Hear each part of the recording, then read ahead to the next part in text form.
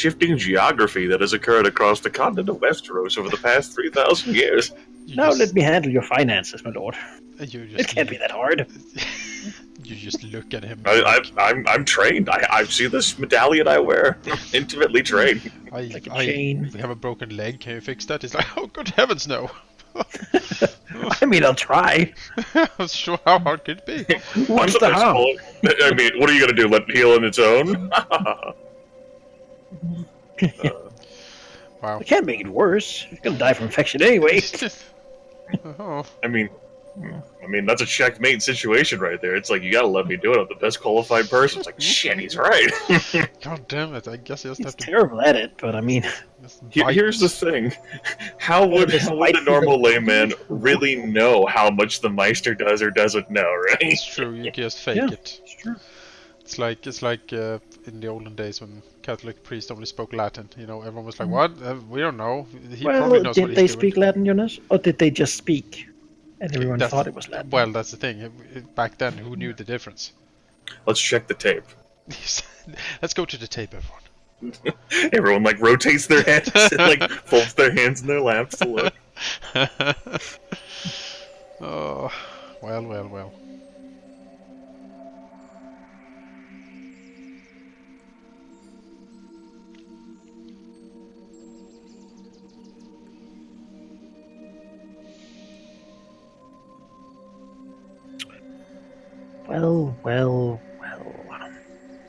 I was so confused to see my token in such a healthy condition. I forgot. I forgot what we did last time. I don't think Raxos forgot. Tyraxus will never forget. Until Valagnith has paid. I think you're the best person to do the recap, Jonas, because it's the driving passion. Yes. Right, speaking. And I don't mean like in a lustful way that I know you and I know all too well. Hey now. What? The secret, the secret of the lustful passion. Oh, goodness. Well, I know your romance novel pseudonym. Oh yeah, for sure. And also watch Tender Loving Care for more of that. There was a lot of passion in that one. My God, still haven't forgiven you for that, Griffith. You're still only for that. That's a conversation for another time. Alright. Manaki like, that is one of the most outrageous Let's Plays on my channel. Anyway. I remember that. Yeah, I forgot. As I flip through different things, trying to find my gosh darn character sheet maker thing that I need to reinstall every goddamn time now because it's weird and bugged. Anyway, well, last time on the Dreads of the Dragon Coast, there was raids afoot. A cattle raid was planned. We have realized that we now have skilled craftsmen. We have menial labor from the monastery, but we need some people that we can really sort of crack our whips against, and no one will complain because the head master of the monastery might actually not allow us to whip his disciples to death. But the Earl is sitting on a vast cache of slaves that he has taken. And so we decided to liberate him from that. Before doing so, we gathered the gang. Everyone was there except Veristrix, who once again were out doing something. He was not stargazing this time, but we saw like a track lead down the hole, so maybe we thought he had gone downstairs to talk with the troglodytes or something. And the old man was gone as well. He was, I don't know, out picking mushrooms or something. So instead, we met with the Harpies in the valley, explaining to them that we were planning to attack the Earl, and if they wanted their revenge for the many deaths and hunts the Earl had perpetrated against them, now was the time. We succeeded fairly well, and they, swore to join us. We then gathered about and attacked the slave camp. It was a multiple set skill challenge that we did very, very well at. Rolling very well across the board. We actually managed to take every single slave of the Earl, like cleaned house, before you could send like anyone to really stop us. When he did, we withdrew with our bounty and have since moved west on the valley, like running away. Or strategically retreating, I should say. For now, Tyraxos has taken care of most of the slaves, housing them in the ancient quarry, which has a lot of space for people to just hang around and do work with. And he also has a lot of construction work that's being done up there, so more bodies are better. We also freed some of the slaves we freed were actually were rats, I think. And they also approached us asking if they could turn some of the more promising slaves to more were-rats. In return, they would build a warren here in the valley and provide us with specialized labor, like super diggers or like assassins maybe, spies and something the like. We have heavily considered taking their offer. Yeah, and we also know that the Earl is on the warpath. Like he will not sit idly by now. We have taken everything he has. He has to respond, and we're just waiting for him to sort of clomp in here. During the talk with the were-rats, Valignith also challenged Tyraxos to a duel to see who's the strongest. And that was fought over 7 rounds, with I think 2 hits each, or something like that. We missed most of our attacks. Yeah. We managed to fight to a stalemate.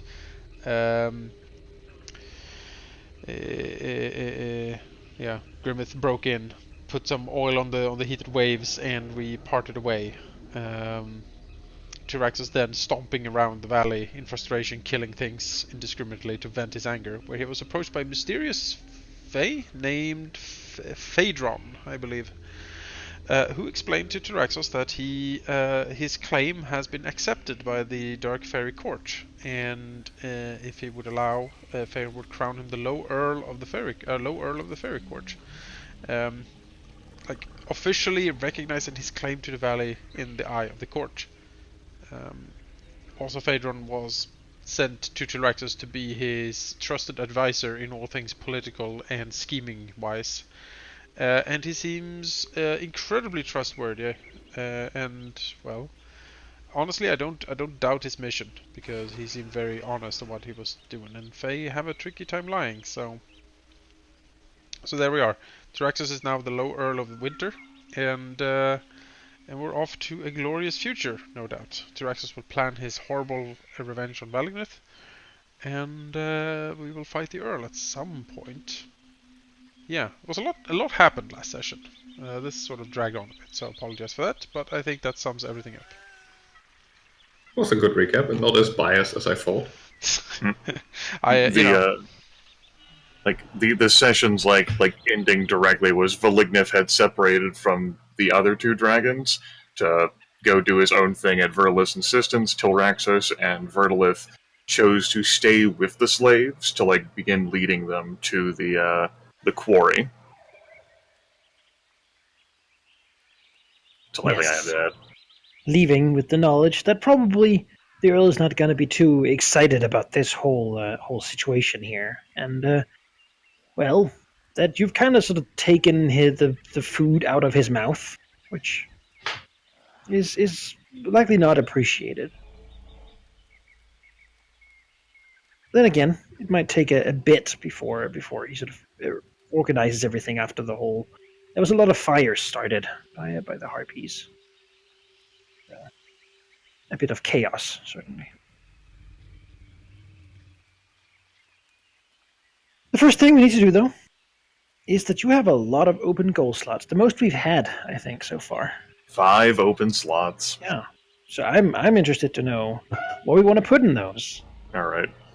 First thing, I think, should be kill or subjugate the Serpentine Earl.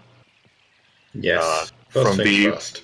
Yeah, from the interaction that, like from the text I shared like earlier in the week last month, I thought it was something that we could avoid doing for levels and may even like fall into lethargy before we resolve. But especially after what we just did last session, I don't think that's any longer the case. The Earl has certainly been very passive. He doesn't like going out and doing things, but you've basically been kicking the hornet's nest for a while now. Mm-hmm. And it's going to be like those giant Japanese hornets that can like dismember like all the European honeybees. That is a hard goal to do. Yeah. Beyond that, though, we'll know when it's completed, so that's certainly a good, well-stated goal.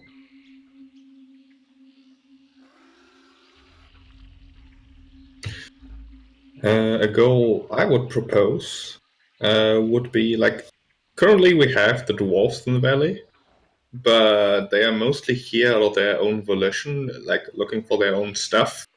And we've got a good deal of goodwill between us. But I would like to pursue an actual deal with them, like a cooperation. You do that for me, we do something for you in return, and sort of make that more official. So my suggestion for a goal would be to forge a pact with the dwarves. All right, I was waiting to hear you say deal with the dwarves. No. Right. Resolve the dwarves. Yeah, okay. I think given I like the way you worded that, Sheep. Like a That mutually was very beneficial intentional. arrangement. Very good. Oh, that, yeah, okay. forge a I pact thought you meant the forge because of dwarves. with the dwarves. No. I was gonna let that one slide. I don't compliment that. It is a goal, but it's an easy goal, all things considered. That's fair enough.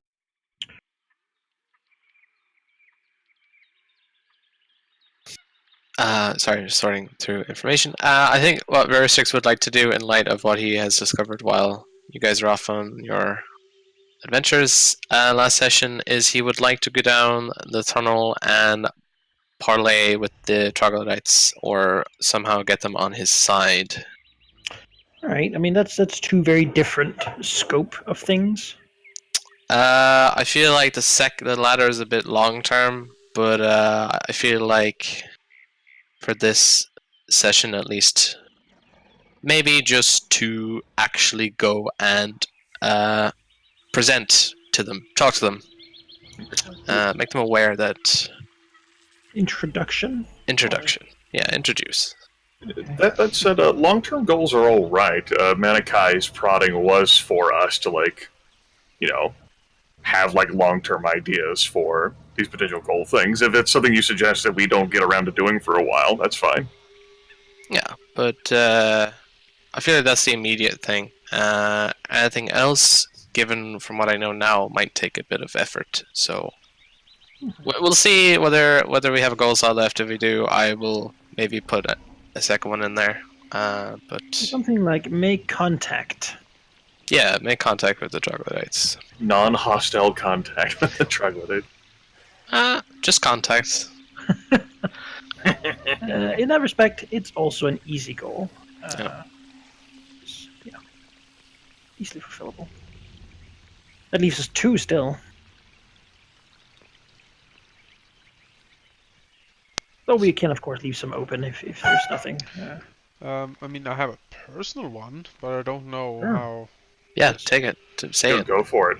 To increase Tyraxos' standing in Dark Fairy Court. Mm-hmm. That's long term, yeah. Sure. Yeah, I don't know. That is long term. To get an upgrade, I'm not going to be the low Earl. I'm going to be the high Earl. Yeah. I don't know. Or just the mid Earl. Mid Earl. The lukewarm Earl. Mid Earl. Yeah, that would My name be is a Earl. hard goal at the moment, and we probably phrase it like some like gain rank. Yeah. The Winter Court. Sounds fine with me. Mm-hmm. As for the final goal slot, suggestion for there can end up correlating with the things that we want to take care of this session to work towards the ideas that we have, since one of the things we're wanting to do is kill or subjugate the Serpentine Earl. And so one of the ways we can do that from my suggestions earlier was to have it to, like, if we're going to do that, we might want to prepare a force to stop him, either that or misdirect, like, whatever he's going to send our way. Yes. Like, those are my suggestions to fill that final goal slot, if you folks can't come up with anything better.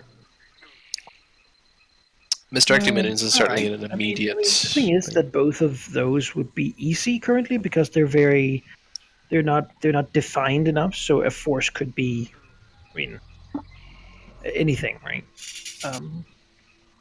Oh, I mean, like, you say that, but on the flip side, like, a force could be anything that also has to stop the Serpentine Earl. I can't, like, get, like, a set of twigs and, like, 2 badgers and, like, stop the Serpentine Earl with it. Charge badgers and twigs. Like earlier in the week, I defined, like, steps that would be taken to accomplish those goals, but it seems petty and tacky to tack on, like, individual things that will also, like, work towards, like, doing one of these things.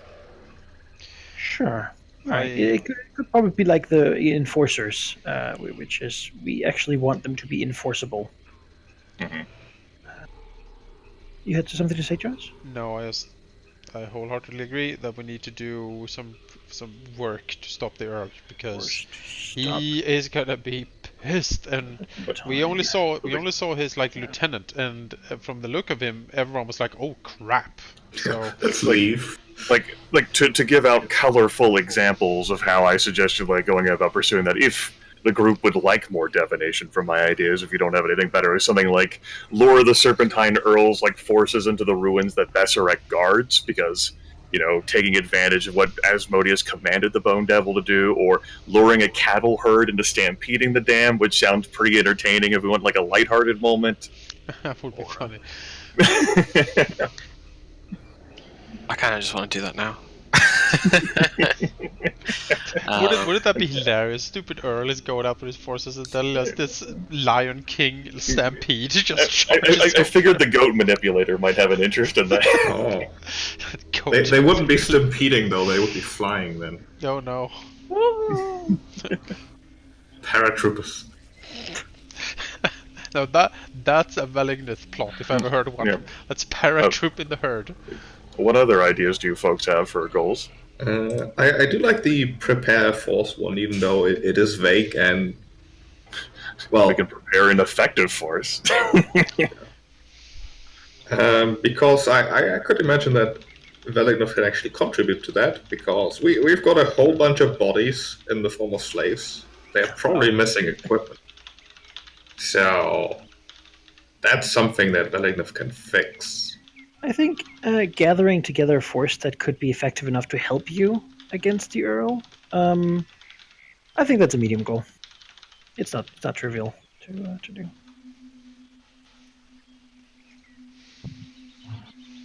I have no issue with those goals. They're pretty. They're coinciding with what we're going to do anyway, and they also give us a perfectly.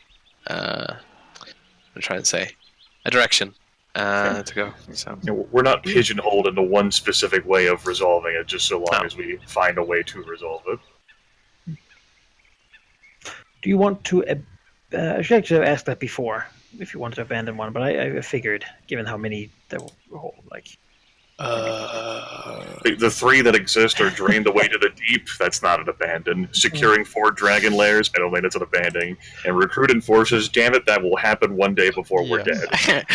let's abandon drain the way to the deep. Oh, it's just finished. Oh, but you didn't have it as a goal. Sorry. Dragon lairs? Fuck that. We're moving into a gated community. I will fly up so high that I can just fall for the whole time I'm sleeping. We are creating an anarcho-syndicalistic commune. What the hell is that? What? You need to fucking repeat that. No, What's that? listen, long-term goal, anarcho-syndicalistic commune, where, you know... Anarcho. This is like retro-futuristic, post-apocalyptic. Can you stop smoking and tell me what that means in plain I know English, you're a please? syndicalist. Well, it's you know, we don't, there's no rulers, we all take time, You know, we live together in one big commune, like a whole. You know, like That sounds like perfectly okay for dragons to do, who are not territorial whatsoever. No, exactly. Everyone is equal. Ownership doesn't exist. We all Until just you get help each called other. weak by Listen, another dragon. supreme executive power comes from mandate of the masses. That's how we work. So No. you're saying that Verlith is the ruler? I am the commune. Sweet. I take that. Your orders are to bring me food while I sleep. That's easy. Your attempts at a coup are very weak. The sleepy coup. Yeah. My They'll sleep. they'll never agree to this. Oh, wait, they did. Oh. What do I do now? And just a reminder, Valky, when I look at your token, it appears that your level is still set to 5 on the one in the cave here. Yeah. Oh, the one, because there is a token in the tower that is level 6 for some reason. I don't know. Just, a little thing to keep in mind. Sure. Yeah, beyond that, I mean, Vorstrix would have, returned to his muddy hole and, well, Wow. probably discover that there's noise up there, and it appears that like a bunch of people are camping on his roof, eating all his nice fruit, and yeah. I like up from the hole. He pokes his head like. And there's Get all off these my damn, roof. What's all going these damn on? unwashed masses in the grove. Yeah, what I'm here in my muddy hole. Please leave me alone. Yeah, it's certainly a grand image. Yeah, the mad wizard, or ex-wizard, the old mad crazy person, is just mumbling to himself about crowds and the pointlessness of it all.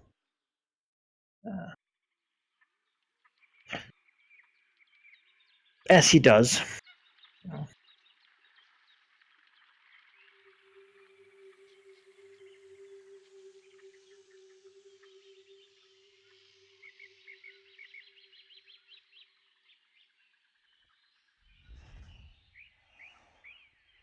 And, well, yeah, everyone else has sort of gone each to their own.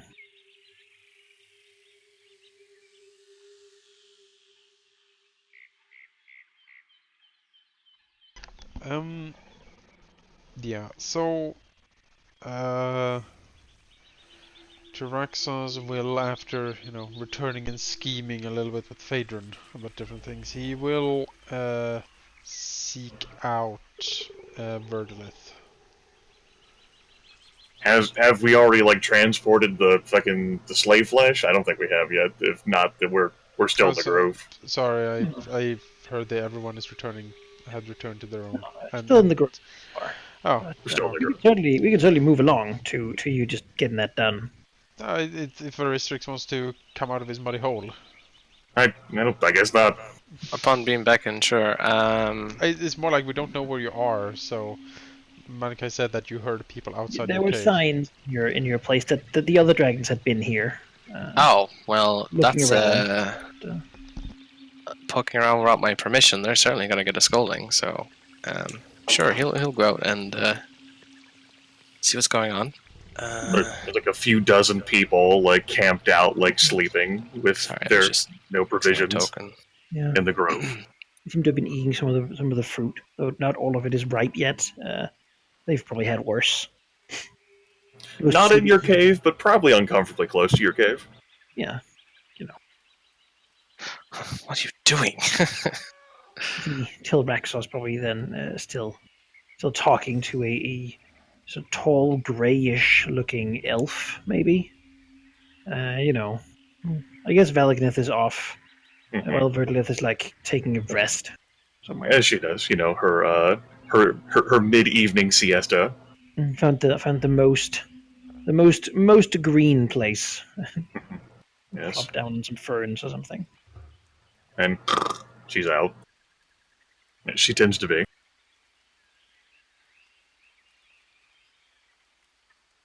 In the distance by the Earl's Dam, there's like small little fires that can be seen.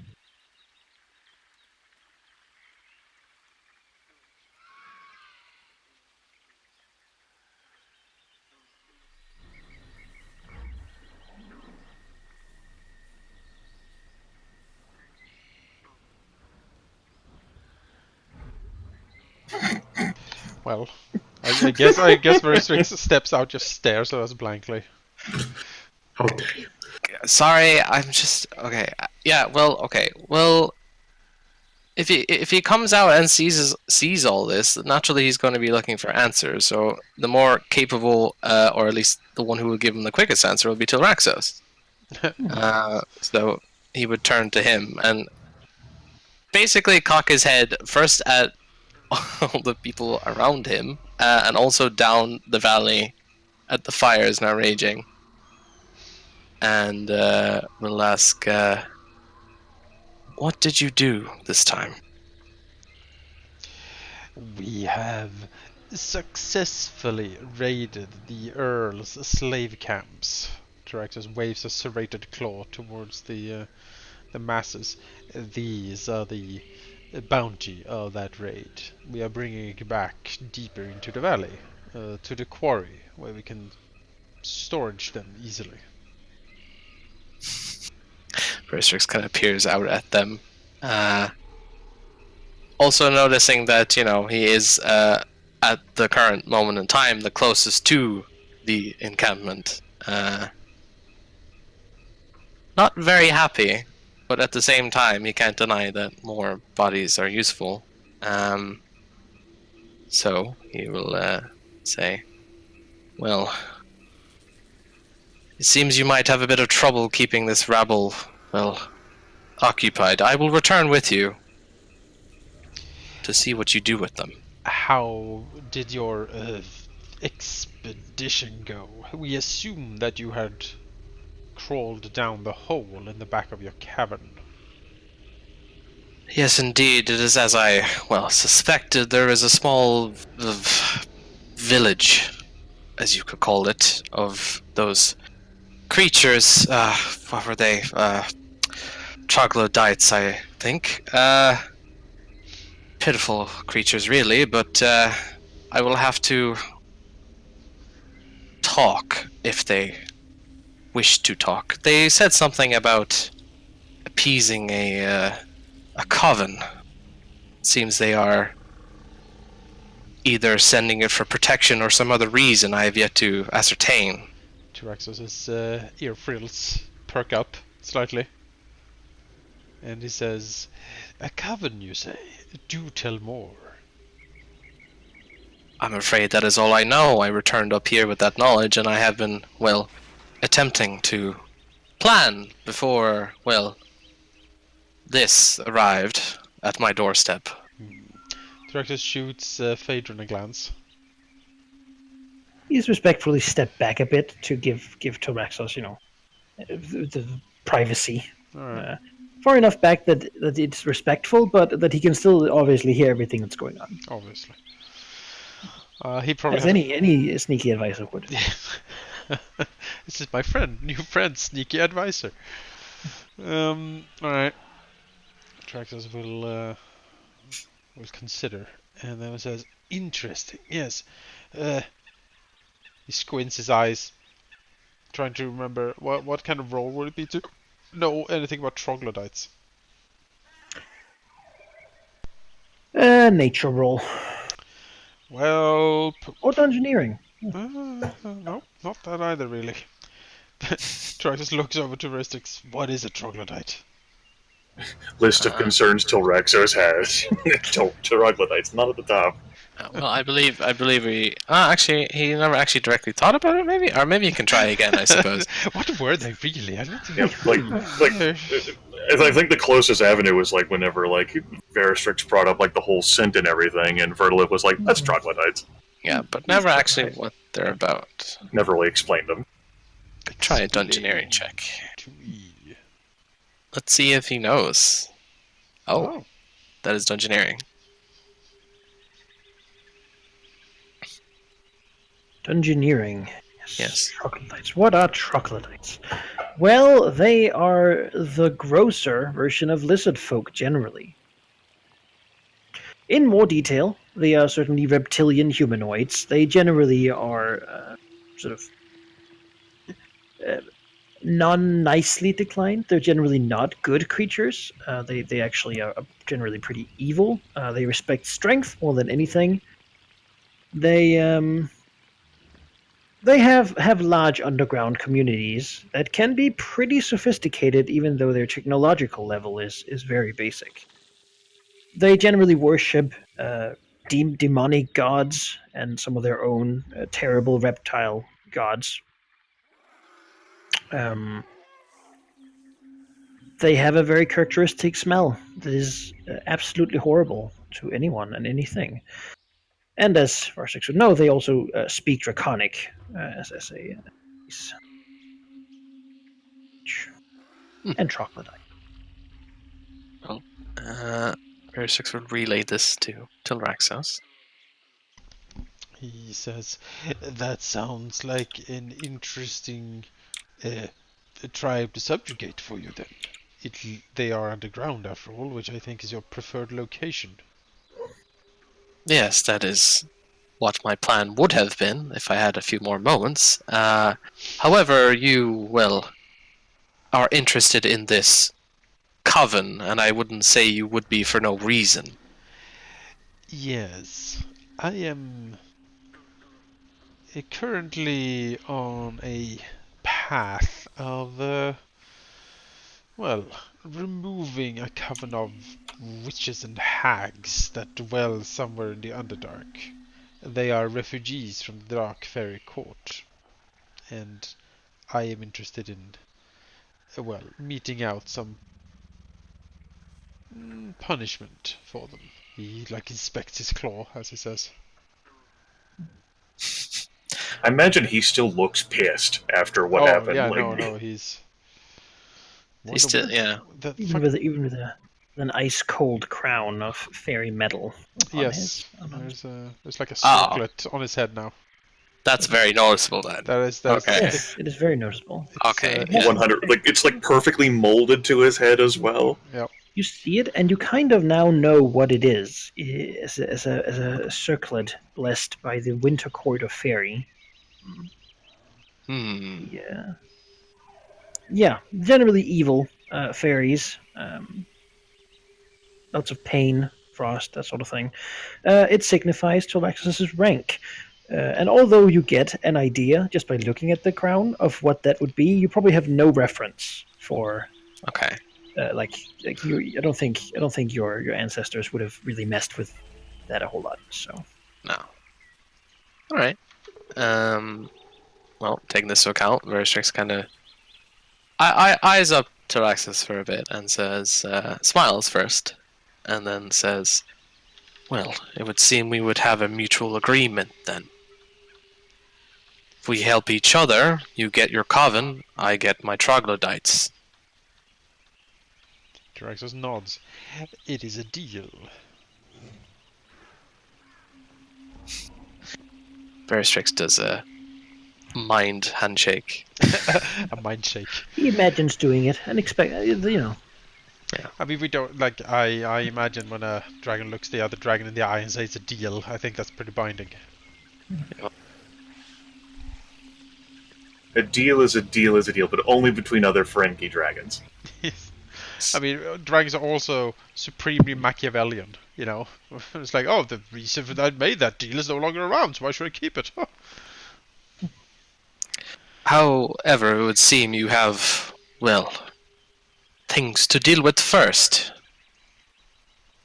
As he looks like behind. Yes, the Earl is on the warpath. We need to prepare.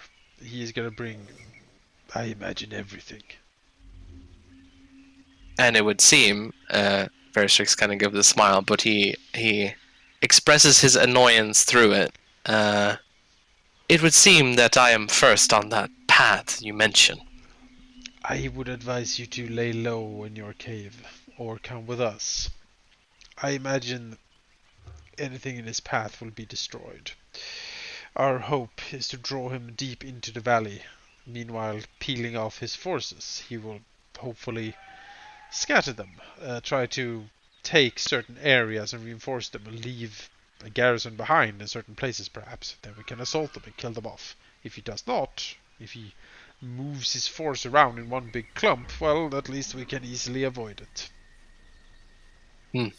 A sound plan, but only for the protection of my assets would I come with you, and I will to expedite the process, but perhaps, well, no, I wouldn't suggest as such. Never mind. And kind of brushes past in his own head.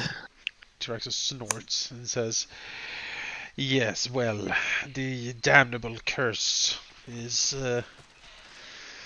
making us all more attentive to each other's needs, I think. If one of us falls, it would be bad for all of us. I do not disagree. Something must be done, and it seems that the time for conversation is well over by now. At least we should... Yes, conversation with the Earl is long past, but we should rally our forces. See if we can mount a defense, traps, anything really to slow them down. And then you seek to, what?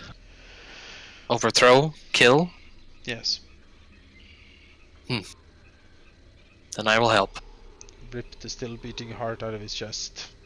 Put it on a spike on top of the dam, everyone can see it.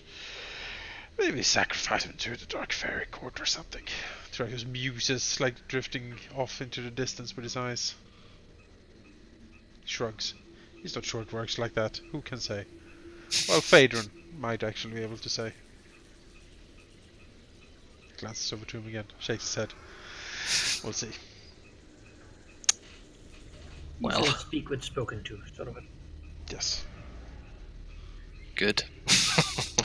Yes, Phaedron is remarkable. He is incredibly polite, and he really, really digs Tyraxus. So. Sounds like the perfect follower to backstab you, but you know. Yeah, I did quiz him quite thoroughly, and Fae can't lie, but they can certainly twist the truth. I wouldn't say that Tyraxus necessarily trust him. It's more like, as far as Tyraxus understood it, he has been created solely to serve Tyraxus and further his ends. Verisix has a bit of experience with twisting the truth to his own benefit, so Well, he understands. we will certainly see. I mean, Tyraxus has allied himself with a quite the greater power structure here. It is potentially the most powerful ally you could possibly have. Have like the entire Winter Court on your side. But, you know, their services come with a price. And in this case, such price is the Hag Coven. Right. Well, There's great potential here. Great. let us deal with the more pressing matter first then. Yes, my title. Yes, your lofty title. See, like, scoffs at the crown. From behind your back, of course, not in front of you. You know, It's not stupid. Tyraxus Adrian is too... sees it. Then make notes of it. He leans forward. My lord. Yeah, yes. This will be great. I can feel it. There's a glare over to Valagnith. Shakes his head and say, I suppose we should rally the rabble and keep moving. Well enough, who is apparently still close by, sort of nod and head off. What time was it in the day? Okay. It was night. Oh, it was night. Oh, sorry. Well, I guess we're fine. Fine. Rest. Fine. Yeah. Tyraxus will climb up this rock and lay down. My rock. Oh, We'll step back again to give him place, give him room, and just stand there.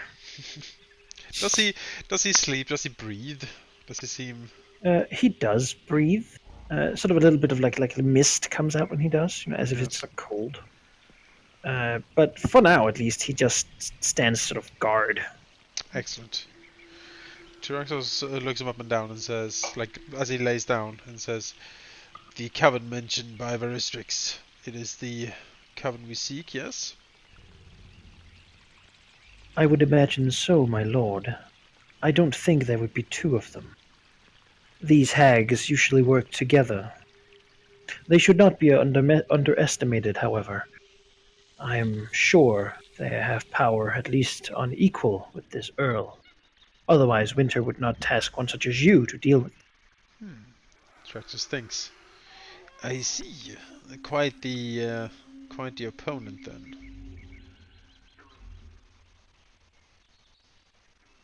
Nods slowly, as he will, drift off to a dragon nap. Yeah. Yeah, I mean, how early do you want to move on with these people? They could probably sleep forever, given how tired they are. At first light, I think we need to move. The First light. That's a good joke. first bit of sun comes. It's Which- you know. We shall move after third breakfast. At 1 o'clock. At least not a breakfast and a half. You probably wake up to the old man's ranting from inside the cave anyway, so... Maybe Phaedron can have like an elven trumpet that he can blow as soon as the sun comes up. He sadly does not have a trumpet, but Damn it. if Tyraxos asks him to acquire one, he says he will do his best Yes, I imagine you- fashion such an instrument. Herald the dragon to Roxas. Yeah, the Thunder Tyrant is back. The Horn of Winter. I mean, it wouldn't be like Valignif to eavesdrop at all, but he does still have copper pipe. Copper pipe. Can we make like a huge dragon organ out of like the copper pipes? Brr, brr, brr, brr, brr. I would like that. Nothing like telling the Earl where we are that a huge dragon-sized organ. Not in my lair, thank you very much. If you decide to build it in your lair, No. the acoustics here are great. So we thought, I mean, Valignif is mechanically able to make music instruments, but there's no trumpet. You can make flute. Oh, there's a horn, though. Ooh, that works. So he runs off in the night and makes a copper horn. Yes, absolutely. All right, yeah. I mean, I guess you could do that. Ability.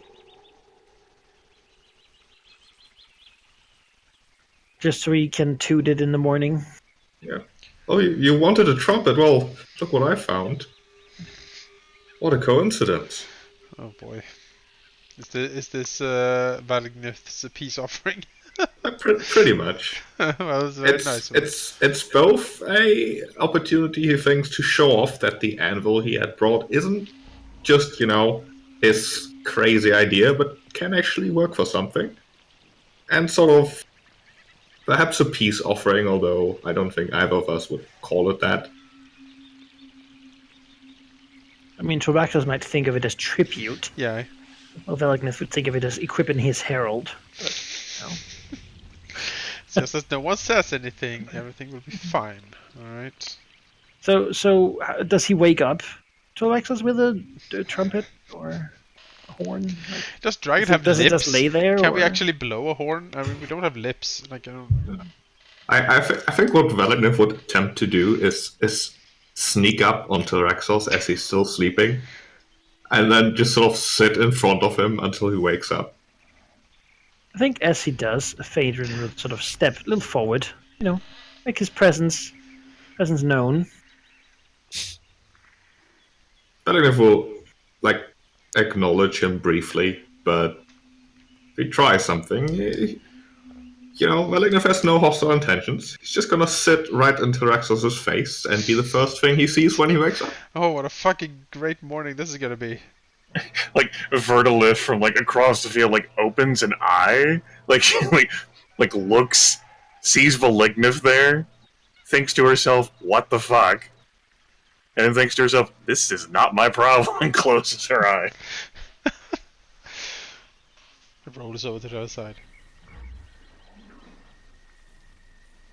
I guess Tilraxus will awaken at first light I suppose so. to see And stares. Valignant stand right above him, looking down. What kind of Excitedly. nightmare is this? What fresh hell is this? Valignant says, Tyraxus will look up at Valignus, and then he will say, like, both eyes opening, and you can see his tail moving, sort of like a cat before it pounces. And then he will say, "What are you doing?" well, I happened to hear something yesterday, and I figured, well, look at that. And show off some skills of mine that aren't being appreciated nearly enough. But perhaps you might. As Valignant with his tail will sort of produce the copper pipe in the form of a horn. And I would call the quality actually pretty good. Okay. It might not be the prettiest thing considering the materials used and the Probably melted it. limitations, but it's it's not just a jury-rigged copper pipe. It is in fact something that people could use and make music with. Tyraxus will look at the horn. He will look at Valignus. He will blink several times.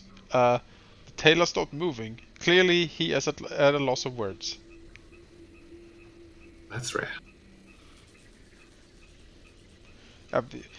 Tyraxus is just stunned that Valignus has actually done something. Like, he's actually made something. That it's not, like, a piece of metal for his tail.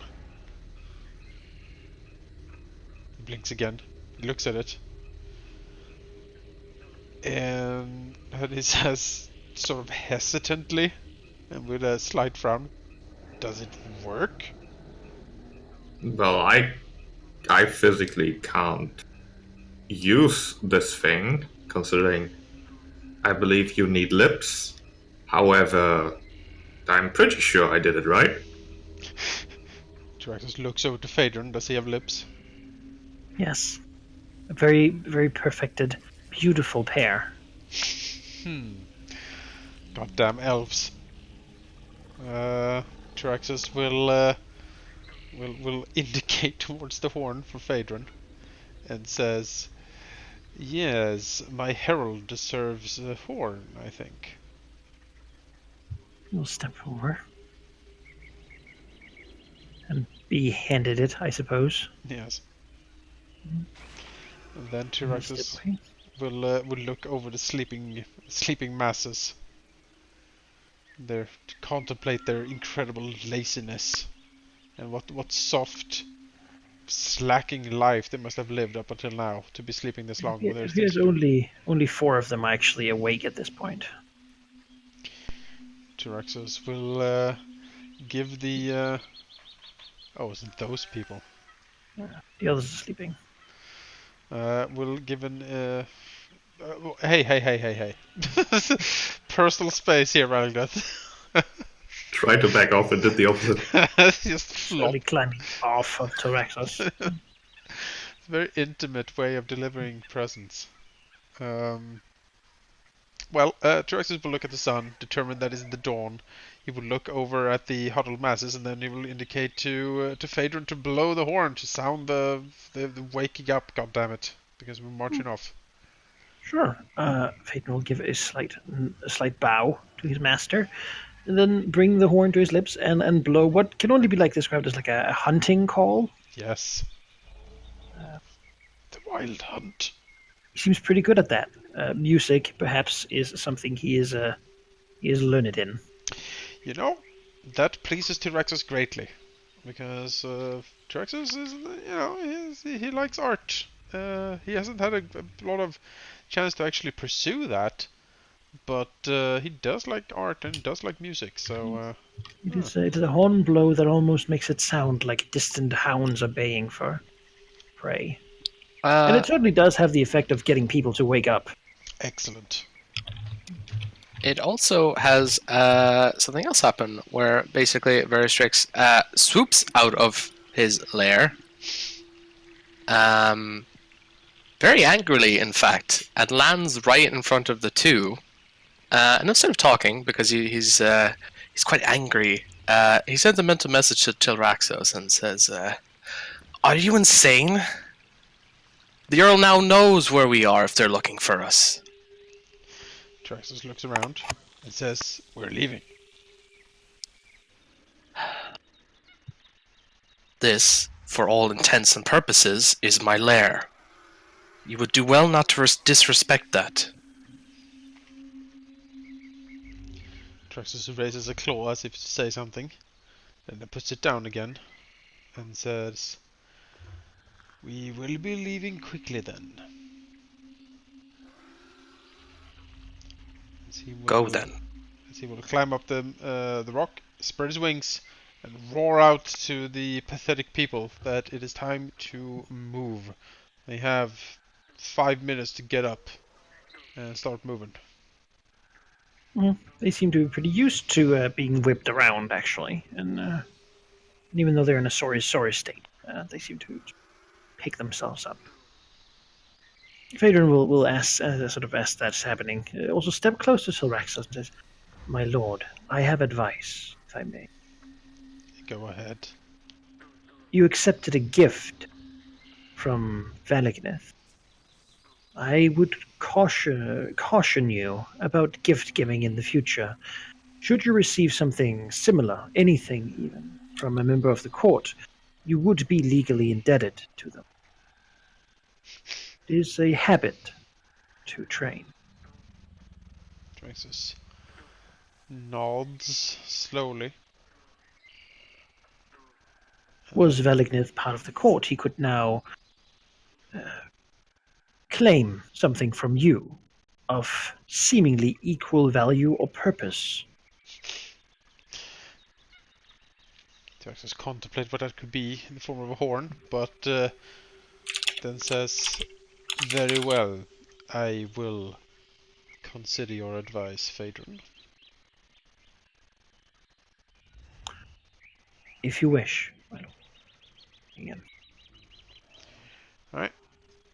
Yeah, I think we're gonna move the slaves west. Yes, it is certainly something you can do. Like the harpies watch you as you go by, but like they don't bother you. Um, as you sort of move past Burkle's old camp, crossing the little water there, helping some of the slaves get stuck in the mud through. Actually, one question: do we have the harpies with us still, or have they flown off? Well, they went home, Okay. like back to there. Okey-doke. As far as they were concerned, you were attacked, and it was convenient for both of you that they could get revenge and you could get some slaves. Yep. As you sort of lead up past the pipe and into the quarry, sort of the sheltered regions, keeping some of the wind away, and it's hard floor, but it's pretty sheltered from around. Good view. Should manage to get the people there. Mm-hmm. I suppose Verdolith, is she just abandoned there because she sleeps in, or does she sort of wake up and... Probably abandoned. Yeah. She's like, I ain't fucking getting up.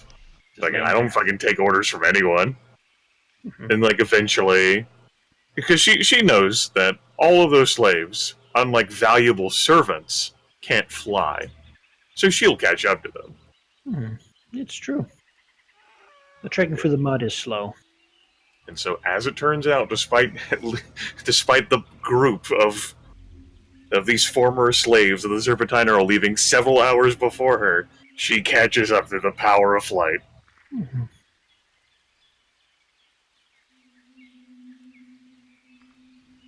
Certainly. as you can gather back at the quarry. Everything's quiet here. Like it's almost too quiet. Some part of you would perhaps expect like war drums in the distance or something, but so far things are just kind of peaceful. Slaves are huddling in, getting together, looking around. Not many walls here, not many places to go from here. There's a small path leading up to the Madman's Tower, but as we've seen, it's narrow and has cliffs on both sides. Not something they would actually want to traverse. Beyond that, it's just a plateau.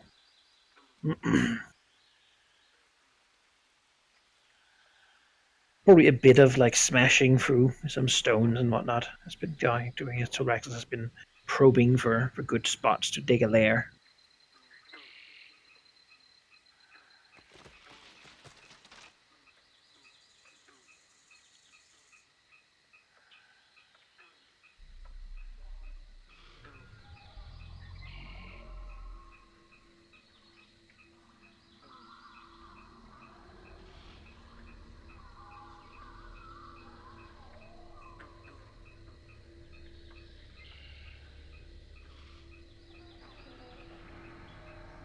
Phaedron will take the chance to go over and meditate in the shadow.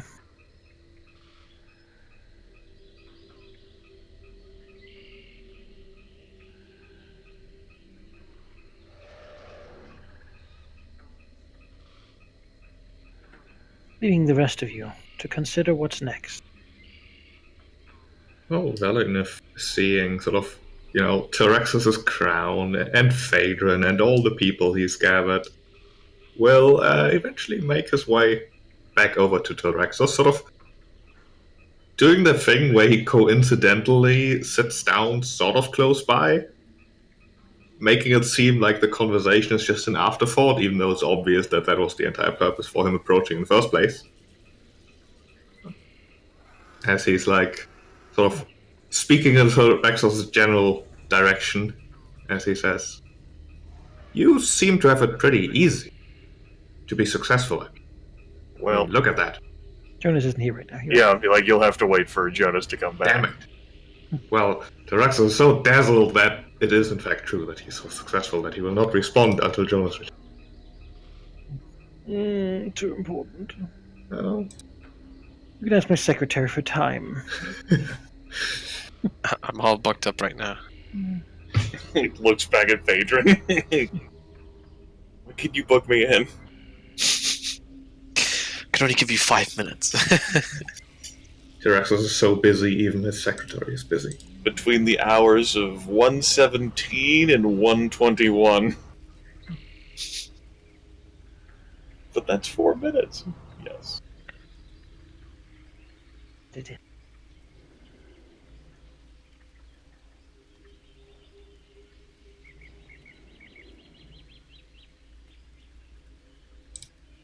Anyone doing something with not Tilraxos? I mean, I think Veristrix's drive now is just to get these people there, and now he just wants... Well, yes, and then now that we are here, he really wants to figure out what the plan is, because in his eyes, he's been kind of rousted out of his doings through no decision of his own, and he's kind of looking for answers as to what we're doing. Well, you know what? I'm compelling, Veristrix. My will becomes reality. You're waiting around for a plan? That's too passive. You make the plan. Then you have your answers. Because you already saw this shit. Can't be surprised. Oh, I hate you. Yeah, I'll take that. You don't get compelled enough, so... Yeah, that's true. I don't. Now I have to bullshit and think of what I would have done if I had the faculty to do so. Well, if the Earl is going to send a strike force against us, Veristrix would like to have a talk here with Tiberius and Gaius while Pteraxos is a bit distracted, and basically ask them. Well, not ask them. Basically, he'll say, If the Earl is sending forces, then it would seem we would need to scout them before they find us. I do not know what Tilraxos has planned for you both, but you seem to be competent. I would suggest, and perhaps compel, you both to see if any of the Earl's forces are approaching.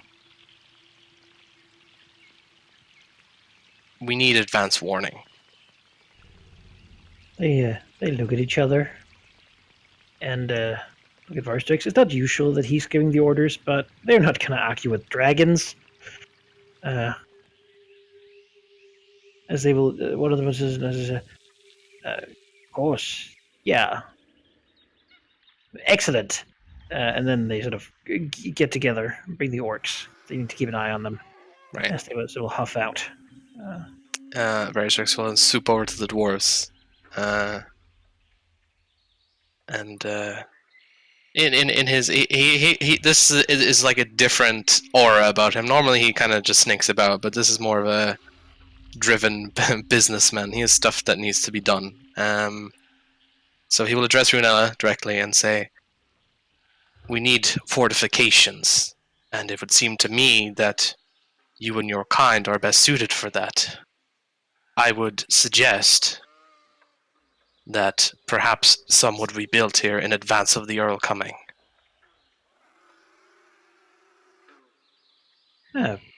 She looks at him. You want us to put up some stockades or something? Yes, I would leave the logistics to you, but it would seem you know what you are doing. I had hoped we wouldn't be defending this place for a while, but if we have to, should have glanced over to Tilraxos and with talking. Basically she was maybe hoping that Tilraxos would give an order, but she says, "Suppose we will begin then. Could I make use of these people?" Gestures to the slaves. Yes, assuming that, you can handle them. I'll see if there's anyone who can work. They will also go about their business. Okay. Gathering up some, pushing some slaves around to get them to come work. Should probably have Valignif and Telraxos' exchange now. Basically, as I was saying before, I noticed that you weren't in fact here, Jonas. Yes. Valignif would wander over, sort of coincidentally, although obviously intentionally, sit down sort of near to Raxos, and then speak to his general direction. I think you've got it pretty easy, Taraxos. I mean, look at you being all successful with your crown, your servant over there, sitting in the shade for some reason, and the people and such. Don't you think? Taraxos will cock his head slightly, and he will say, "These are badges of my continued success in subjugating lesser creatures and securing allies for my cause. I wouldn't say I have it easy. I have what I have seized." Valignif thinks for a moment, then nods. That is a good way to look at it, I think. I'm merely a bit worried that, we're still very small, in case you haven't noticed. It would be worrisome to think that we are in fact something we are not yet. I think we should fight more often.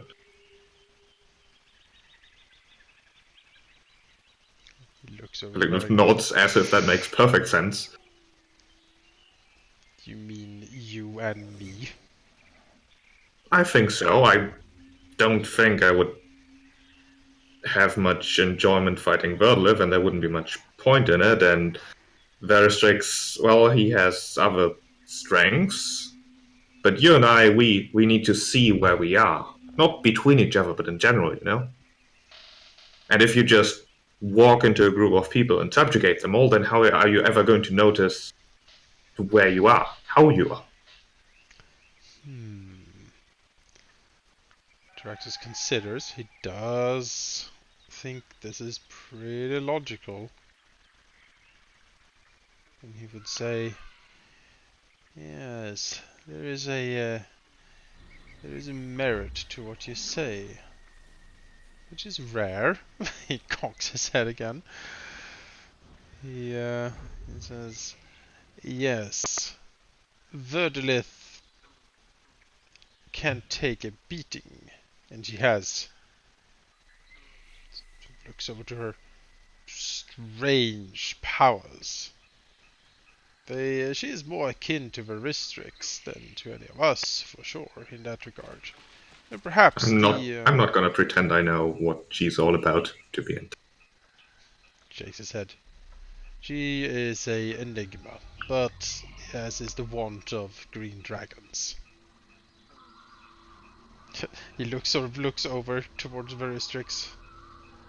Why is he talking to my dwarfs? Shakes his head. No matter. Yes, perhaps we should set up some sort of he like waves a claw and says, sparring, perhaps the word is.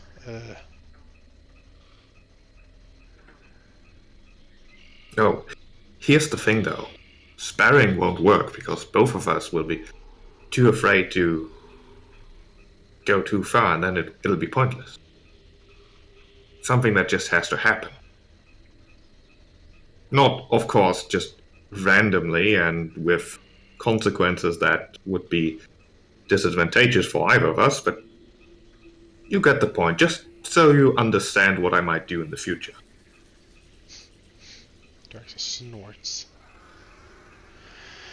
and says, I shall keep this in mind when your next provocation comes around then. Good. I did get some good ideas from our fight. I'm looking forward to the next time. Mumbles to himself. Yes, well.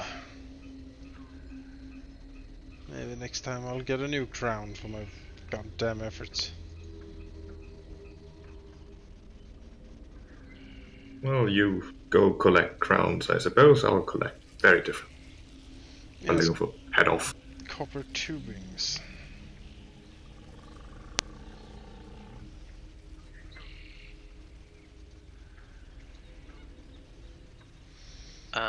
Well, with I suppose with the two of those the conversation and Veristrix talking happening once both of those are done, Veristrix hasn't really had a chance to like look at these slaves in detail, so he would like to survey them, especially this one that stands out to him in front of him.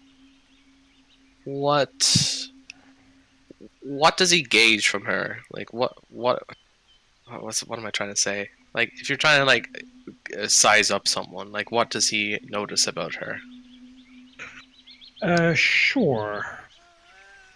You mean the filthy prisoner? Yeah. All right. Sure. Yeah, you can be like a nature check to see if you can like check out someone. Okay. Get an idea of who they are. They do. Sure. Okay. That's not good, but yeah, no, okay.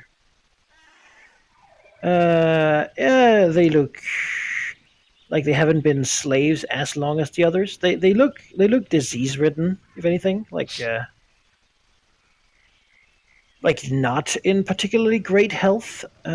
Probably have lived in squalor or like in the wilderness. Basically, they look just wild.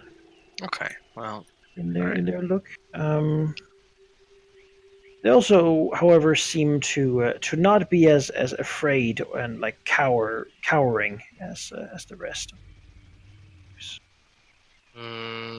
can can he try an insight to see where that like why are they not showing fear when the situation would definitely call for it? Sure, yeah, you could try that. Okay.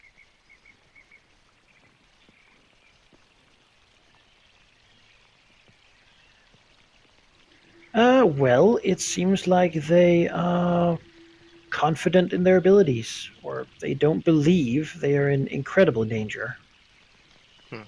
Okay then. Foolhardy, perhaps, you might think. Well, until they can get a better gauge of what exactly they can do, and seeing as the dwarves have taken whatever can actually work from them, he will ignore them for now. And The dwarves tried to talk to those prisoners, but they were thoroughly told off. okay then, These guys seem to not want to build anything. dwarves will have to make do then. Potentially ignoring Bertolet sleeping there. I think over all the time we've been together, like he's probably seen her like laying down like 88% of the time we've been together it's over not these even years. like it's not even like a perceptible change in his environment. He's just like, yeah, nothing's different here. That's the constant that I was looking for. Yeah.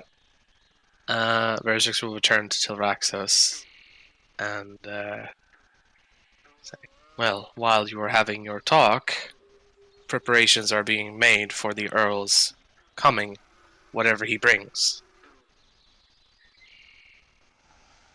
We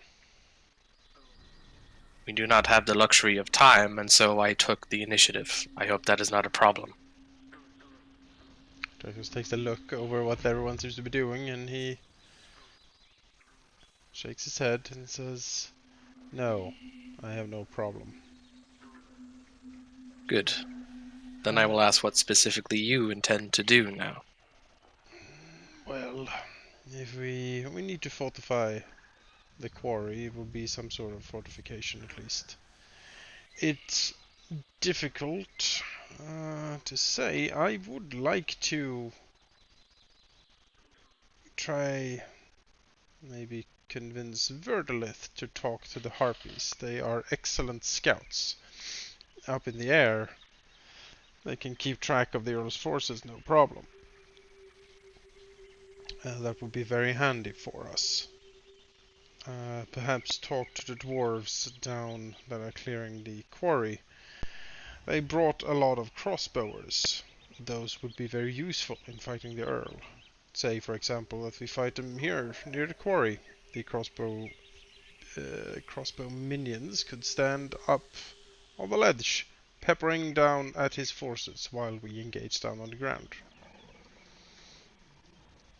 I would make a suggestion then, as he gestures, well, not obviously, but it kind of indicates his head, is as a dragon's body language would indicate towards the prisoners, and say, the dwarves tried to, well, get some aid from those who could help them build the barricades, but they were not willing. But perhaps with a stronger show of force, they could be directed.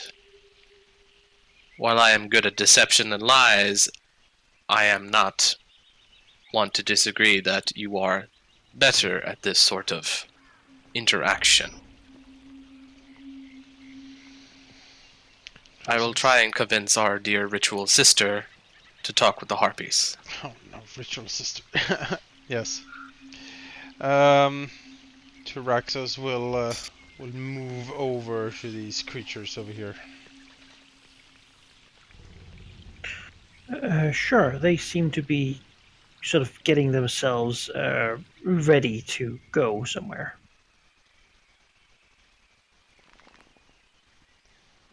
Tyraxos will approach, and then he will say, "Leaving so soon?"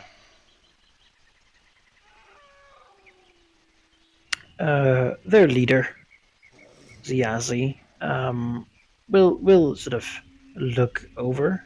The others sort of gather in and sort of step into her. So yeah, we're going to look further down the valley. The mud there. It appears easy to dig in, and perhaps there is some food to be had after all. We don't really care too much for apples. In what capacity should I employ you to fight the Earl? What are you good at?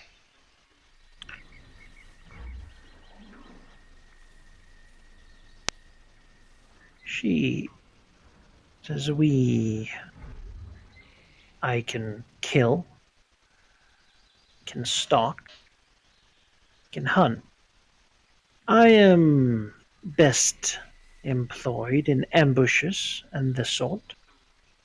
However, if I were to be given access to some of these gestures, to some of the slaves currently building, I think we could make a small fighting force out of it.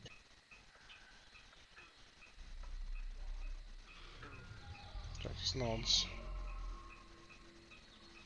Slowly. I was not planning to stay here, of course, but if my little project was to be approved by, well, I suppose you would be the rulers of this place,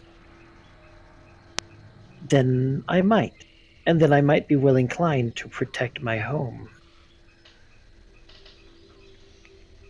I see.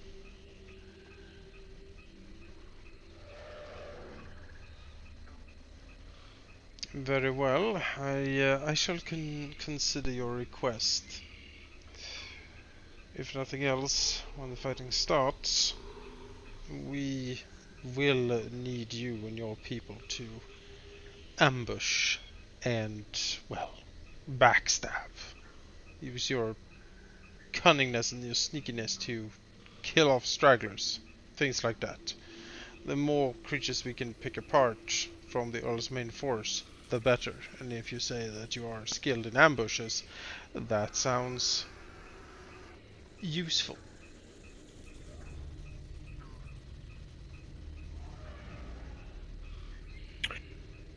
She'll nod and say, I'm glad you seem to understand my worth. I understood that Verdlith, too, had encountered others who follow our philosophy before, and likely it would seem been impressed by them enough to accept our word. Yes. Please do consider my offer. He nods. The place appears in the valley to have good spots for warrens. We will consider your request. How many of the slaves would you require? She looks so and says, I would have to inspect them more. There's no reason to turn those who die from it. Some I might misjudge. I've done that before. There's no guaranteed way to tell. I would take the best, the brightest, the strongest. The ones I deem useful. Not all of them, of course.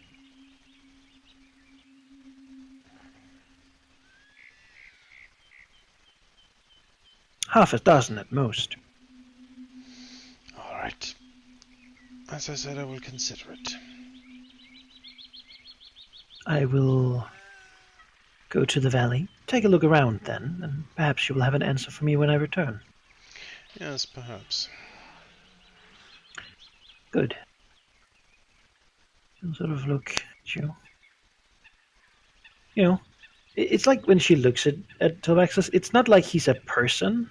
She looks at him more like he's a tank or something. Like she's admiring the construction. Oh, well. Oh, she's admiring your construction. Well. I know. Tyraxus was built, or he is built. He's built for one thing. Yeah, he is.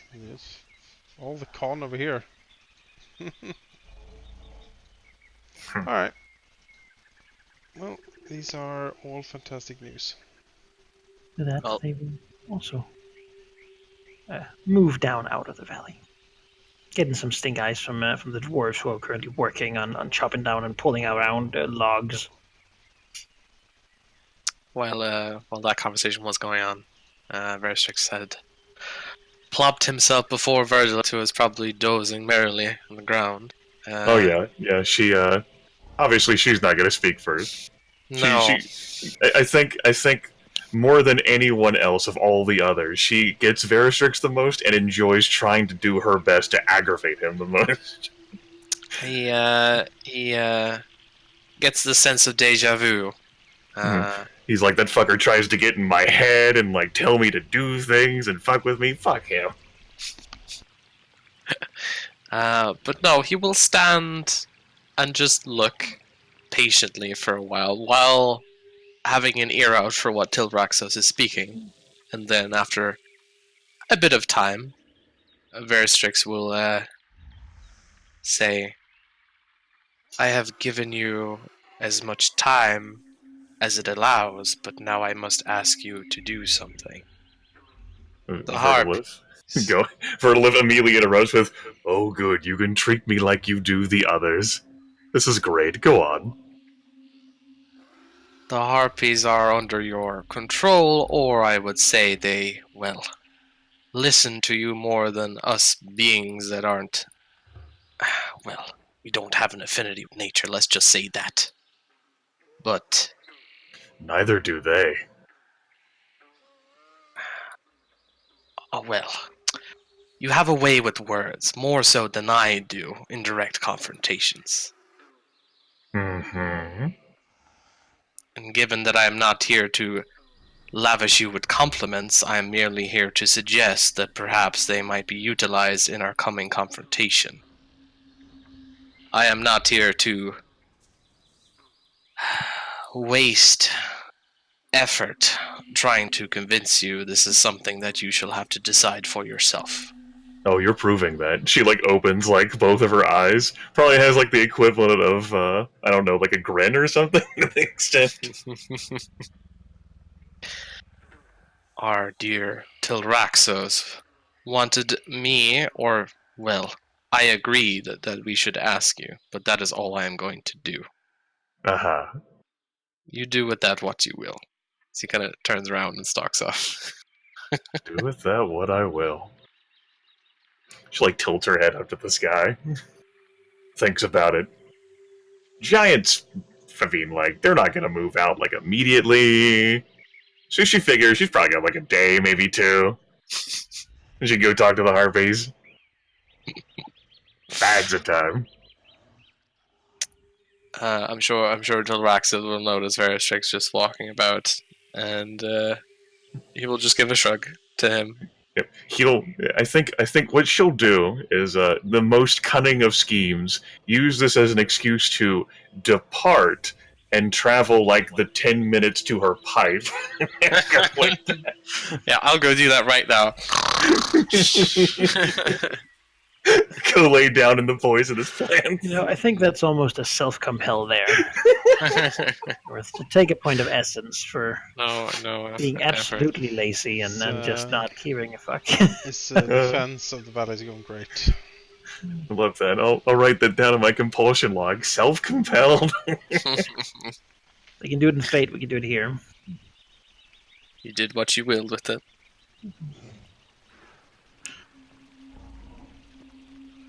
That's what it was. It was like you gave me permission. Do with it what you will. Okay, I'm gone. Bye. I feel like Veristrix knew. He was just like, you know what? Go ahead. Help in where you can. I should be well rested. That's... Yeah, like, I'm gonna have to get hurt in this fight. They're gonna need me. 10 days? Oh, better get started. Yep. What do you mean I've already had a long rest and I'm only missing a healing surge? Nonsense. I feel great. Whole healing surge. I mean, I gotta get that back. Need to top up no matter how little I've lost. Healing surge is overrated.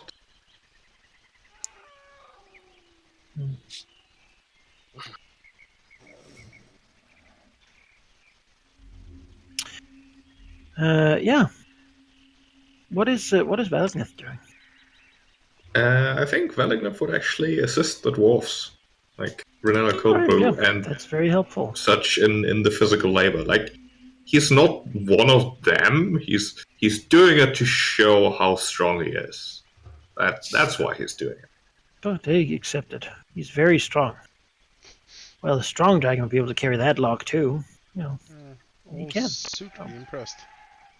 So Raxos may be enjoying seeing this building stuff on his Yes, for him. for sure. Adrian looking worried at this acceptance of favors. No, it's not a favor. He did this to himself. Or did he? Yeah, no, he definitely did. Yeah, he did. The fake court would not accept. No, he's not a member. He doesn't have any rights or legal anything. Yeah. Well, if that's what everyone's doing, then we can probably just move forward to something happening. The general idea I is to agree. browse forces and prepare defenses. Do we want to try to convince the dwarves in the promised passage to supply us with crossbowers? If you can convince them to temporarily stop most of their output to do so, you can try. I don't know how long that would take, Manaki. Their to work? go. No, not their work, but to go there physically and come back with them. Oh, like it's going to take like an hour to fly there. Sure. I mean, you can try that if you want. I mean, sure. It's like flight distance. Things not that bad. Mostly all the verticality that makes it difficult to move around here. Mm-hmm. I don't know. Sure. 2 axis can go and. As he's flying, he'll notice that the hobgoblins and orcs are returning. Oh. Guys and Tavius sort of walking. Do they seem to be in a sort of oh god? They seem to be moving in a hurry. Alright. Guys and Tavius, doing the thing they do, where one of them is moving a little faster than the other one to get a little ahead, and then the other ones of keep trying to be the one in front, because Sure. then they seem like the leader. Sure. I mean, sure. 2 axis will swoop down. They see it and they sort of like bow. One bows, then the other one kneels, then the first one kowtows. Yeah.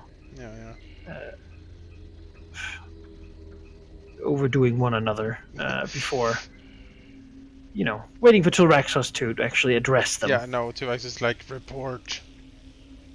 They begin speaking on top of each other, then glaring at one another and having some sort of internal argument before Tiberius, this time, speaks up. My lord, there appear to be 2 separate forces coming from the dam. Yes. Each appears to have a giant in their midst. Several ogres, some orcs, humans. We saw them move across. They were following there's a lot of tracks, my lord. Yes, obviously.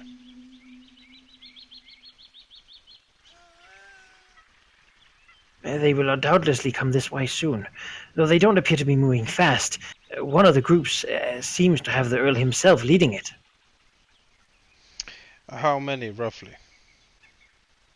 They sort of look at each other, perhaps having expected the question. Says, each group, one has 6 ogres and the Earl, and the other one has, 6 ogres and, another giant.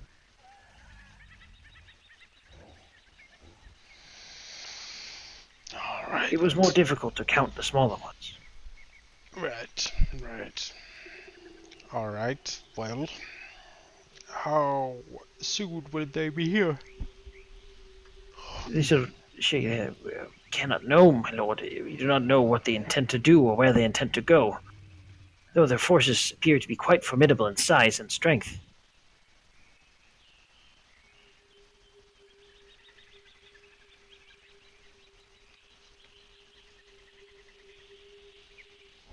Given their current speed, it would take them, if they just go here immediately, at least a day.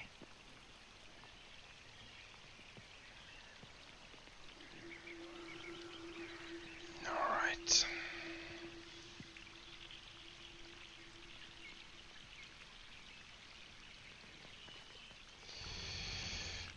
Well.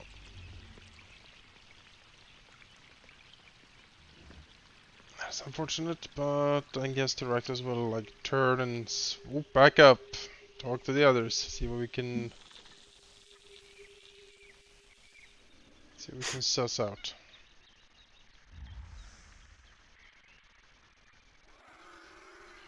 Hobgoblins will be going back in before being conscripted by Renila to help. Yep. Do labor. More cover to stand behind and shoot arrows.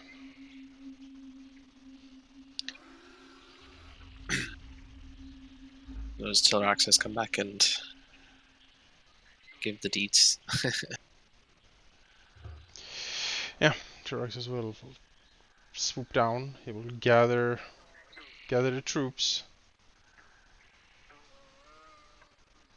and yeah, talk to you guys, and be like, well, they're certainly coming because our tracks are very visible. Hmm. So, what do we do? Well, since we do not have much time, if you are planning on getting more dwarves, you should go now.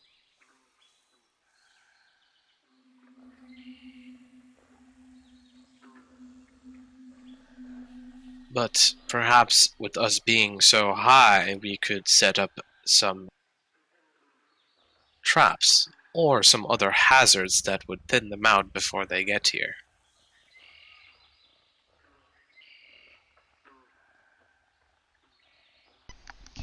Yep.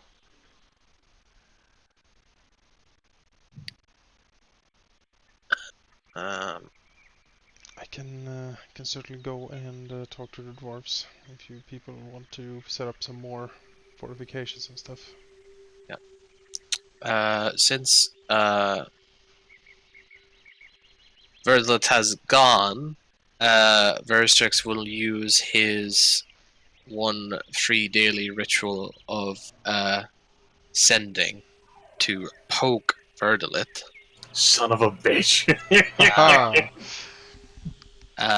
I just need to do an Arcana check to see how far I can send that, but As it turns out, it's not gonna. You won't have to get that high. yeah, I don't think I will need to, but just for the whole song and dance of it, I'll just do this quickly. So that would be 17, which would be looking at ritual here. Sorry, let me pop it here. 100 miles. Yeah, that'll do it. That'll do it. So I'm so damn close to the quarry. Yes. Basically, sending a message that is basically What's my 25 words? Give them to me. the Earl comes to the quarry within a day's notice. If he comes straight here, we require you here now and with harpies in tow. You've got one word left. Nicely done. Respond. Thanks. Thanks. Bye. Please. XOXO. As part of the ritual, you Toggles. can respond likewise with your 25 words. Okay, I'll get to you in a moment. Let me think of how exactly Sure. she would respond. Sure. First of all, how dare you? I can't believe you do this to... Oh, I ran out.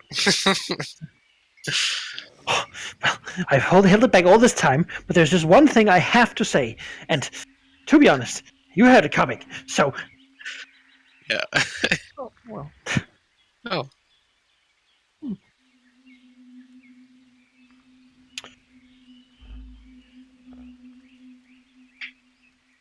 How does Valagnith react to the just keeps working?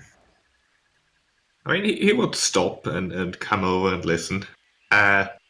His preferred way to approach this might be observable from the fact that he's fidgeting, as it were, eager to get out there and get going. But he doesn't really outright say that, hey, we should just assault them, even though, that's a straightforward plan that might work. On the mention of the dwarfs, however, and Tarax was like, oh, maybe I should talk to them. But would say that maybe he should talk to them. Sure. Sounds great. But don't start without me. Well, you better hurry then. And hurry he shall. Verishix has been kind of keeping an eye on their interactions since they came back to his lair, and as the busyness continues, Verishix kind of sidles over to Raxos and says, "Something happened, didn't it, between you and Malignant?" There's a snort. He's an insufferable idiot. One day, I will kill him. Well, you haven't told me anything that I don't already know, so that was kind of a pointless question, I suppose. Fine, if you must know. He challenged me. Challenged my authority and my power. I did not take too kindly to it. And so we had a fight. That was interrupted by Verdolith before I could kill him. For the best, probably. Given the curse and everything. But his claws dig into the ground. Infuriating. Yes, I can see it is positively bristling off of you. I will leave before you suffer me with those bad emotions any longer. You're like an open book. Don't test me too much, Veristrix. I have not done anything to you yet. As he walks away. Flies away. Whatever he does. Whatever dragons do. Alright, let's look at this yourself.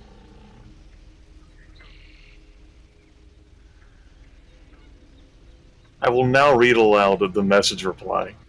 Dear Veristrix, I will consider your words, like I considered your last words, but ask yourself, would I have not already seen the Earl's forces? Well, considering he can't respond to that, he'll take that into account, but he's kind of annoyed at that. He's like, fucking bitch!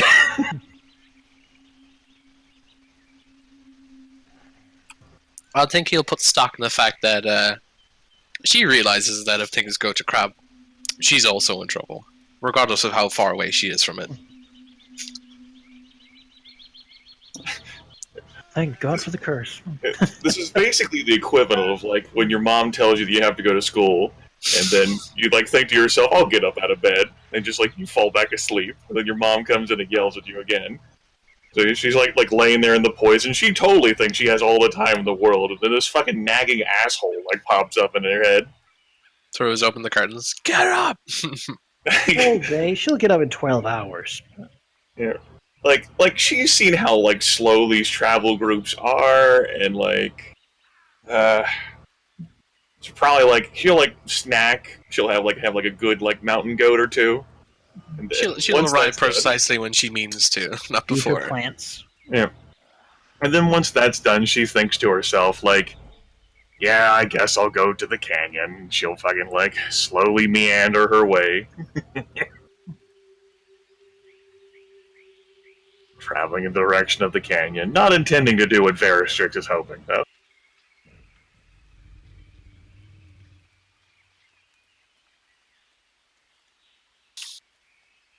Alright. Percy's just like, Vertilet has been told. Who was really told in this exchange? Well, they'll Traxxas never know. Traxxas has a bit of a face on it. He says, "It, God damn it! If there was a storm or something, slow them down or cover the tracks. But with the amount of people we have, the only other option would have had to split them up. Except the others, or hide them in the quarry, or on the ground, I suppose." Shakes his head. Could have been handled better, maybe. I am not sure. I am very sleepy for some reason. He's caught the vertilis. He's been fighting lately, he's a bit tired. Just fall down like. Oh. No, the curse, no! Oh yeah. What a timing. Yaffel's dead. Ah! Oh no. Oh, that would be awful. How was that, I guess? Well, we are in a quarry. I'm assuming we're on a height. I mean, we could set up a trap to roll down some rocks at them while they're coming up here. I mean, yeah, any sort of Could that roll stuff. down Vertilis. Yes, roll. Just love the image of all those dwarves like standing the slaves like heave. Verlip just goes bouncing. Bum, bum, bum. And the giant like catches her and throws her back up, and the dwarves fall down. Yeah. Yeah, and I think I'll just put out there, this is a force that is coming for you that is very powerful. And so you might want to get whatever edge you can as dragons, and certainly you have a lot of people that can help you and assist you and such. And how we're going to handle those, because there's a lot at this point that you could sort of potentially draw on, as each sort of group of allies would allow you to do a skill roll to utilize them based on how many of such rolls that are successful, meaning that they have a strong positive impact on your fight. We will just tally them up, and you will have an amount of support, and that support can then be used to spend a healing surge, get an extra standard action, kill an orc or human enemy, or force any enemy to do a reroll of an attack. Those sorts of things to basically abstract all these other people being part of the fight.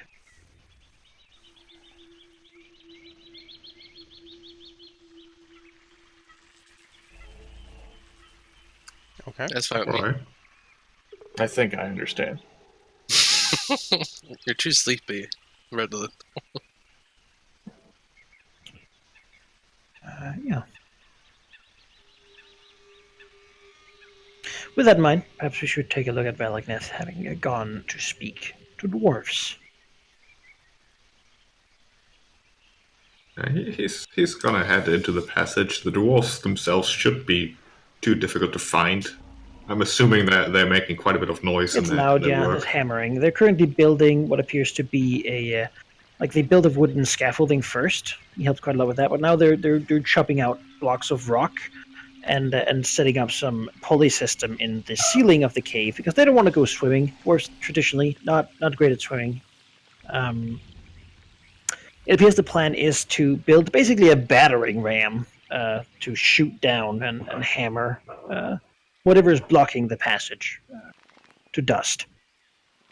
Quite a lot of work, though. Currently, they're sort of chopping out stone to build the hammers and yeah. The person who, as he comes and shows up, that'll come out is Rathagit, the clan mother. She does not appear to be working. She appears to be supervising the keeping of the owl bear cubs. At the moment. Alright, those are here too.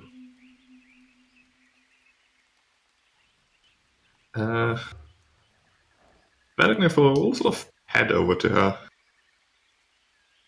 sit down, sort of doing the same thing he did with Rexos. Like, he just happens to be here and happens to just talk. It's not like he was looking for anyone. But he'll then turn to her and ask, "Are you in a hurry? Getting down to that city, I mean." This is... Oh, dear, I don't think I will make it either way. We are doing things right. If something's worth doing, it's worth doing right. Oh, so you do mean this whole thing here to last, and it's not just a last attempt at, doing something in your lifetime? Something long-term? I do not know exactly what's down there, but by accounts of Thunderhome, the deep waters down below this place, they hold a lot of our ancient enemies. All sorts of fleshy, fishy things. It'll be a bit of work to remove all those things from the place. I don't think this'll all be done in my lifetime, certainly. And why do you pursue this? It would be a lie to say that I do not have some alternative motive in coming here. I was told by the caravan that dragons were here seeking aid. That they might not pay with a lot of coin, but certainly with opportunity. Letting us pauses for a bit. He keeps making the doily. I was trying to get an answer like fame or gold or something like that, and then I would say, what about, well, I can supply those things eventually, and then we would get talking, and then we would eventually reach something. But quite frankly, you already know exactly what you want, and it appears to be beneficial for me as well. How about we... Valignathan says, I appreciate this idea of speeding our relationship up, Valigneth. You see, I have wanted this, but usually the people I work with are not so forthright. I thank you for respecting my time. What little of it I have left, anyway. No, we should speak of this a little bit more private, perhaps. She looks to the other workers. Would not want to disturb them in their work with an old woman's talk. That makes sense. Although I'm a bit short on time myself as well. Something... Good, then don't blabber. Come with me. After her work and sort of walk outside. I'm only allowing you to chastise me because you're too old for me to punish you for it without me accidentally killing you. But it pouts as he follows. Mm-hmm. She certainly also seems to be old enough that she doesn't really care about the dangers, because she doesn't give a fuck, and I appreciate that. Outside, looks around. This air is really doing something to me. Not sure if it's good or bad yet. I suppose we'll see. Irregardless, I was glad you came to speak to me about something like this. You want to help us. Because you want something from us. So why don't you start by telling me what you want? And I don't think what you really want is for us to reclaim a city, though that is what my clan certainly intends to do. The city may be interesting. I'm curious to actually see proper dwarven architecture and all those things. But I'm not honestly too interested. However,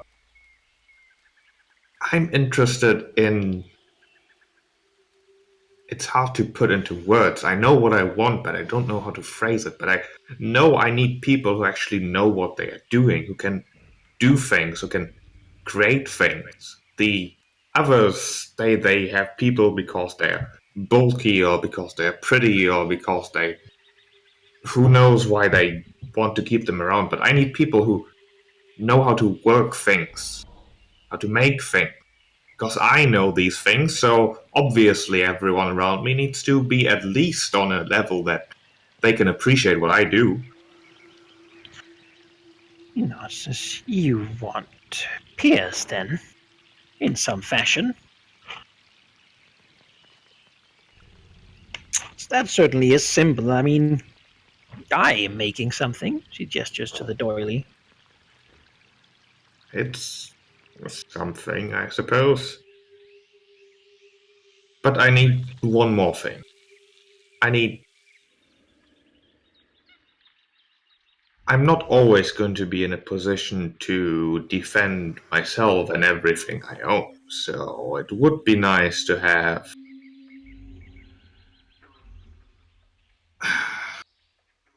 something to rely on.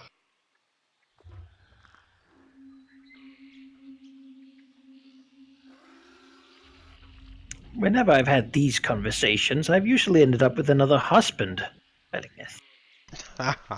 Yes, yes, yes, yes. However, I will say I'm probably too old for that now. I'm simply trying to, well, make sure the sons I do have, quite a few of them, each get a chance to leave their legacy. You see, this whole project is mad, quite so. However, Morgil is not the most sociable dwarves, and he needs his mother to help him make a legacy that is worthy of the clan. That's why I'm here. He is certainly good at what he does, but he does not. Something is wrong with him at some point. Well, it is perhaps my fault for having so many at one time. It got easier to tell them apart when they grew up a little more. Irregardless. You just give me what I want, and I will help whatever son you like make his legacy and his son's legacy, and so on. That is what I was hoping. Well, indeed, this talk is really making me rather warm. I had thought this would take a long time for us to prove our worth. But if you see it already, then I suppose I should just put out this old woman's words already. I had an alternative motive. Yes, it is good that I'm helping Morgil make something of his life and try to make things better. I mean, he needs it a little bit. Would be a shame for his talents to go to waste in Thunderhome. We might all die, but if nothing else, he got to try. That is the least I could do for him. But I also have a personal motive in coming here. Otherwise, I would not have gone to all the trouble. You see, when I was young, I had to make my own legacy. I traveled quite a lot. Tried to be a hero, if you would believe it. I was young. I had a lot of ideals back then. Youth makes it hard to know how the world really works. I can't relate. Of course you can't, but just to say, I might have made a few mistakes, but those mistakes were not entirely my own. You see, I was misled. I was cheated. And I was ridiculed. It is many, many years ago now, but always I've had this feeling that, you see, before I grow too old and die, I want to just clean up things so I don't leave this world with a lot of bad memories outstanding. That makes sense. My sons would have been up for it, but really most of them are artisans and the like, not really up for the kind of work I need done in order for my stomach to settle about this matter. Perhaps you think it is pity, but I just cannot shake the feeling that I would feel a lot better with my age if this issue was solved. Well, perhaps if you told me what your actual issue is. Right, of course. You wouldn't know. To the east of here, by the Lake of the Snake. There lies a village called Elm. It is a place where many adventurers of the region go to, meet one another. It is a place in the wilderness, lots of trouble always. I would like this city burnt to the ground and the big tree that is its namesake uprooted and thrown to the side.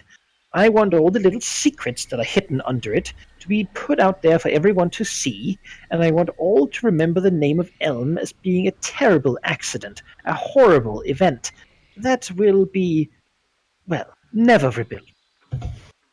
Gives you sort of a smile. Please.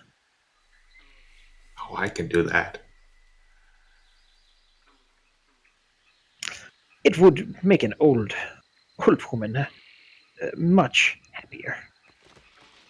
Some say that we should let go of such things, that because it's been 60 years, it should no longer matter, but, I suppose I just don't find it that easy. Oh, I can do that. Hoped in the back of my mind that if we proved ourselves useful and I offered the work of my clan at a low rate, it would ingratiate me enough to have a small favor. I don't hand out favors, however, we can help each other. It sounds like it, doesn't it? I want my son to have a legacy, finding the lost city, rebuilding it, and so forth. And I want the city of Elm burned and destroyed. Really, these two goals of me are quite of equal measure, maybe, though Elm would be higher if I had to choose. I will give no word or promises that I will keep under any circumstance, but I will tell you that as long as your people, your sons, you in general continue to, start and then continue to do what you say you can do for me, then I will do exactly what I said I would do for you. She nods. I suppose that will suffice. If you will make a promise, make my enemy your enemies, then, it would only be fair that I do the same for you. Great. On that note, how many crossbows do you have lying around? And people to use them? She sort of nods, and perhaps we can transition out of that scene of crossbows.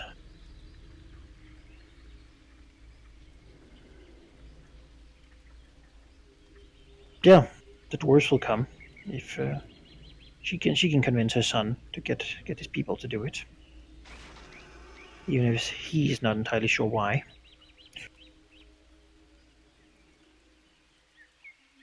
The fact that she's just gathering the dwarves without really asking why is good. That's a good sign.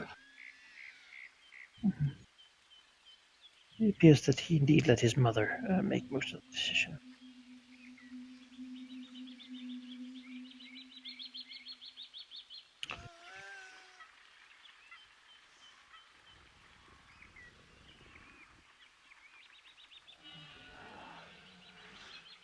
Does anyone else want to do anything, or?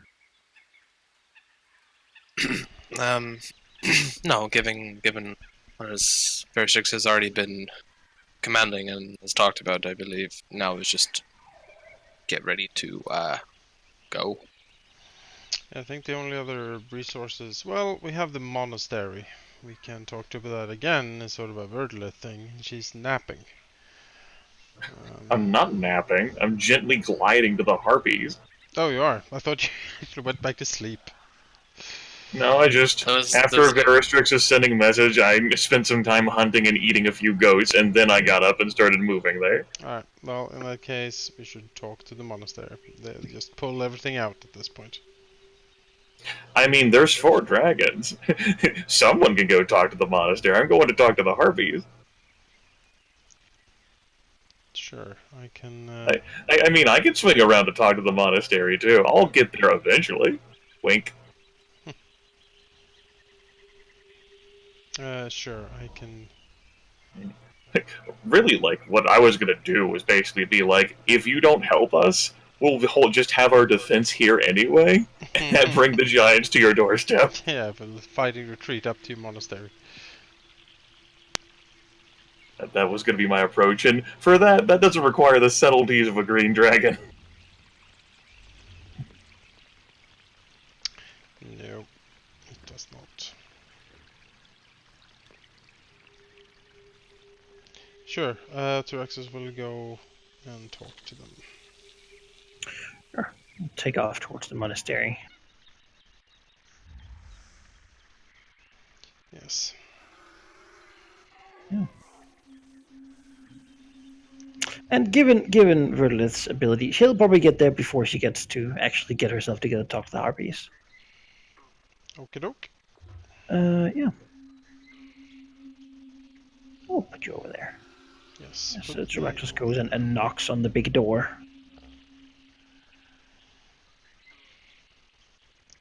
Yes, he does. The spooky, shadowy monastery. What the fuck? Mansion? The courtyard opening, the shadows moving around, the apprentices sort of working hard, back-breaking labor at all times.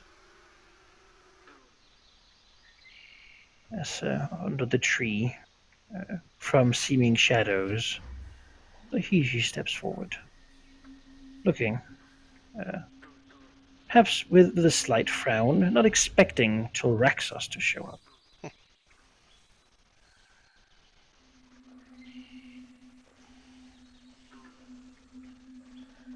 Well, on what occasion am I visited by you, Tilraxos? Well, Tyraxus will say, the final conflict with the Serpentine Earl is at hand. He has gathered his forces and he is moving into the valley to plunder and destroy anything that is in his way. It just so happens that we are in his way, and so is your monastery. I have come here to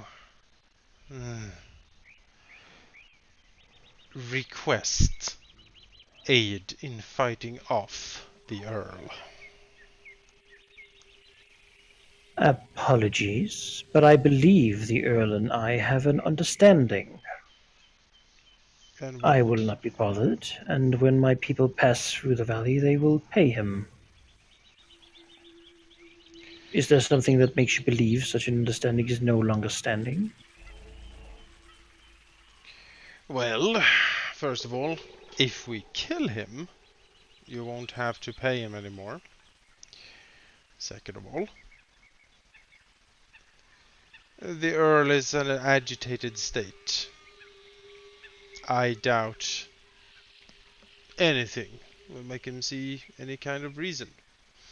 Especially if he gets the idea that maybe refugees or similar are are hiding close to your monastery. Maybe you're even hiding them from him. Who knows? Your people's beliefs are strange and mysterious, especially to the Earl. You might have heard of monasteries providing shelter and succor for people who are in desperate needs. That is certainly something these establishments have done in the past. How wouldn't he know that you are hiding people in your basement, for example? He'd best smash everything open and check, wouldn't he? You frown slightly at George. Could you give me like a diplomacy check? I can. Let me check my diplomacy. Yeah, well, Tyraxus can convey his thoughts. I'm pretty good. Since the level up, I am pretty good at diplomacy these days. Natural one. Can I spend essence to re-roll? No. Alright, then that's a fail.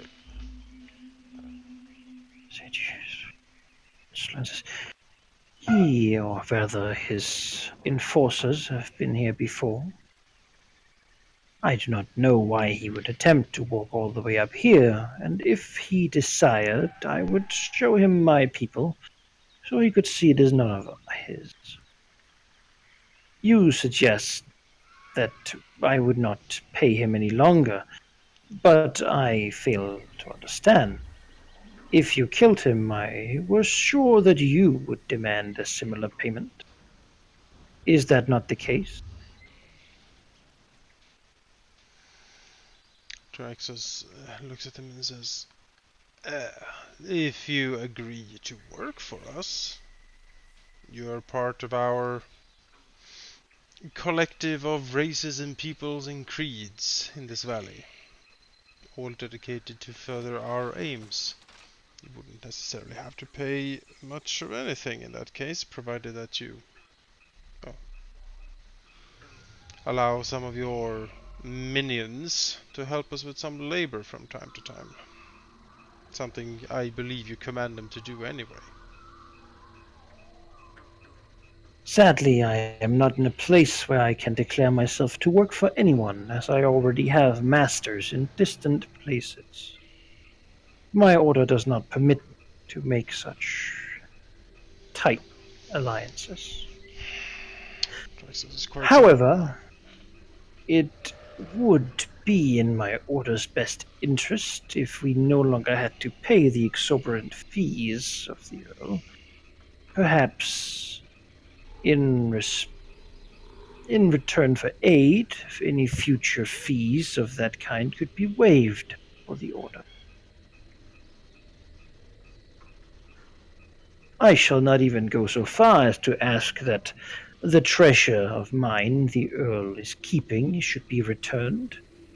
Perhaps would simply let that become the tithe of the new owner.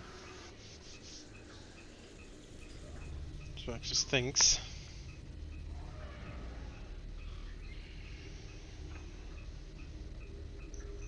As long as you also agree to provide future assistance should we require it in different endeavors.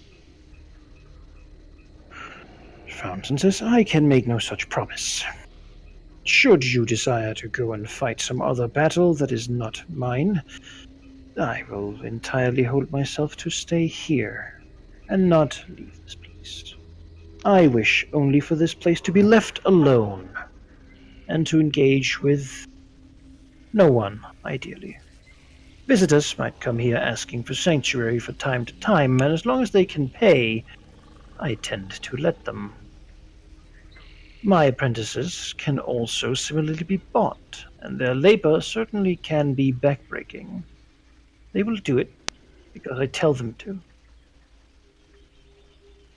I hope such a continuation of our current relationship could continue and be fruitful in the future. However, ideally, once the business with the Earl is handled, I would be contacted less, not more often. I can certainly promise you that I will be contacting you less in the future.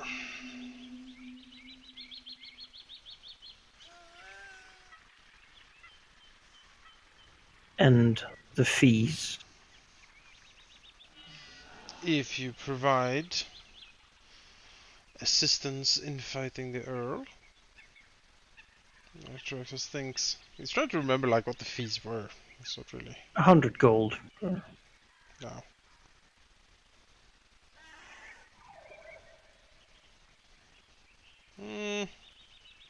What do you guys think? I don't think 100 gold will do too much for us every month or so from these people. 100 gold every month. We live for 2,000 years. I mean, the deal is only with this guy. And that's what I said, like, you just wait until there's the next monastery master, and then obviously, like, the new deal has to be negotiated. Exactly. Yeah. Wait till he dies. Until he dies, and he might die in a spectacular amount of ways. Who knows what peculiar incidents will occur while hunting the white stag? Yeah.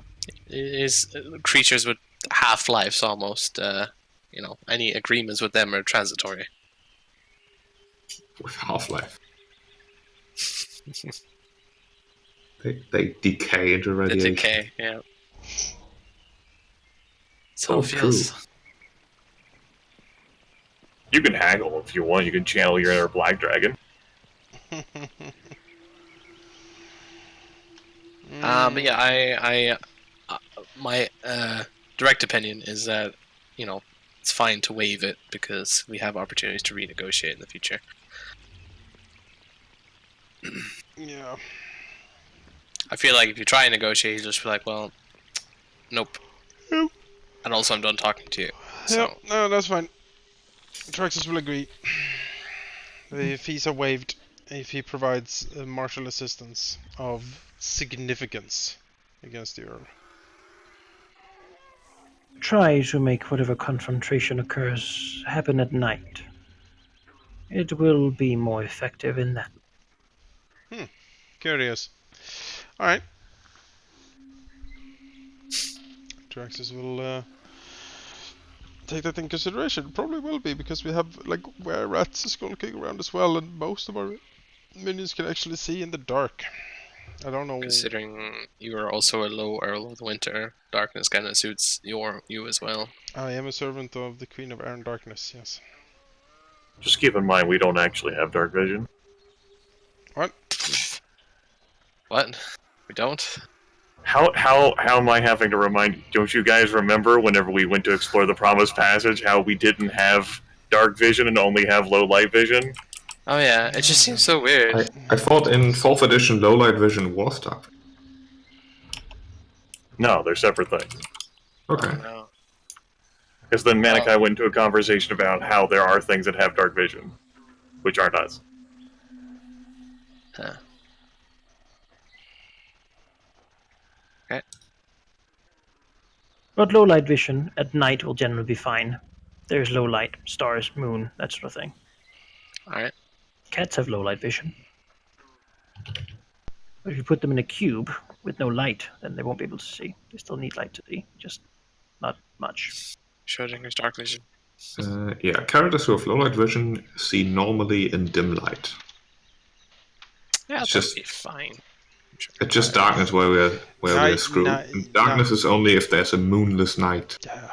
There's moons. If there's a moonless light, that's definitely something wrong. I'm just saying the inside of that Shadow Monastery could probably be pitch black if they wanted it to be. Oh Yeah. yeah. In here, there certainly is a feeling that the shadows are alive and could choke anyone if they wished. The big tree sort of covering somehow from anything from above. The gloom. Certainly low light in here currently.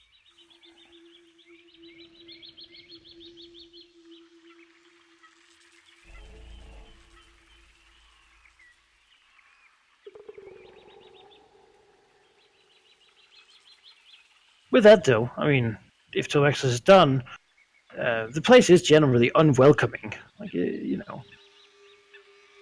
Seems Toexis usually is wants done. it, so. He's leaving. Good.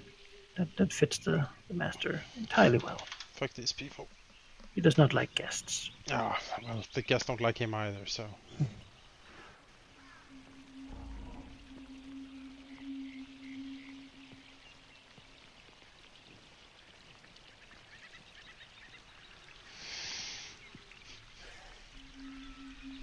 You know. So, Birdlith gets to the harpies. Yeah, flying in the sky, all big and green and everything. Sun catches the scales beautifully. The beacon of justice.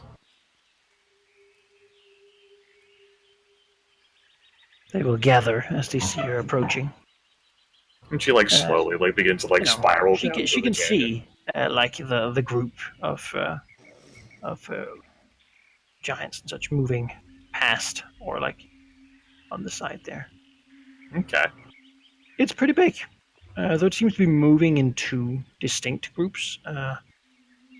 Yeah, it's a lot of people, a lot of big, scary, dangerous things. All right. It's good. It's good to know that Veristrix didn't lie, because that would have been upsetting. Making her apply herself. Yes. That would have been the real joke. He's coming now. He's fucking not. That'll show her. But yeah, she like slowly like begins to like spiral downwards that she gets into the canyon. They're perched, waiting perhaps. A couple of them are like over to watch like the passing of the Earl and such. Seemingly though, they're trying to not be close to that horse. Mm-hmm. You can see the giants do seem to carry massive boulders with them that could probably be thrown quite a distance.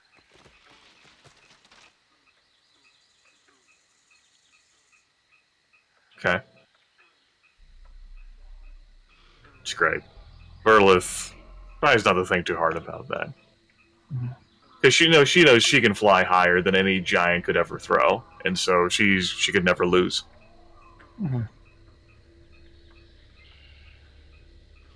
She'll ease all the way down into the canyon, and instead of like the situation where she like land at a distance and then like approach the rest of the way, I think she's just gonna land like right in the middle of the harpy group.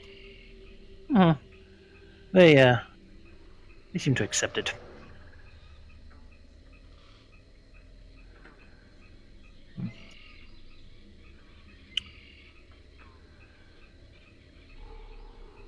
Vertilif says, just without preamble or like introductions. It was but a short time ago when your collective expressed its desire to share your gift.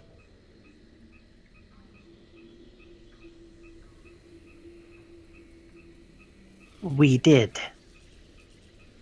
You saw our gift. It was glorious. Quite so. Intriguing, is it not? It is. What more secrets could appear if you speak the words as they appear in our heads?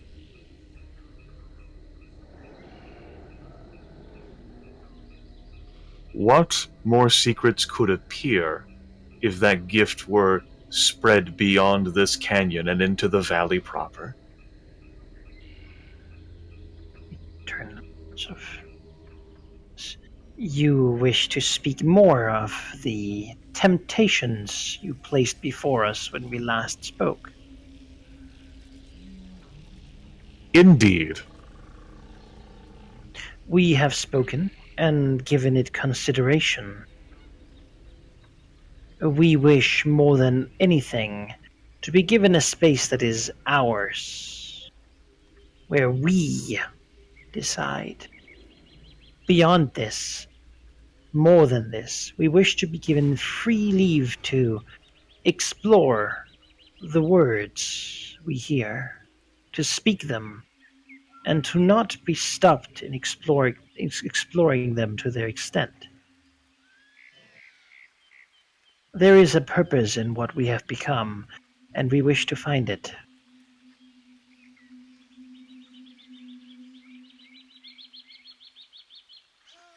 Considering that you can fly when so many cannot, you have the freedom to explore these things wherever you please.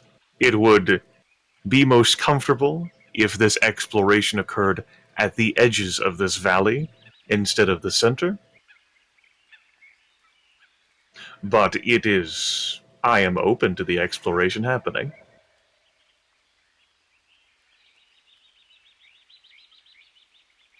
And in return, for what I would suggest would be protection, us to you and you to us.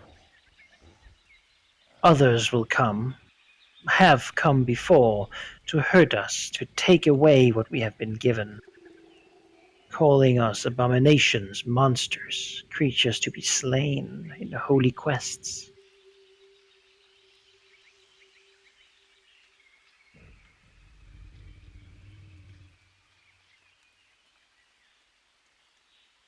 The predator does not offer other predators protection from anything that would assail it. Only the predator will not prey on the other predator. I cannot swear to safeguard you from anything they may seek to hunt you. It is up to you to defend yourself from anything that would choose to hunt you. They exchange some glances. The leader once again speaks. We have little to negotiate with. Given that we might be allowed to explore our gift, our change, we might likely soon be able to just about protect ourselves and all other things we desire to. If you truly will allow us to experiment and act as is in our best interest, even if it must be at the edges of the valley, we will have no cause to interfere with you. Permittance will be given to you. I do not have a quarrel. In fact, as I expressed when we so recently spoke, I find you to be fascinating and of value, for you do fly and can travel in a way that even those brutes beyond the canyon simply cannot. What use is their boulders if you can simply soar so far high that they cannot reach? Their movements sort of unsettling as they twist and turn. Yeah, she tries not to think too hard about that. Things moving in ways it might not be supposed to. Mm-hmm. Uh, as they seem pleased with the words, the flattery, perhaps mirroring their own feelings about themselves. Yes. As such, what I would ask of you, for, as you made clear, it is difficult for you to offer things, is to provide a distraction today. As you can see, there are forces, ogres and giants thundering for me. I do not wish you to fight that fight, for I am a predator, and that is my fight. What I do want, however, is the gift in their faces. The fire and smoke that burned at their dam needs to be in front of them in the trees, so that the tracks they follow cannot be followed so easily. They are so clumsy, stumbling about in the mud, dependent on surface. And if fires were in their way, they would be all the slower and be unprepared for the predator that is me. We can burn the forest if you desire it. Yes, a test. Well, not a test, but an expansion. To show me what it is that you can do. And look at each other.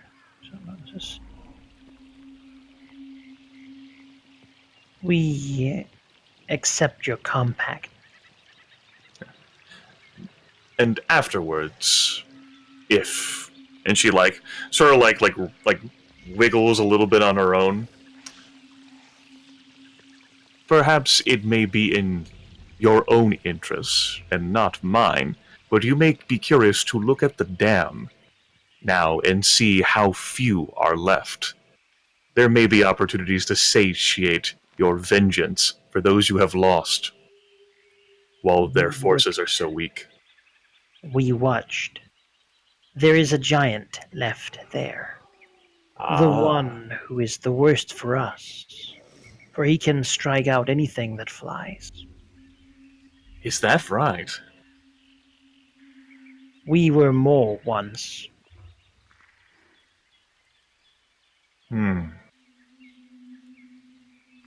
It is good to know that then, that the giants were clever enough at least to leave that there at the dam, yet foolish enough not to bring it after a predator. She snorts, almost feeling insulted. Darby's at a twist and turn. A couple of them begin to take flight, jumping off the cliffs and just swooping down for gaining altitude. Not as able to hover as easily as Vertleth. They sort of fly in swoops more, gaining altitude and then losing it, then gaining it again. As they begin to gather in the air, they fly to burn forest and to make the path difficult. She will take off then. At that moment, the interaction is over, and she is curious to see just what the. After all, there are plenty of fires. It is but a natural thing to happen to greenery, and land will regrow in time. She is not concerned. It will. And this is the point where I think we should begin to do this. I think something fitting for this, for instructing them to do this, would be a nature check. You would know where it's most efficient to do it. Okay. Basically, to see how well this is going to actually help in the grand scheme of things. I'll do that. 1d20 plus 9. 1d20 plus 9 for a lighting greenery with birds. 24. That does it, yeah. As the approaching forces will be slowed down and maybe even like scorched, having to walk on cinders and breathe smoke as they make their way forward. Great. And I imagine like the fire and smoke are going to be visible enough to her fellow dragons from the fucking they get a pretty good idea of how close they are. With that, Vertilith will begin like her lazy flight back to the quarry. She thought of like perhaps trying like some sort of like machination against like the various like traveling groups, but the Harpies got this. No need. She could send a message, she would. Mission accomplished, middle finger.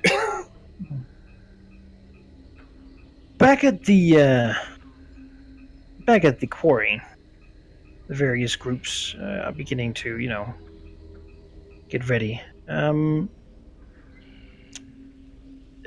Syraxus and the others come to a decision upon Ziaste's offer to help in return for gaining the best of the slaves to join her family? I'm fine with her taking some slaves. We can always get more. In return, however, she would have to actually swear some sort of loyalty. We don't want to just give her the best we have and then have her,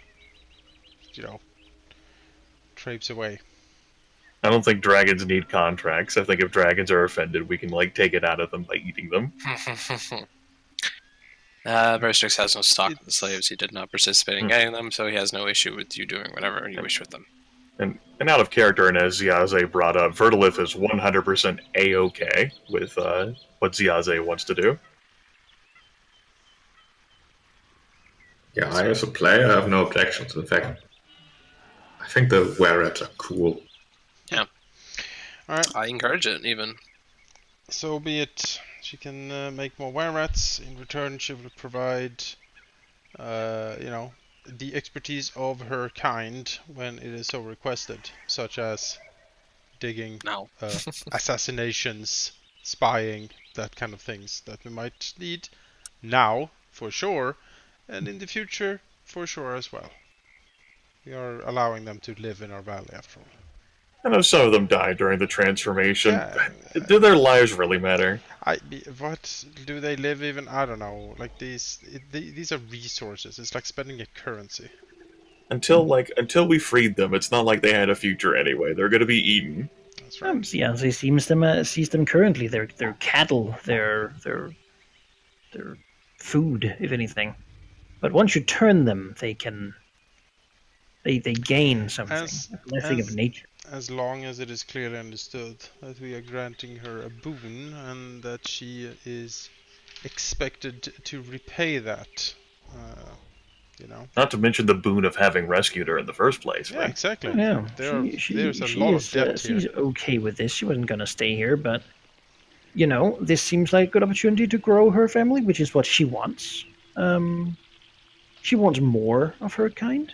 She has the unique talent to make more of her kind, and she rather enjoys doing that. So, as she's expressed before, ideally, capturing more people, gaining more slaves. There's lots of travelers that come past outside the valley. This is a great place to take them and see if they can be turned. And then, maybe as the family grows, begin letting them out into around the Lake of the Snake and further out. You know, spreading from here to the world.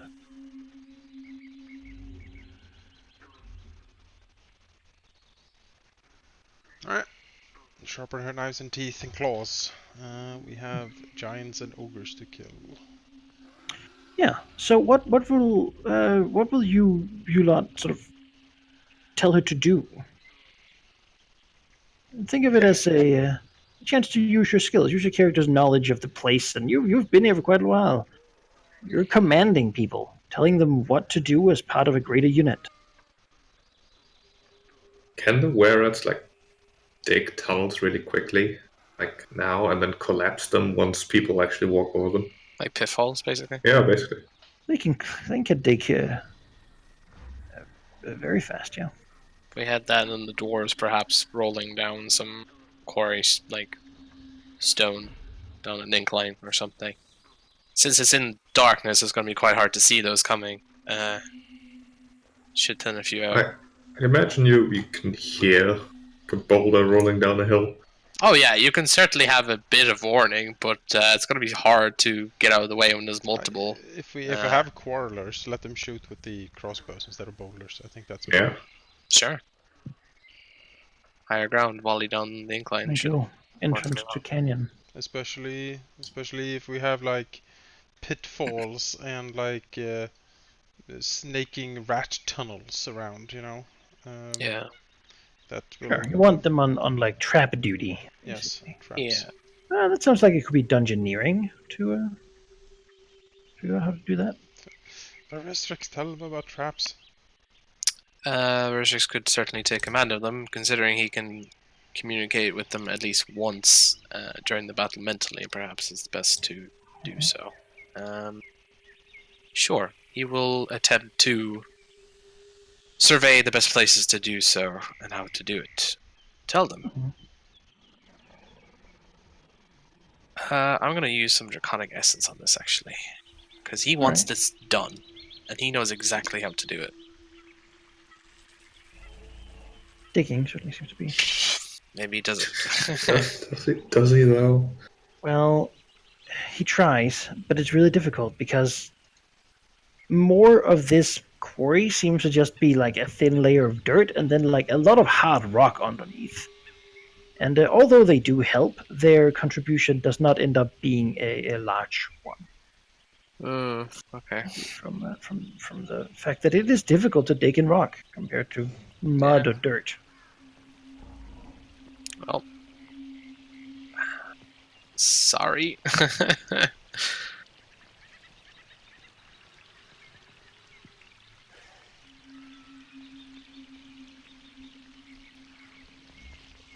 Yeah. I mean, the dwarves should just shoot crossbows. Dwarves and all our dwarves, all our ranged units, really, like up on the ledges here, and then just shoot down. As soon as we engage, just start shooting.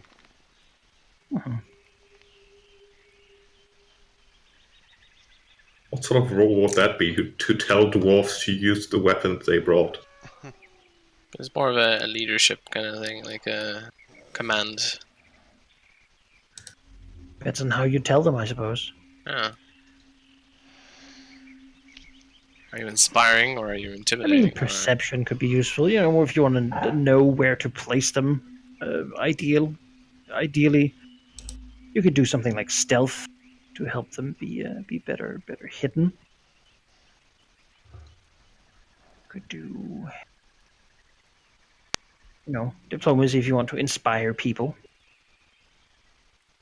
Certainly something have the best chances doing. I don't know. Do you want to do anything in particular, Sheep? I mean, so really what Bellingham was good at, like he brought the dwarves, that's sort of his contribution, and to actually like send them around, that sounds like a Tyraxos job. Sure. Tyraxos gathers up the ranged units, and he will hold an inspiring speech. Sure. About this is their finest hour. Now has come the time to repay, or at least pay a bit of the debt owed to them by the benevolent masters. The Earl is coming, and if they don't want to live under his petty tyranny for the rest of their miserable lives, now is the time to fight. Because a glorious future awaits, a glorious draconic future awaits. If they... Yeah, wow, indeed. It is, and it's so easy to join. Let's see if you can manage to actually make these dwarves feel like this is their fight, because maybe they don't really think. 31. Well, do they? Do they now? Yeah. They don't like ogres anyway. Let's see. They're pretty into it. Now, the guys in Tiberias might be like... This is actually their old boss, kind of. Yeah. Who's come here. I think they will be more acceptable for like intimidate, maybe, to do their... I can bully them into this. This better be a low DC, Manaki. I feel I have these people under my thumb. I feel like if is now the time they're gonna betray me. Well, I guess we'll see. Do dragons have thumbs? It's more the chance of cowardice, right? If they don't do their fullest, they can always, if they lose, claim that they were secretly helping all along. Wow. Yeah.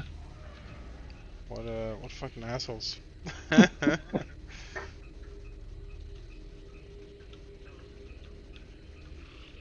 18. Alright, yeah, they're sufficiently bullied. Excellent.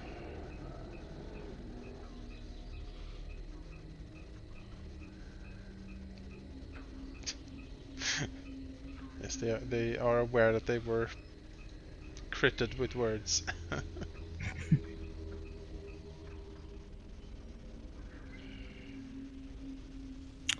What about the Runila and her crew? They're not really fighters. I mean, they can fight, but they're not.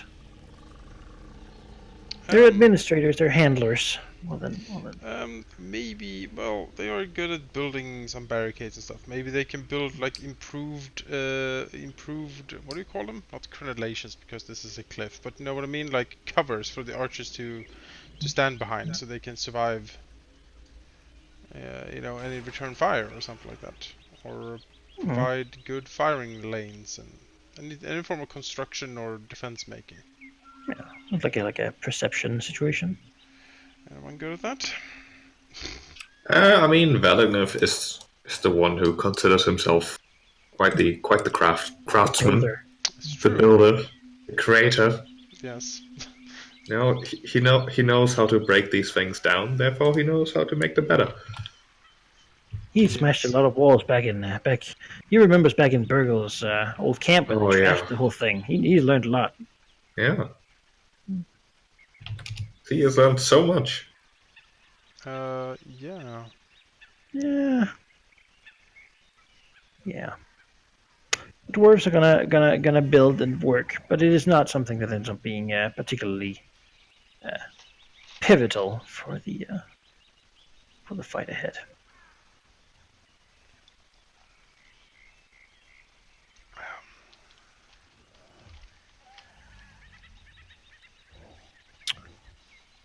Yeah, I mean, there's still the remainder of the slaves, though. Now it's a pretty sorry lot that the were-rats have left at the end of it.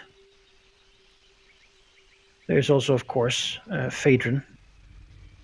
Yes. could be commanded, if you will. What can he be commanded to do? I mean, he's a dark fae. Well, he will say that, of course, there's the possibility that Telraxos could request aid in his military campaigns from another Lord of the Fae who dwells on the material plane. This could be done rather fast for the court, if need be. Beyond that, of course, Phaeton will say that he is educated as a lieutenant and as an officer of the court and can lead fairly well. All right. Then Tyraxus will command him to take control over the firing squads on the ledges here, directing them for optimal targets and firing solutions. Mm-hmm. Phaedron has a sharp eye. He probably can identify the most pertinent threats to bring down, or see any vulnerable spots to hit to do maximum damage. And so Tyraxus will command him to, yes, take the archers and deploy them as best he is able to. Yes. You will accept the command. Yes, my will be done. That's my line. What?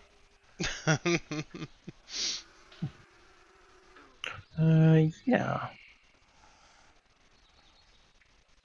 Yeah. That is certainly a number of people.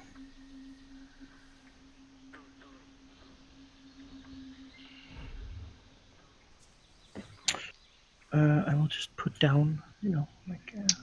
If we had 10 homegrown archers, this would be done deal. You know. You just watch them kill the Earl. Exactly. No, you have to get in there yourself, or else will you know how strong you are? It's like with the marauders of Norska land on the beaches of the Empire, who just have guns everywhere. There's guns. Immense battlements. It's like fucking the bunkers. Like, Yep. it's like storm the beaches, and there's just fortifications everywhere. Yep.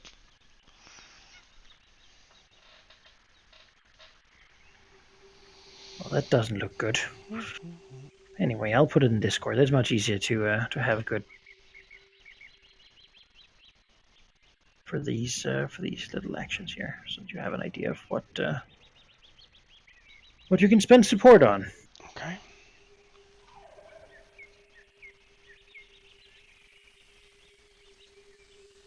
Whenever we do it, we just narrate how one of our allies can come help or aid in some fashion. Is there a limit to these actions per turn, or can someone take 7 It's like standard an action actions? point. It's like an action point. You take one per actions. turn. If you want. Okay. Blow everything.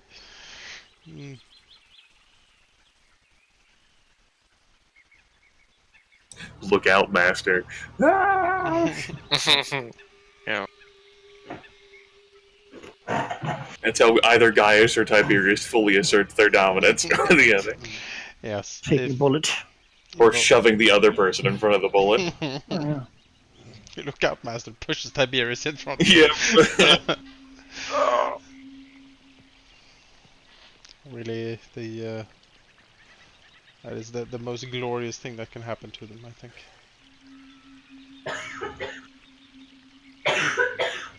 I mean, that's... How could we not appreciate that scheme?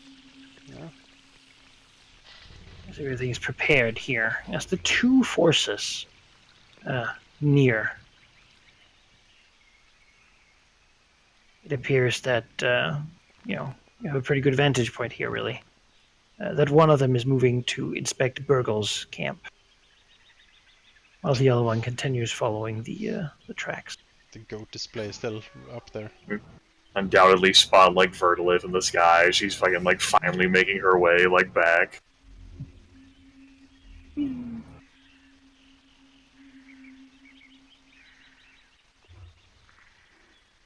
Comes to a beautiful landing. Ground cracking beneath her feet.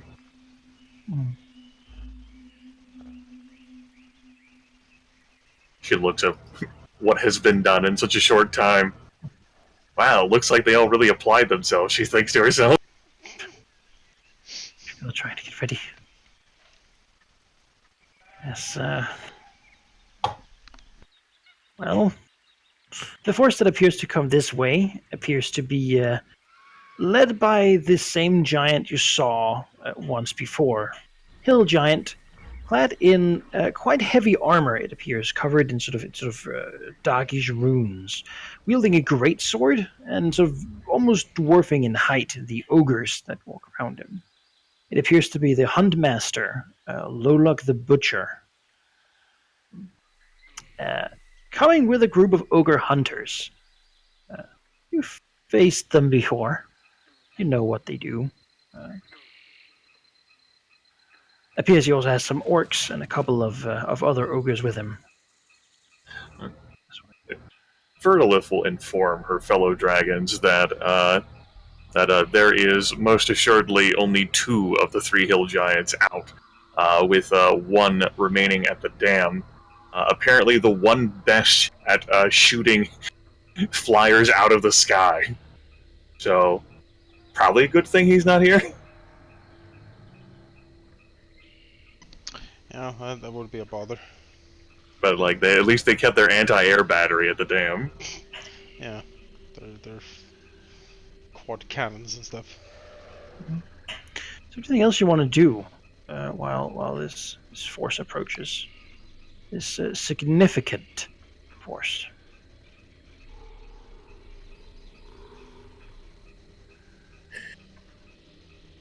Can't think of anything. I think Vertilith is busy calculating her retreat plan because nothing here is of value to her. Not really, no. Nothing. Things were to go south, just need a ridge to fly over so that I break line of sight. Then Into the sunset. I could be anywhere, yeah. Then eventually you fall asleep and die because we died. That, it would be problematic if you all were to die, yes. I don't have a solution for that. I can't think of anything else either, right? I feel like we've done a lot. Alright. Then they will arrive. I suppose you will be trying to block them from coming in further. Again, you can imagine the dwarves and like Tiberius and Gaius here, and some tunnels that try to collapse under them, but you know. In the grand scheme of things, you're the big deal here. And I think with the support, you certainly might have an edge, even though this is undoubtedly the most powerful fighting force you have faced.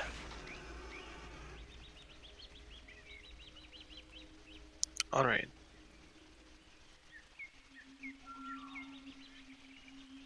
I'm excited. As they approach.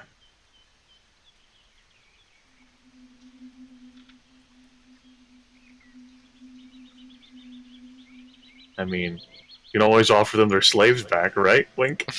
Yeah, the worst of them. Oh, hi. Here, you all can take them, we just fucking, like, fly away. Fucking 4 of these hunters, what the fuck? Force them to, like, walk the fucking, like, the shit back. All of them. Well, Tyraxos is the strongest of us, so he can go first. This palisade is quickly built and will require a strength check to knock over as an action. This here just prevents charging through it, but you can walk through it.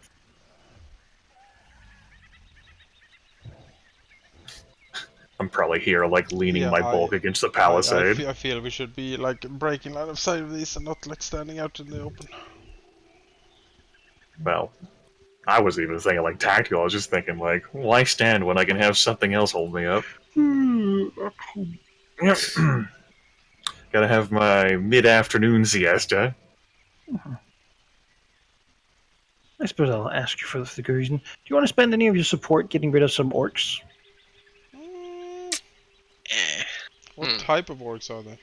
They're the raider types that fucking lose their damn shit and Oh.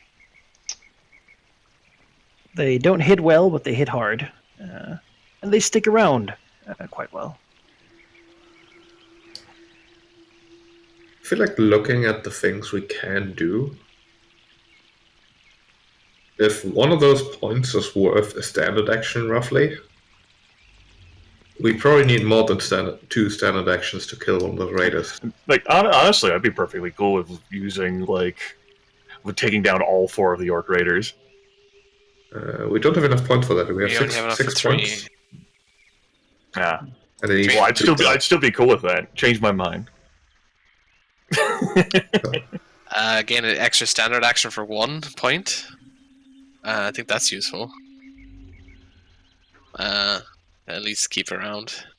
I mean, I'd kill 2 maybe and have 2 points left over for whatever. I'd say that let's kill one of those orcs. Which one? My vote's for killing all 3 and not having any support left. Jonas, fuck you. I'd rather not 3, but I mean, Kill 2 of them. yeah, I would go 2. Keep 2 support points. We can Cool still downs. use it if we decide later on to do it, but 2 for now, and How dare you try to split the baby on me? Yeah. Split the baby. you know, I was like, we're killing we him. all Yeah, kill we the all- 2 northern ones then, and have the southern ones have to do a longer jog or something. There you go. Yeah. Yeah, All right. we all have our daily, so if you can use the point to get an extra daily out, I think that's also quite useful. They'll just be killed by arrows, basically, as Phaedron directs the archers probably to like volley those orcs that absorb them. Somehow shooting past all the other ones, but you know that's what happens. Guess it's hard to shoot straight down from a cliff.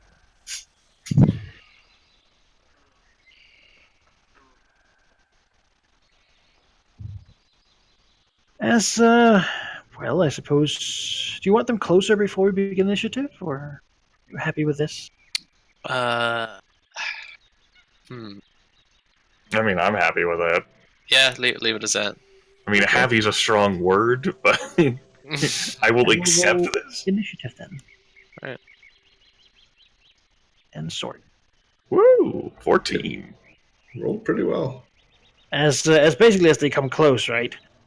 Some words in giant are called out by Lolog in a sort of deep, very deep voice as he gestures. With a gesture that pretty much means wipe them out. Pretty much.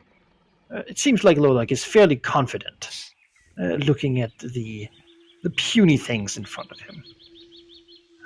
He knows that, well, he was always the smarter one of his brothers, and he will handle this before it gets out of hand. That's why he's here.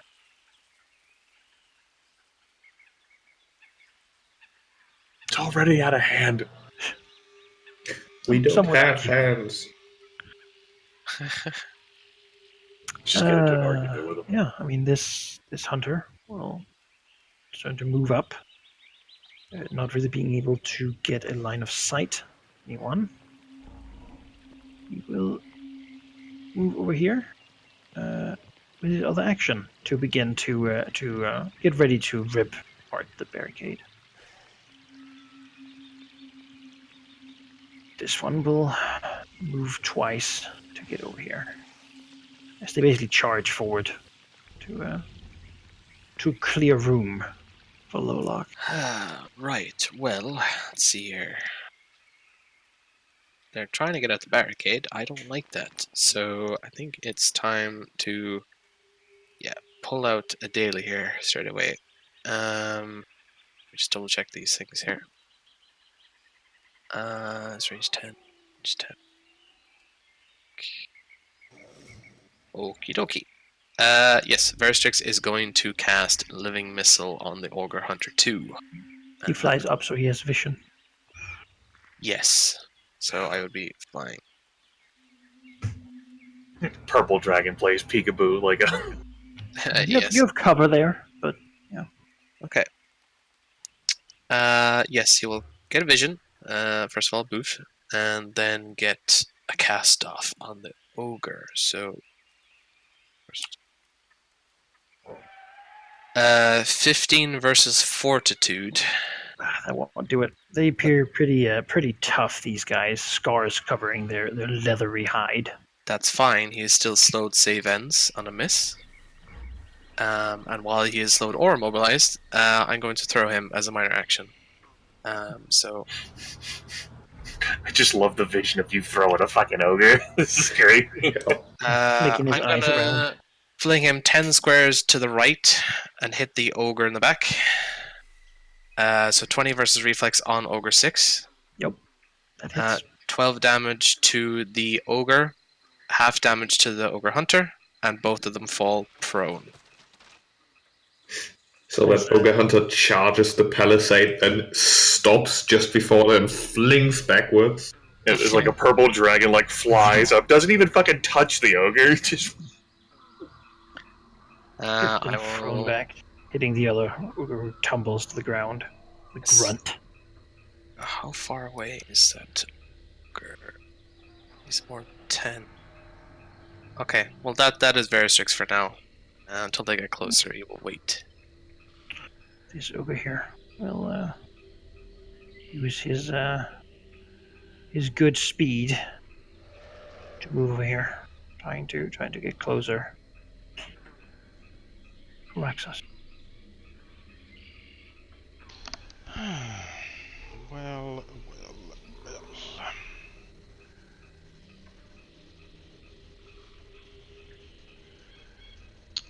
I feel I should just start getting to work, really. Delay after that enough. Okay, I'll delay out after Blackguard. no, don't do it. As a matter of fact, I will even compel you. Strength moves the world, and you're the strongest, not Malignant. Don't you wait. I will resist. We had this conversation at the end of last session. I will resist the compel. Lose a draconic essence then. Yep.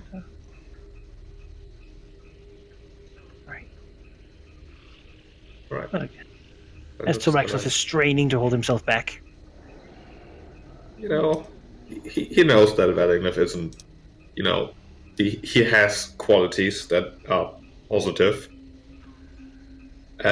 Which will be that he will move to engage this ogre and smack it. Or attempt to smack it at least. 15? No. He sort of strikes at the ogre, but the ogre's sort of thick hide and dumb demeanor means that the damage that is done is minuscule. Alright, that is fine, however, because then it is Tyraxus' turn. It is. Question. If I move to here, can I charge to here? Or The spikes are facing outwards. Okay, so I can. Wonderful. Do. And charge! Get him! I love that charge is just a standard action in this system, so you can move beforehand to light it up. It's great. The bizarre, like, veering of, like, a fucking isosceles triangle or something. I mean, you know, it's like a bull. It's like rearing up to do the charge. Okie doke. Let's see here. Yeah, you get a +1 from Valignif. A +1, you say? What riches. Yes, How? indeed. Right. Better than not having a +1. For sure. Alright, it's a charge. I'm charging. I get a little bonus for that. Do. Yes. Aha! 17 AC? +1 isn't going to help that. No. Well, you have it in there, right? The bonus The is +1. Yeah, the bonus. Okay. No, it just barely. Hold. Veristix is going to interrupt. As Tyraxus misses, Yes. he has a flash of an image from Veristrix's view of a weak spot on the ogre that he's not defending. And in a mechanical sense, Veristrix is going to guide his charge to attack reflex instead of the AC of the ogre. Maybe that will hit instead. Oh, Would 17 a reflex hit? sadly no.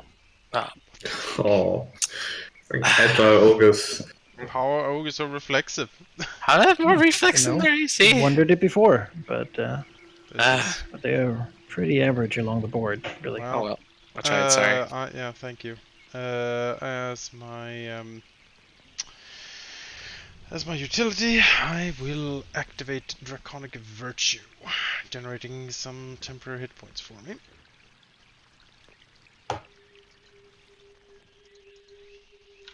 And Alright. with that, By the way, did you remember your circlet? I believe it like at the Oh beginning. yeah, it does. Yeah, it's true.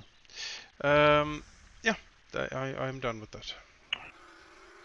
Alright, this ogre will stand up, grumbling at the other one for doing what it did, and then it'll begin moving over to get to the palisade here. Lolak will as a move action activate his armor, that where the darkened runes begin to glow. Ancient fire giant, make. And around him, sort of the grass begins to curl up and grow darkened as heat radiates from him in an aura. Then he looks over. He's a smart giant. That's sort of his thing, yeah, for giants at least. And that becomes apparent as he looks to he could go close here, but thing is, he's a giant, and giants are really, really big, and they have really, really long range. He looks to Varistrix, and with his hand that's not holding his large sword, he raises his harpoon Hmm. and tries to throw it. The harpoon sort of linked to him with a chain. Right. Well, that would normally hit, but as an interrupt, the harpoon hits a wall of force as his intellect fortress appears invisible in front of him to block it. Lolak yanks the harpoon back and catches it, having attempted to pull Varistrix. Hey, Grimmith? Yeah. I was just curious, just like a mechanical question. Like, I didn't know like you used an immediate interrupt on the perception utility power. I didn't Yeah. know how immediate interrupts worked. Like, if you could use them like more than one, like Oh around. yeah, Like, I didn't know. you Is used it- your reaction, so you wouldn't have one. That is a good point. Like, I'm not sure like how Well, like how Dungeons does and that Dragons Fourth work? Edition works on that. So that's why I was like curious. Uh, Actions on other turns, page 269. You can take one immediate action per round, either an immediate interrupt or an immediate reaction. a character can take up to one opportunity action during each other combatant's turn and up to one immediate action per round during another combatant's turn. All right, up to one immediate action per round then. Sure, then it hits me. Then it hits you. Yep. For 16 damage, and you are pulled 8 squares towards him before the harpoon sort of dislodges itself from his scales. So, Well, we could spend one of those supports to make him re-roll, but I feel like he's not going to roll that much lower. Just pull me out there. Oh, what, 8 squares, Manaki? Yep. Yeah, I'll do cool. it like this, and you are now prone instead of. Okay. As he raises the blade, ready to do his signature move against the prone enemy. It was too early for him to do any of that. Okay. This hunter here will.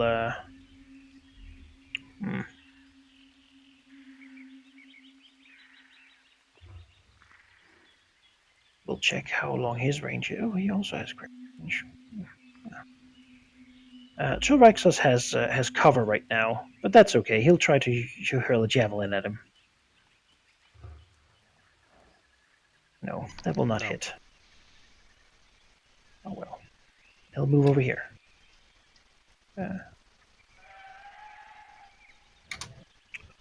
This orc will move over here. And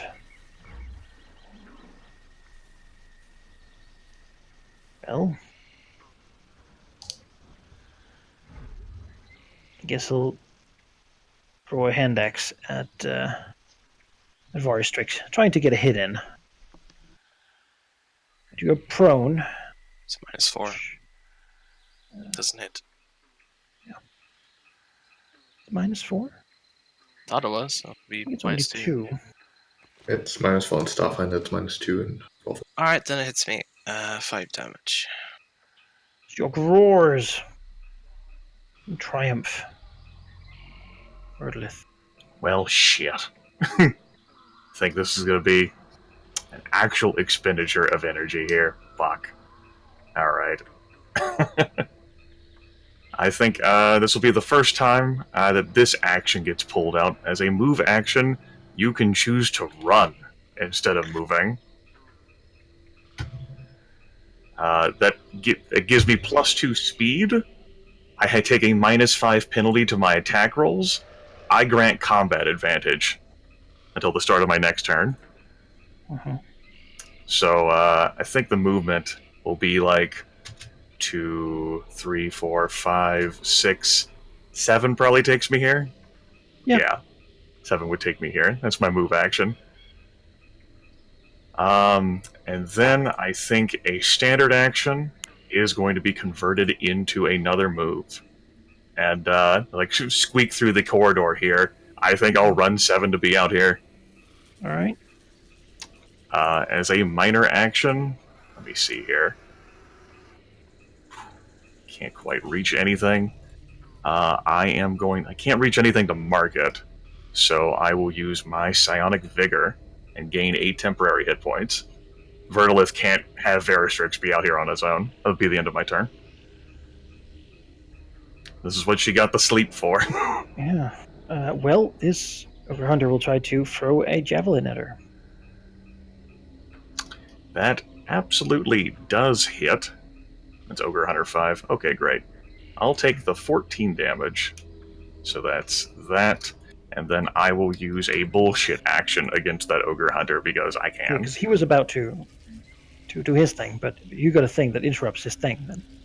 Yeah, I have an immediate reaction, so right as I'm hit with that. So I will use my Persistent Harrier ability, which is an encounter power. I was hit by an attack for the first time during this encounter. So let's go ahead and give that a spin. That's a crit. Okay. Well. Great. So that needs to be 1 extra point of damage, so that'll be 18 untyped damage. As Vertilith, the green dragon, sprints her corpulent body to stand here. She gets pegged for 14 damage, and then she fucking teleports the rest of the way to be... I think she wants to attract the ire of that ogre butcher, so that puts her here. Oh my. Yeah, it looks like the hunter was just about to charge her, but then she appears. Right. Takes him off guard. Yeah. This orc. Orcs too. Over here. This guy is still like slowed and laying down, so he'll stand up. And doesn't think that Vertilith needs to be handled anymore. Oh wait, he's slowed. Needs to make a save against it. Yeah, I'll need to. Just, make it safe. Nope. No. He's still slowed. This guy will move over here and then look to Tolraxos and throw a javelin at him. Oh my. Yeah, It's a natural that 20. might hit. Which would I then... I think that's a situation where Reroll. one Yeah, we support can let immediate you roll. action force an enemy to reroll an attack. Yeah, Yeah. Yeah. that for sure. So basically, like as the hit, like someone jumps in front. Look out! Oh, And we'll roll it again. Better. As it's just absorbed, and he can do no more then. The body basically that probably just goes fucking failing. Like Yeah. yes. What's bloodied again? Less than half? Half. Yes. I would be considered bloodied, yes. Yes. So, okay, that's good to know. Right. Well, first of all, before I do anything minor action, I'm going to throw the Ogre Hunter that's still slowed.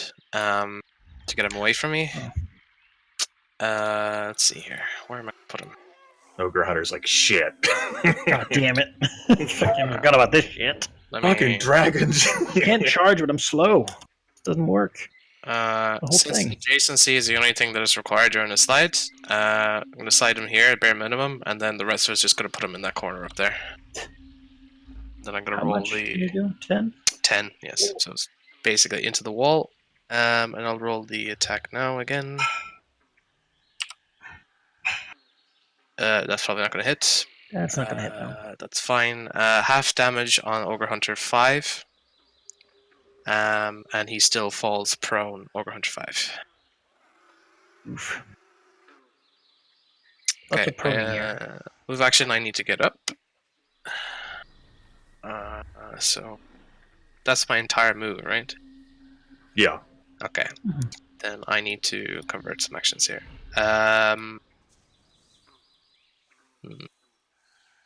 Standard to move. What was that run thing you did, Griffith? Run. It was a move action.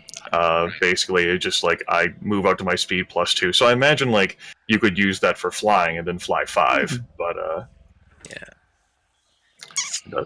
and while I would have had a -5 penalty to my attack roll that I took with the persistent harrier, I rolled a 20, so it didn't matter. It didn't matter, yeah. That might be what I would like to do. It doesn't do anything to your AC, does it? It's just your attack. Enemies are granted combat advantage against you. Yeah, I can't do that. I will convert standard to move, and I will move 6. So, how much reach do the ogres have, Manaki? 10? They can attack too, but threatening anyone who's not really special only threaten around them. I would say Lowlock the Butcher, he does threaten his reach. That's the thing. Okay. For 6, he will use an action point to convert standard to move, fly over the barricade Stop. to the other side. If you run the last pass, on your last action, you can just duck behind here.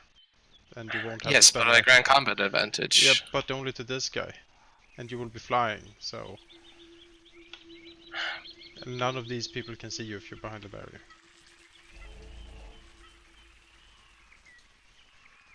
It's up to you. Yes, Sure, if that's possible to do, Manaki, then I will do that. Well, you would just go 2 more, like so. Yeah. Yeah, we'll save the action point then. Running dragons. Alright. Yeah, use all I got. Yep. Okay. Well, this guy, in melee, it's all he ever wanted. It's what he's supposed to do.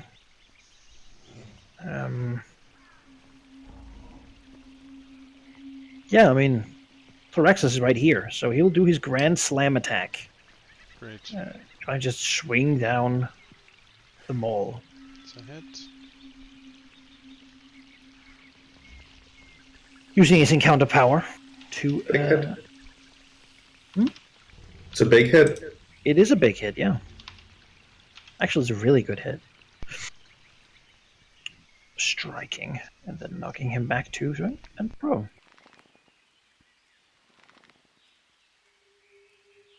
Yeah, look, feels pretty satisfied about that. Not again. I've been knocked prone Shaking again. the earth. Valgneth. Valgneth will not let that stand. He's gonna... Tyraxos is gonna want to charge, although you're prone, which is an issue. No, it's a move to get up and then a standard to charge, so I can sort of do That is true. Okay, he's gonna shift over here. Then he will smack this ogre with his Rune of Endless Fire. He'll summon his fire, as is his right, and smack it. 23. That does hit. Okay, he takes 21 damage. He is blinded until the end of my next turn. Oof. And most importantly, I get a bunch of buffs. Do you want to use your gloves to get him ongoing or something? No, I'll use that with my breath later. Okay. But I do want to heal Veristrix. I think he needs it. So you can spend a healing surge with a +4 bonus. Thank you. And Tyraxos, you and I get a +2 power bonus to damage. Okay.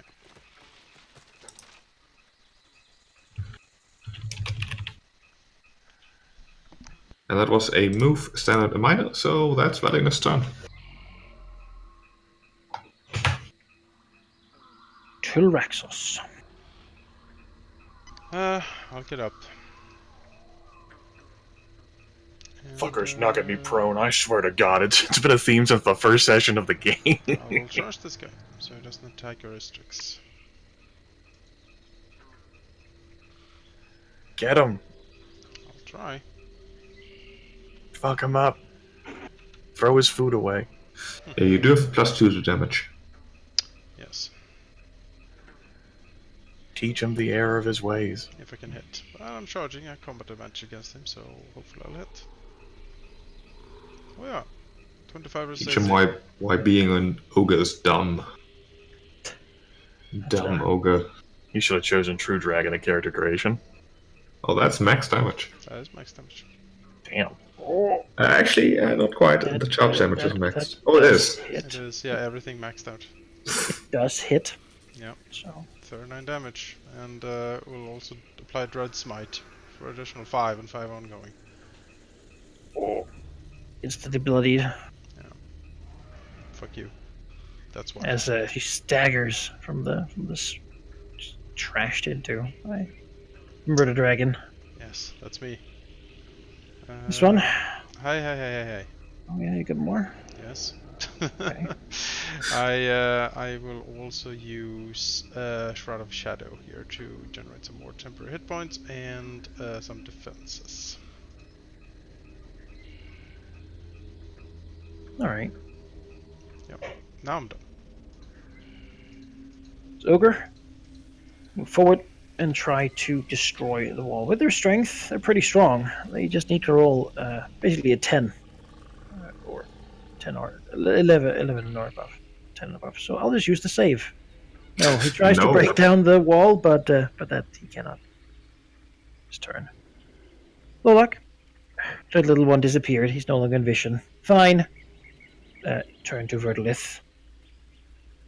And, well, Verdlith is right here, which is not really usual for him. Most people don't want to get close to him, but that's okay. He'll try it out and bring down a great sword attack. As a matter of fact, that's it. Yeah, almost a crit too. Yes, he swings the massive blade down. Yeah, that definitely cuts into her back. She's looking at the fucking ogre hunter still. I took the damage. Mm-hmm. And he will. He's fine with staying there.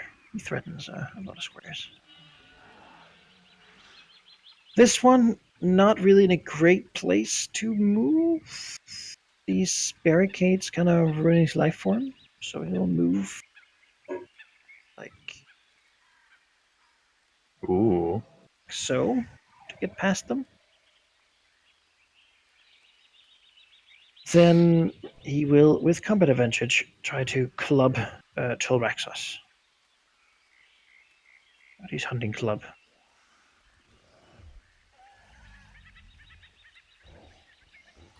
Seems to do so.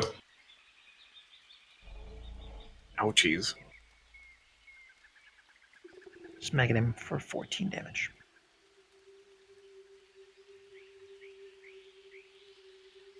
Orc. Well, it would be an insult to Lowlock to go over with.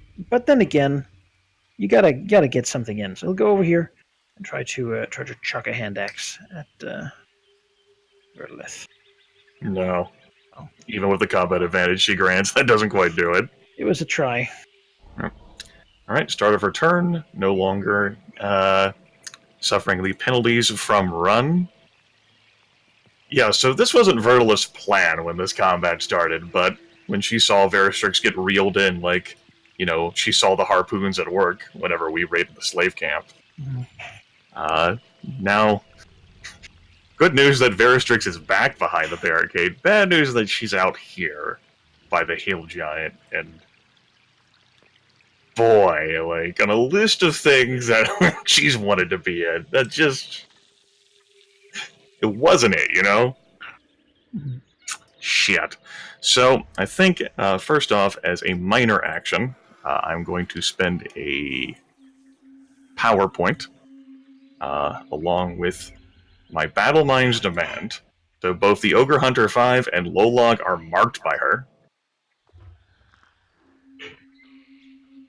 Alright. As a standard action, I am going to... the Ogre Hunter is granting me combat advantage, and I think she's going to ignore Lowlog for now to pounce on that Ogre Hunter. So, while the Ogre Hunter is down there, she, like, looks down, well, sort of, to fucking ogre at it, and I will use my... my... Yes. You know, I guess I do have this attack. It's all visible enemies, close burst 1. It'll fucking hit them both. I'm going to pull out my Nightmare Vortex, which is all visible enemies and close burst 1. So this will target both Ogre Hunter as well as Lowlog. Right. Let's see Ogre Hunter first, then Lowlog. Yeah. Ogre Hunter first, then Lowlog. This will be +2 to the attack roll, thanks to combat advantage, so 33 versus armor class versus the Ogre Hunter. Yes, that does in fact. So for 15 untyped damage, and I slide the target 1 square, let's have him be super close to Lowlog. And then against Lowlog, where's the button? No. Half damage, so 15 divided by 2.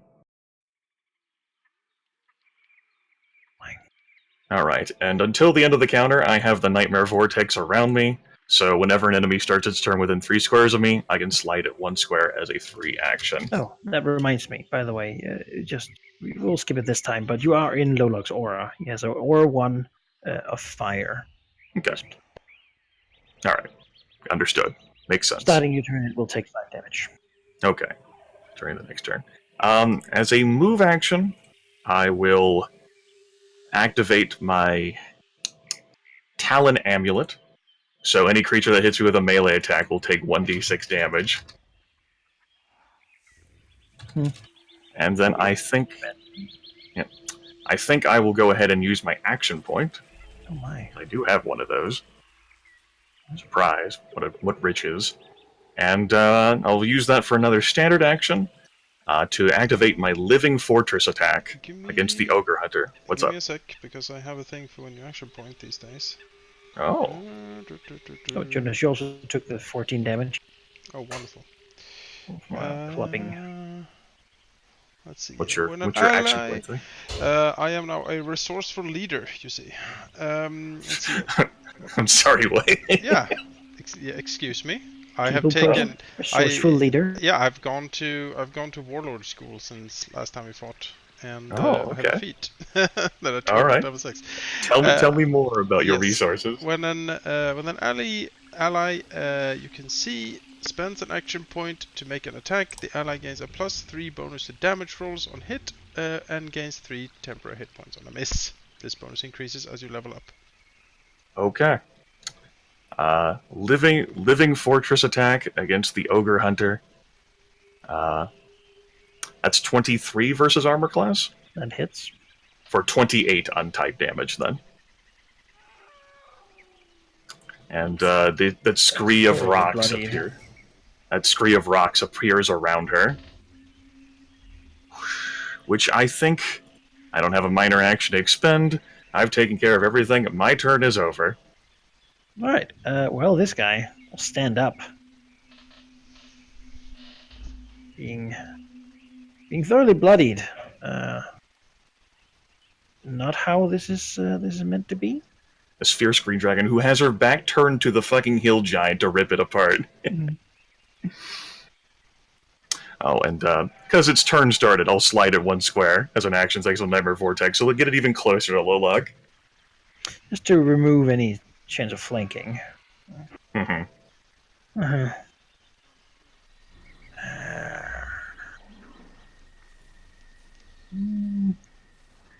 Yeah, no, he wants to. He'll use actually a move action for him to try to clear the grounds because he doesn't like being this close to Vertolith. It is not nice, and he's really better at staying on the move. 20 versus Fortitude. Yup. Then you are pushed 2 squares. And the ogre can move up to its speed. Your cover only applies to AC. Does cover only apply to AC? I didn't even think about that. Cover.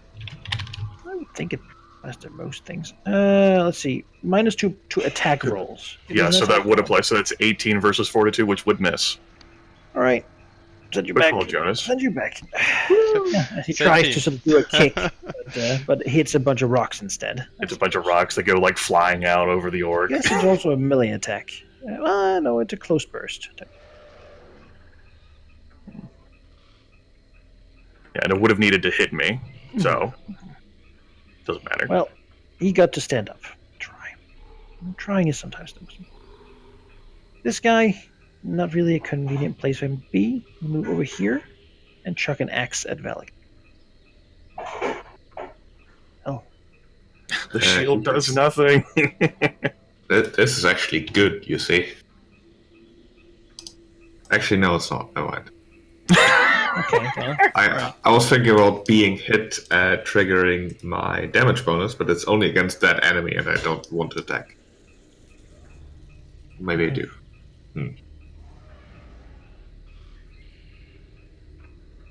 This guy is still slowed and far too far away from anything. So he'll move over here and try to. I guess he can still reach Vertolith with a. Not a 4 javelin Vertolith. That won't do it. I say. Won't do it. This one will try to. Let's take his 5 on first and foremost. Remember that. Then he'll try to clear the ground of Tolraxos, gaining some distance. The Ogre Hunter get to save from the slow? Oh yeah, he has to save. No longer slow. Oh. This one though, Tolraxos 21 Fortitude. Yeah, yes, that certainly hits. Alright, he'll then push Tolraxos over here and move up to his speed. Over here. Okay. Then Pushing you back and forth. he will look to Varistrix and for a javelin. 20. Yep. Which you can now deflect. Yeah, Yeah. I suppose. Well, yeah, it's a new round, right? So, Yep. I suppose it would. Yeah. There might be meaner attacks coming your way later, but yeah, that makes sense. The meanest one is Vertolith is keeping him busy. That's true. Alright, he misses, so he can't do his thing. He's sad about that, but you know what?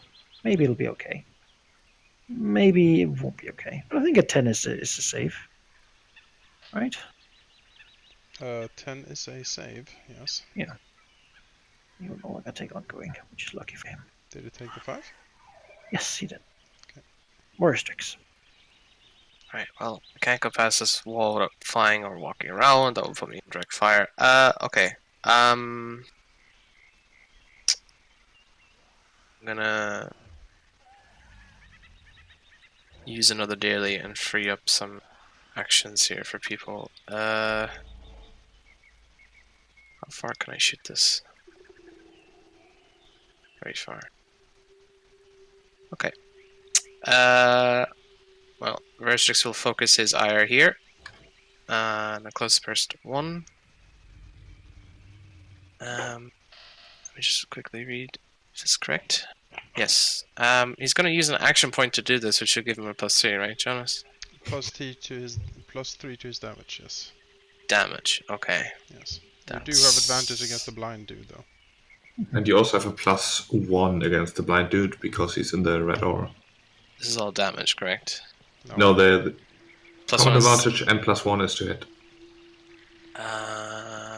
So Okay. +3 to hit this guy and +3 to damage on both of them. Yeah, okay. Is it sure, a he power will bonus to damage, Jonas? do- What you're giving? Two It's targets. an untied bonus. Plus common Okay. advantage. What's that? And you do have a total of +5 to Cast damage. a hypnotic pulse. You can see basically a ripple of psionic energy manifest and burrow into their minds and try and daze them. Alright. So that looks like a hit on the hunter and barely a miss. The ogre. You have a +3 to hit on the ogre. Is that in there? Get it. I don't know. I don't know how you did the roll. Hello. Hello? Yes. My, Hello. my internet cut out there. Sorry. What was the last thing you heard me say? You have a Is your +3 bonus to to hit. hit in there? In the roll. There's what? Sorry. You have combat advantage and additional +1 against Ogre 5. Does your macro factor for that? I presume no, because... Yeah, I edited it in. Okay. Yes. So which of the attacks? So can you? I had a combat advantage on which one? Ogre 5. Okay, not both of them. Okay, well, I mean, the first one will still hit the hunter. yeah, This is just for this yeah. one. The second one is correct. The first one wouldn't be because I accounted for combat advantage, but it'll hit anyways.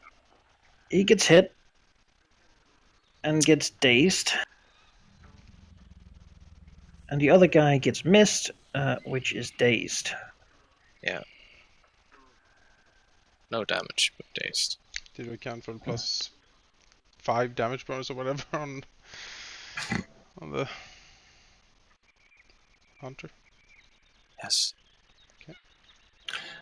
And because you missed an attack on Ogre 5, I do believe that means that you get 3 temporary hit points. That's correct. Is that right, Jonas? That's correct. You got 3 temporary hit points. Thanks to Jonas being a resourceful leader. So resourceful. So many things. All you want to do is attack, and then suddenly 10 different bonuses. I And feel like I'm fucking playing Pathfinder with all this shit, guys. What have you dragged me into? This is worse. Will try to attack Valignith with a -5. I'm not finished. Sorry.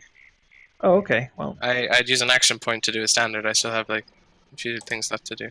Alright. Alright. Sorry.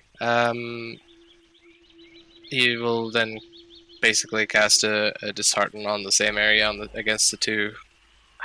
I'll just roll it normally. You guys can figure out the bonuses because I'm very confused with them. So That's fine.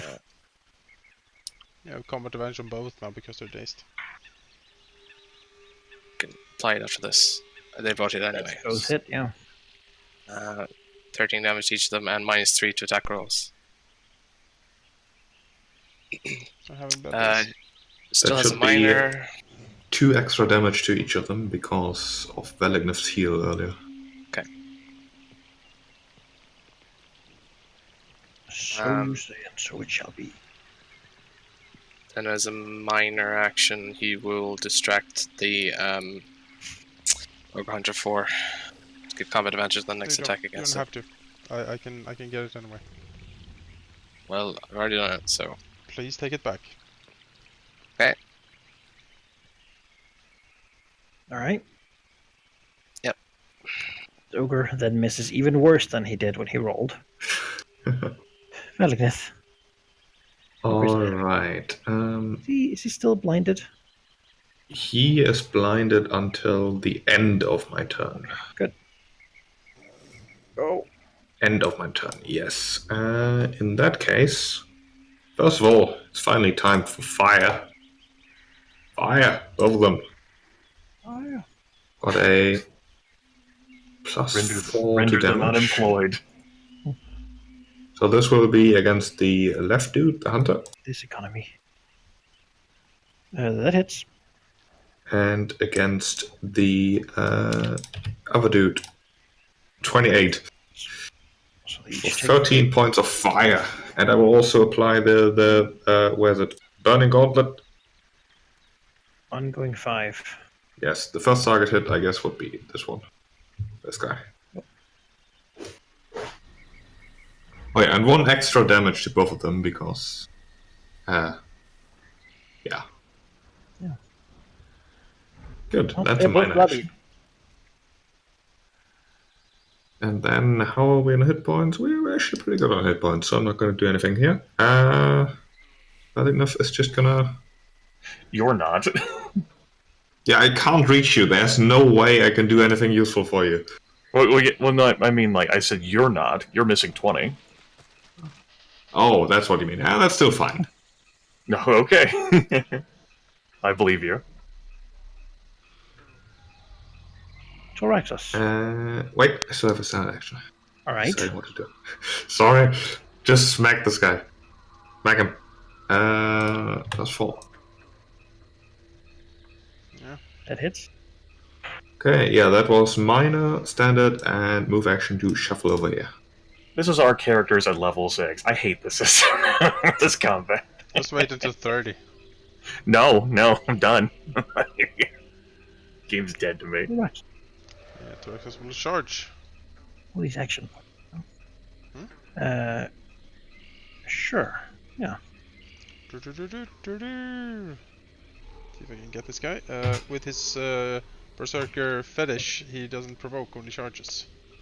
And you wouldn't provoke anyway because he's dazed. That's true. Well, Tyraxus speeds away. Let's see if we can hit this guy. I am charging and I have combat advantage. Which are good things.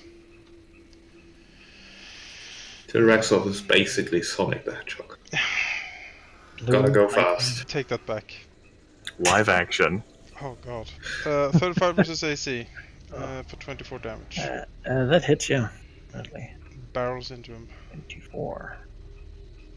Ash. It's not that, huh? Blood gushing everywhere. I'll do a dragon breath on him. See if that takes care of this problem. Charge him up. Oh my god. You charged at him and then you're charging him up. It's like a fucking bit. Oh, And as it turns out, Excellent. oh to, beautiful. Excellent. It was fated. It was destined. as he breathes out, shocking, killing the hunter. Yes. Alzor. Alright. Tyraxus will slowly turn around and gaze upon the battlefield. And then he's done. So grab here. We'll I do try wanna to move. break. No, I can't move after I've charged. What's the No. other thing? Yeah, your turn ends. no. After Yeah, your turn ends after a charge. Then Well- he'll try it again. Oh, he did it. Good job, Ogre. As, Move as in he standard, he finishes, hulks through. His turn to just dismantle it. Nightmare Vortex is going to slide low log one down right. All right. Well, that's rude. That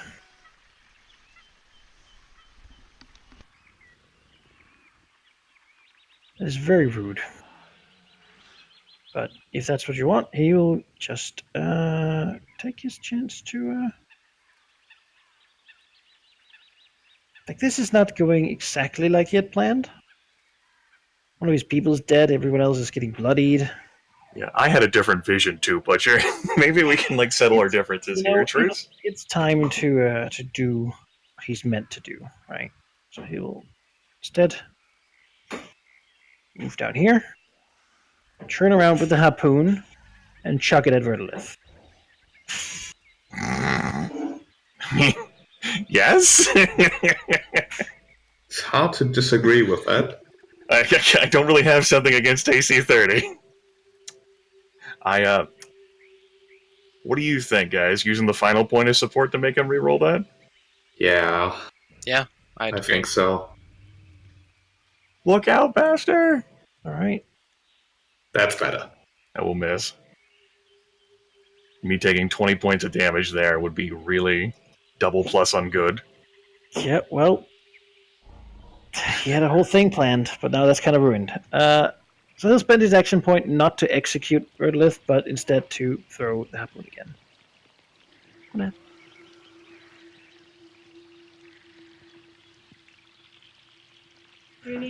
Which he will do. Alright. Whee!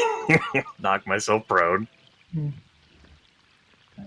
He readies to bring the giant blade down upon the throat of the dragon. For a nice decapitation. Don't get enough of those these days. Then he'll have time to... I am bloodied. That was his action point, though. You certainly are. Bad. This one will take 5 ongoing. He's burning. And then he'll try to... He's also dazed, so he can't really do too many things. He'll just club Velikneth. No, cannot. He is dazed. Save ends. So, no.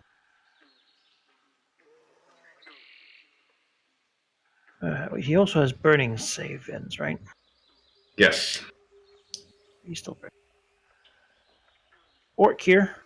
Looks like there's an opening for him. He can't make it though. He'll go here for an axe at Velikneth.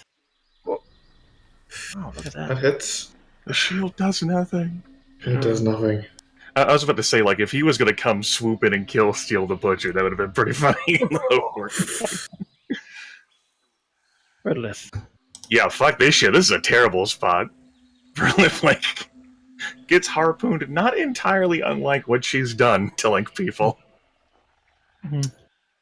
You know, she has a cunning scheme, though. I think it's time to pull out this new bullshit power. As she, like, looks up at the butcher, looks over at the hunter, and then back to the butcher and says, "Go fuck yourself." Or something to that effect, some sort of profane, draconic thing. And as a move action, psionic ambush on the ogre hunter. I forge a mental link with my enemy and travel through a fold in space, appearing suddenly next to that enemy.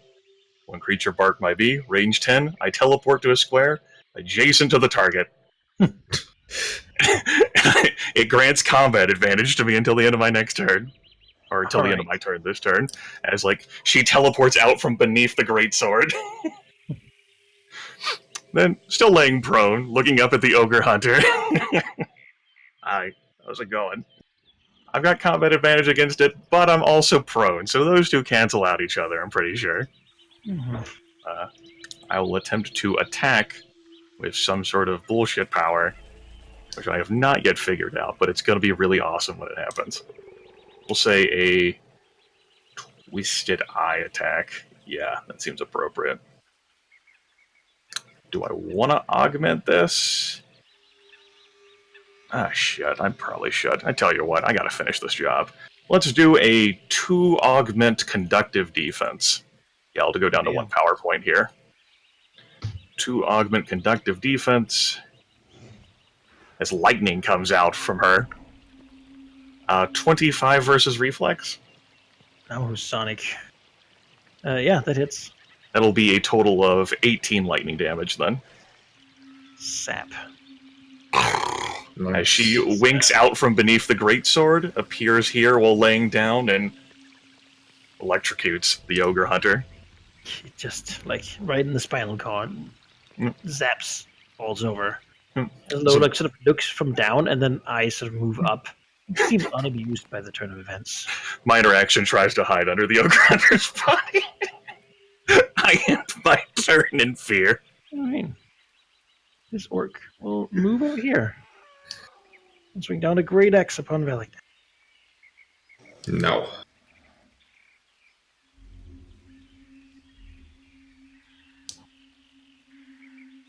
This one considers going for Ridlith, but don't want to interfere with the boss's thing here. That would seem almost like the boss couldn't do it. That would be a terrible situation. That will move to get in here. Making use of the opportunity. Or restrict. Very 6 will use a betrayal on Ogre 5 there. With combat advantage. 28 versus Will.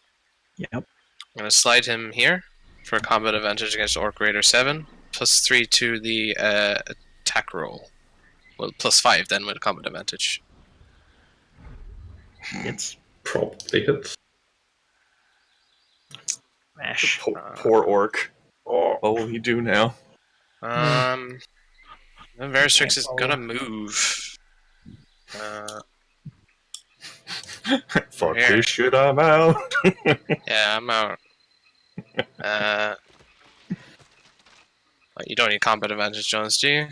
Or No, I can create that myself, more or less. alright, then Veristrix will give Malignant combat advantage against Ogre Hunter. I mean, what are you gonna hit next? What do you look like you're gonna hit next? All of it. I'm gonna Okay. go for this guy if he survives. Okay, then Yeah, I'll so go ahead and target the Hunter 3 then. distract Hunter 3. All right. This guy is no longer dazed. And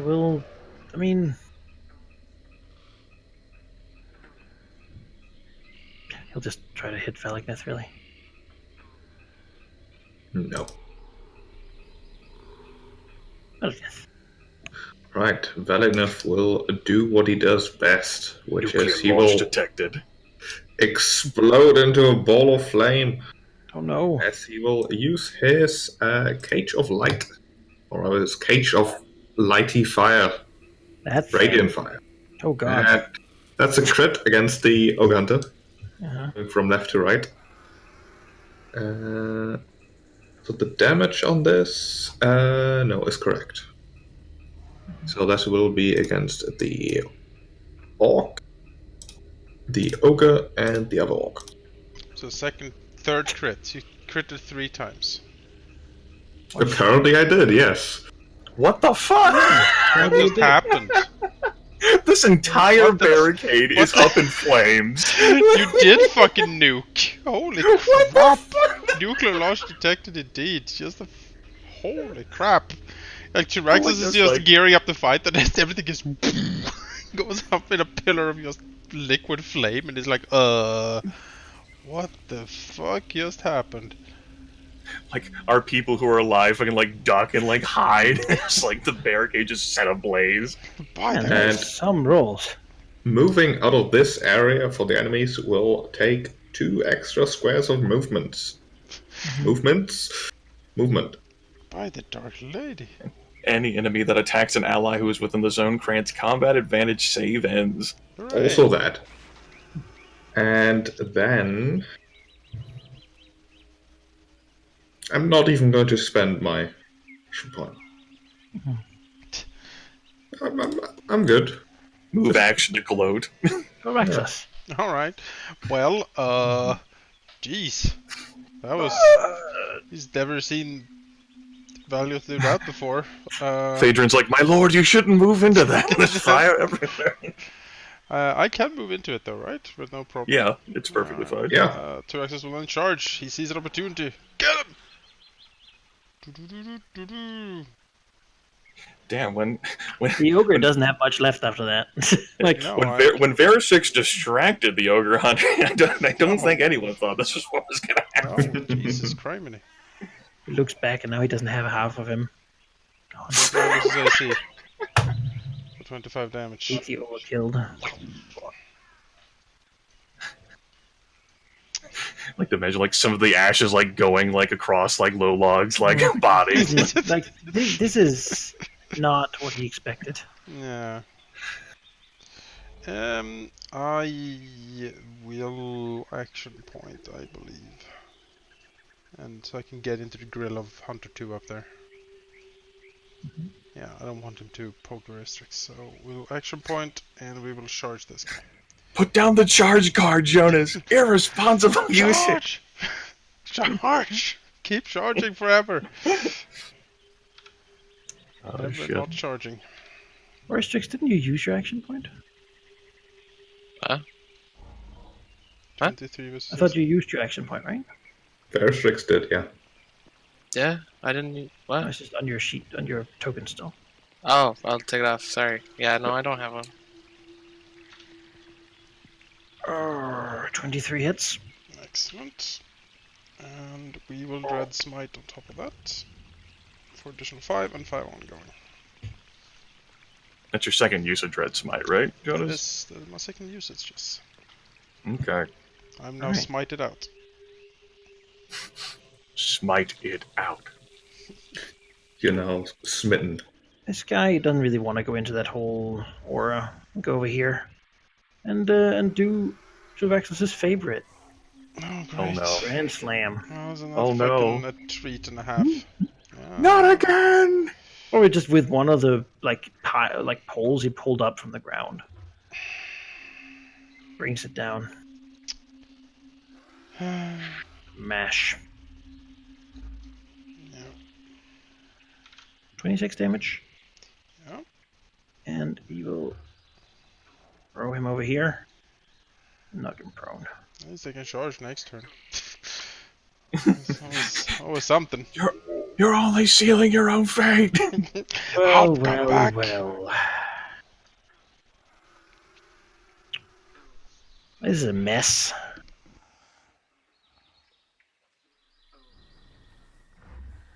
Oh, look, feels like he's been handled. He doesn't like that feeling. Well, he brought this boulder for a reason, so he will raise it up and chuck it at Velignith. It's pretty big. It's the size of Velignith, really. Just carries around the boulder. Yeah. They're hill giants. They love boulders. Can't just sleep under open stars without a boulder. You can have it, though. Okay. I don't think the shield helps. No, that's minor action. I don't have any So- interrupts.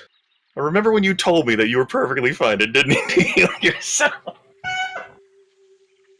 I feel like I could have needed more hit points here. Oh, man. I didn't expect the pocket boulder, though. Velignith will be at 0 hit points. I assume you go down at 0 hit points, right? Yep, you go down. Oh, the prone. Well, you'll also be pushed away. On the bright side, he attacked you and you're in the aura, so he grants combat advantage save ends? Is that right, Sheep? Yeah, that is true. Oh. They have to be also within the zone, though. It doesn't say that. He'll move over here Okay. and try to save against it. He does. This orc, I mean, he's in the zone, I guess. But as long as he doesn't move out of it, it's okay. Yeah, it only does something if he moves out of it. Oh, because he needs some hit points, and he gets that from hurting things. So he'll make a basic attack and heal.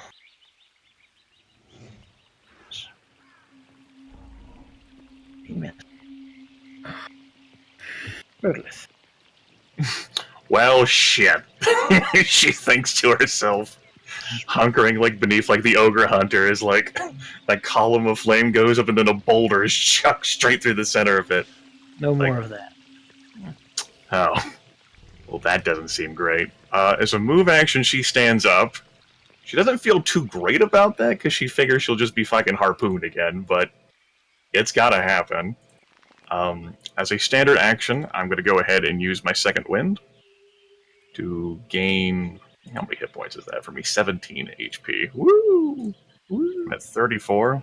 I'm no longer bloodied. And I get +2 to my defenses until the start of my next turn.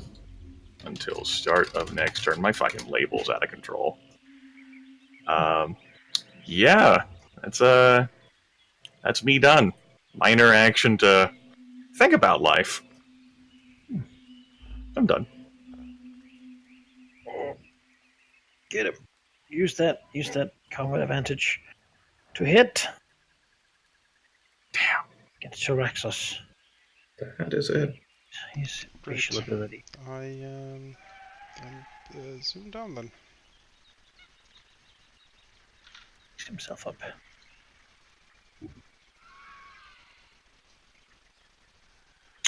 This hunter over here, and chuck a spear at Varstrix.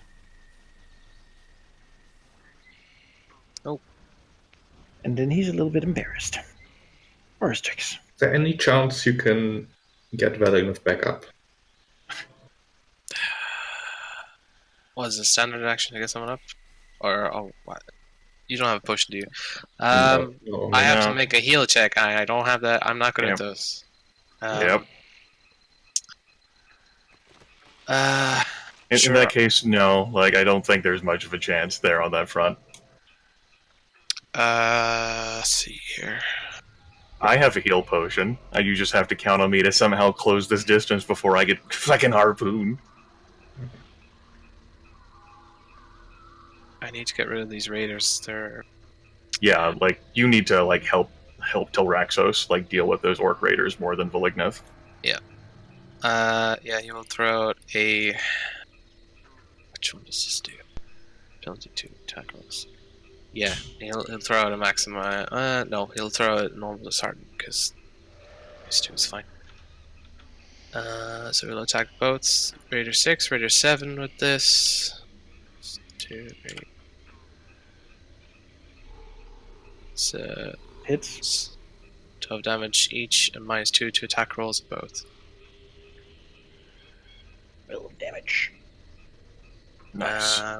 Then, as a minor action, he's going to breathe on Orc Raider 7. 60 versus reflex. 16 is a hit. They're not really too difficult to hit. 5 psychic damage. Okay. Right. Nice. The fire Just a leaving move. them half dead as Varstrix's mental attacks knocks them. So move action, he will hide behind the barricade here. From... Actually, no, because he's just gonna run up and execute. Actually, he can't get past the barrier. I'm gonna hide here for a sec. Okay. Roll a 20, sheep. You pulled out 3 of them earlier. Yeah, all I have to do is roll it. That's not 20. Alright. Tyraxos. On failure, in fact. Tyraxos will use his move to get up. Can no, No, there's no I point can't. for you to get Valignus up. I Uh, could do so much healing. you should have maybe, you know. I didn't expect to get a boulder in the face that takes off half my hit points. Yeah, as well. Tyraxos will use a.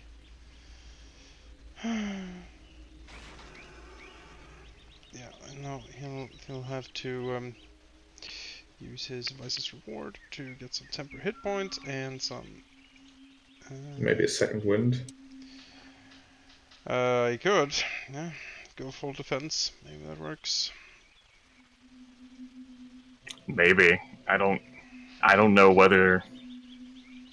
I don't know whether the extra HP gain. I have no clue. I don't know either. Actually, what I can do is to, instead of using Vice's reward, I can glug one of my healing potions as a minor action. And then I use a second wind. That seems reasonable. Yeah, let's do that. Oh yeah, the bonus to defense wouldn't stack with the second No, wind. it wouldn't. So I get my surge value, which is somewhere around here. 15. 15, yeah.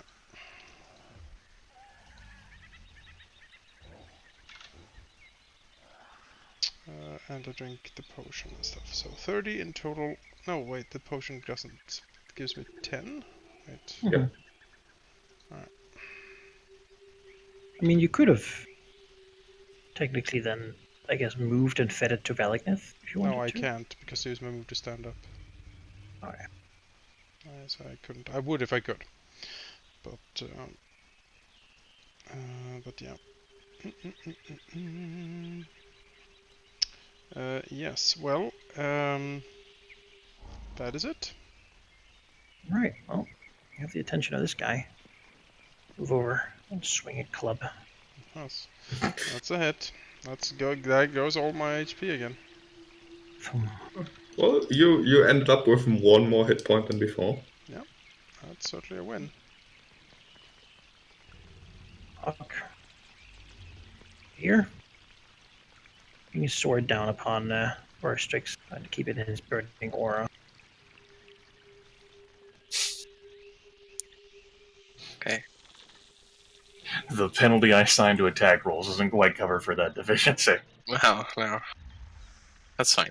He's been Nice handled long limbs. enough, being kept at the edge while all his people have been murdered. Rodlith. Damn.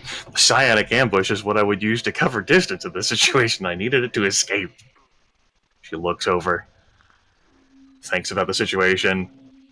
She just trusts that Veristrix, she can't bail him out a second time. I'm I good. think- Just go. Yeah, I think it's gonna be a double run. Take me to here. Minor action to like look at Phylacteries and think to herself, "What the fuck? How is he down again?" Like a And then my broken turn. boulder on him. This always happens. 5 ongoing. It's on his back. Bloody Little him. birds are flying around his head. He will step down and try to club Tolraxus. Oh, missed. That's good. This is. I'll try to save against it. No, okay. Vorstrix. Maybe that will kill him someday. You're threatened. This guy threatens 2. 2. Okay. And you begin your he has an aura of fire that I've been forgetting so far. So you I'll take take 5 fire damage. damage. Okay. All my powers are going to provoke. Let's see. So he threatens 2, correct? Mhm. Okay, there's really nothing I can do except withdraw, but I don't want to because then he'll attack someone else. Let's see, what do I have here? Would he also threaten the square? I mean, he's sort of weirdly around the corner. You'd have cover in that square. So. If I have cover, then I can give it a go. Sure, he will shift here. You can also second wind if you just want to sort of hunker down. Yeah. Yeah, I will second. What is that again? Just a healing. It's a healing surge, and you get +2 to all of your defenses until the start of your next turn. Okay, cute. I do that then. +2. That would be him then. Alright. Well, I mean, Tyraxos doesn't have a potion anymore now, right? I'm the only one who does. Okay. Well, he may have 17. I don't know what Jonas has. I have one more. This is my last one. sweaty fish. If you have one, can I delay while being unconscious? I don't think that. No, No. that sounds cheaty in some way. Did you I'll lose your delay turn? forever, never having to roll. I'll live. I am immortal through the power of stasis. You're good for now, though. Tolraxus. Well, try to move over here and feed his potion to Valignith.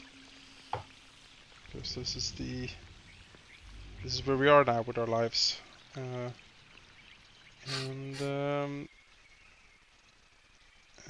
yeah, after that,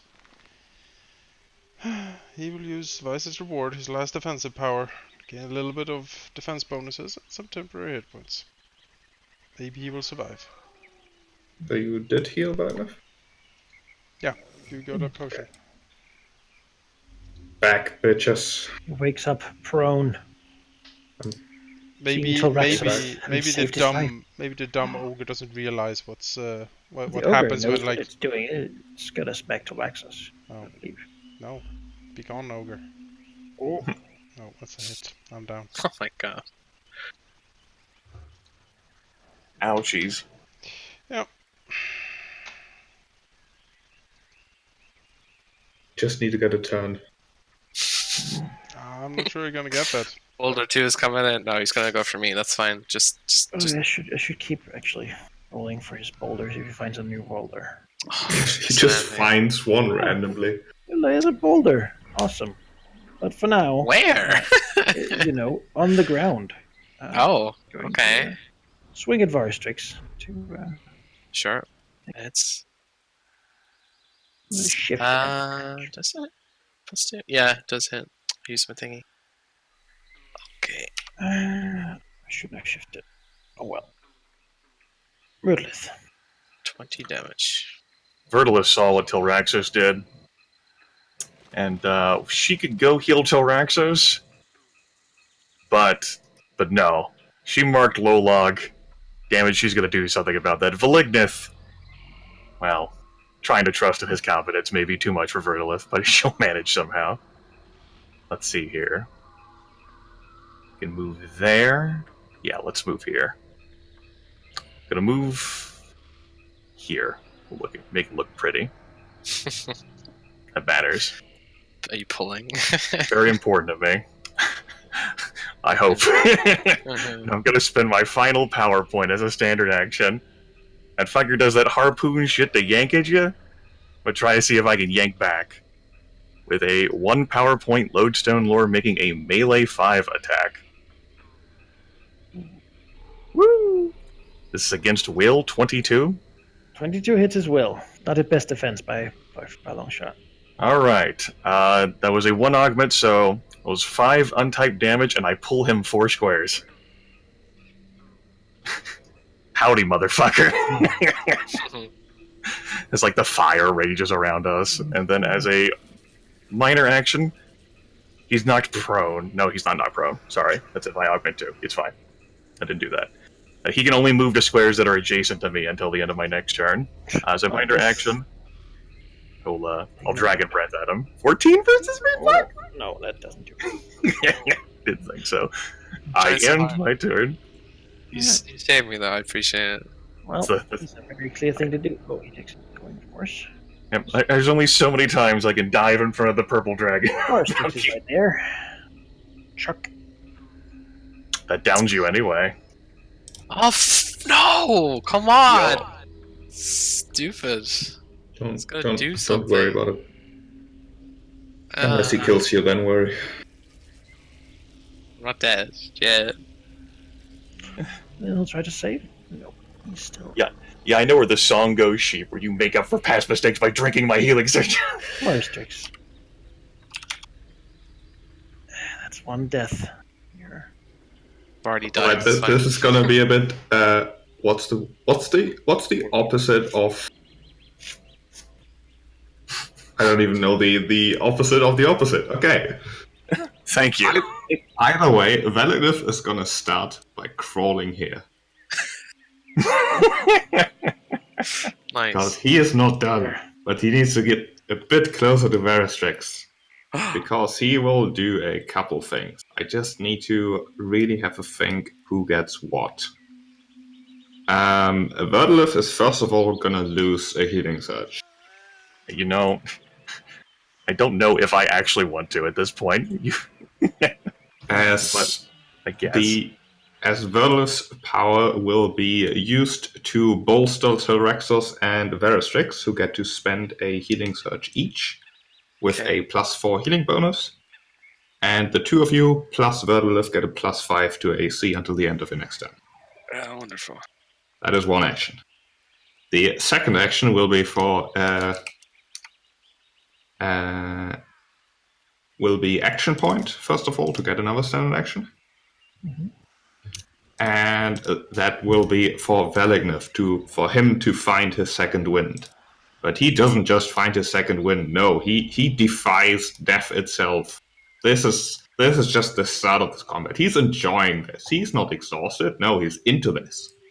And perhaps it is just enough for you to also find not your second wind, but something similar. Oh. As Velignov will use a second wind, and all of you get 13 temporary hit points. Wonderful. Okay, so yeah, all right. Healing surges for restricts and Relaxos. Yeah. So how much healing did I get? And you get a healing as if you spent the healing surge. Plus 4. Okay. And 13 temporary hit points. Okay. And on top of that, because I've got a minor action left, Tyraxos is gonna get... you start healing at 0, so you should be at 19. Alright. Same for Veristrix. Veristrix Oh. should be at 18. Okay. And on top of that, Tyraxos being close will be bolstered on top of that. And I'm gonna actually use the... No, I'm not gonna use the protection for it. We need to kill things. Tyraxos gets to spend another healing surge. Wonderful. With plus 4 bonus. Jesus Christ. And in addition, everyone within 5, which is everyone, gets a plus 2 damage. Okay. The plus 5 to all defenses, plus 2 to damage. Plus 5 to AC, plus 2 Okay, damage. AC. This is mostly what they target anyway, so. And with that, Velignov having shaken off death itself and this stupid boulder as he slowly draws himself up again, we're back in the fight. This is my turn. How suitably leadery of you. Very good. You did it. Had a nice dramatic reveal of your skill power. Tyraxus will get up, and then he will charge Ogre Hunter 2. Mhm. Ah! Being inspired to see if Velignith can continue fighting, then surely he can. Yeah. maybe someone is blowing the trumpet. No, Velignov's leader style is through rivalry. If that runt of a red dragon can do it, then so can all of you. So do it. Sargath would be conflicted by this leading style, but I'll take it. Alright, let's try this guy. Hoya! 31 versus Is this AC. hit? 21 damage. Please Be die. glad to know he had 24. Nice. As he collapses under, not expecting the onslaught. He was expecting to go and just finish this off. But suddenly all the dragons are back. We're back. How unfortunate. Yes, Tyraxus is done. Okay. Ogre? You know what? No, it doesn't. It's been doing this for a bit. I go here and bring him a club. No. It tried. Tyraxus does not want the club. He refuses. Low logs of my nightmare vortex, and Vertilith, the cunning green dragon she is, will slide low log up. Alright. Getting mixed messages here. Good Velignith. No, you brought him here. He can't use a poon, so he's just gonna bring down the great bird. No. That is a complete. I think even he's surprised at this and taken aback, looking around. What? All of our companions who are still alive are like, what the fuck? We're kind of like, what the fuck? Vertilith. Yeah, Vertilith looks up, the hill giant. Towering. And it makes sense, She's had to be the most responsible one to carry her team to victory, to save Veristrix, and to have her life energy continually leached by Velignith. She is the crutch they all need. Now it's up to them to finish this job. Vertilith, without power points and without her bullshit powers, is going to make a conductive defense attack against the Butcher, figuring that, well, I get started sometime or another. 29 versus Reflex? That hits, yeah. Jesus. 13 lightning armor. damage. His AC is very high, but his other ones are not. Yeah, I was hoping for that reflex. And Exactly. we'll take 5 lightning damage if he hits one of my allies before the start of my next turn. I'm done. Alright. And he can move away from me, wink. Right. Verstrick. Oh, Grimmith, you'll do 5 fire damage. Yes, I'll take that. Believe Veristrick starts prone due to coming to consciousness. He would. Okay, because I can't see. Anyway. He can stand up. Yeah, I can stand up, but I can I? You Can I can see see that this over guy. there? He has cover, but you can see him. This technically you can see because you can see actually He'll- your ankle wouldn't be, but he's taller than the barricade. Okay. But I guess you're right next to it. Yeah, that would.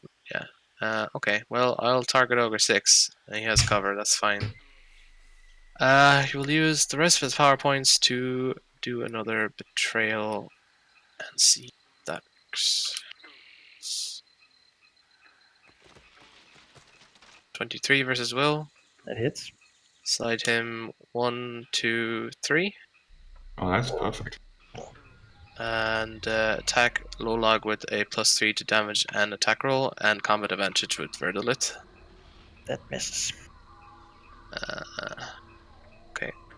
He's also dazed, the ogre. Yeah.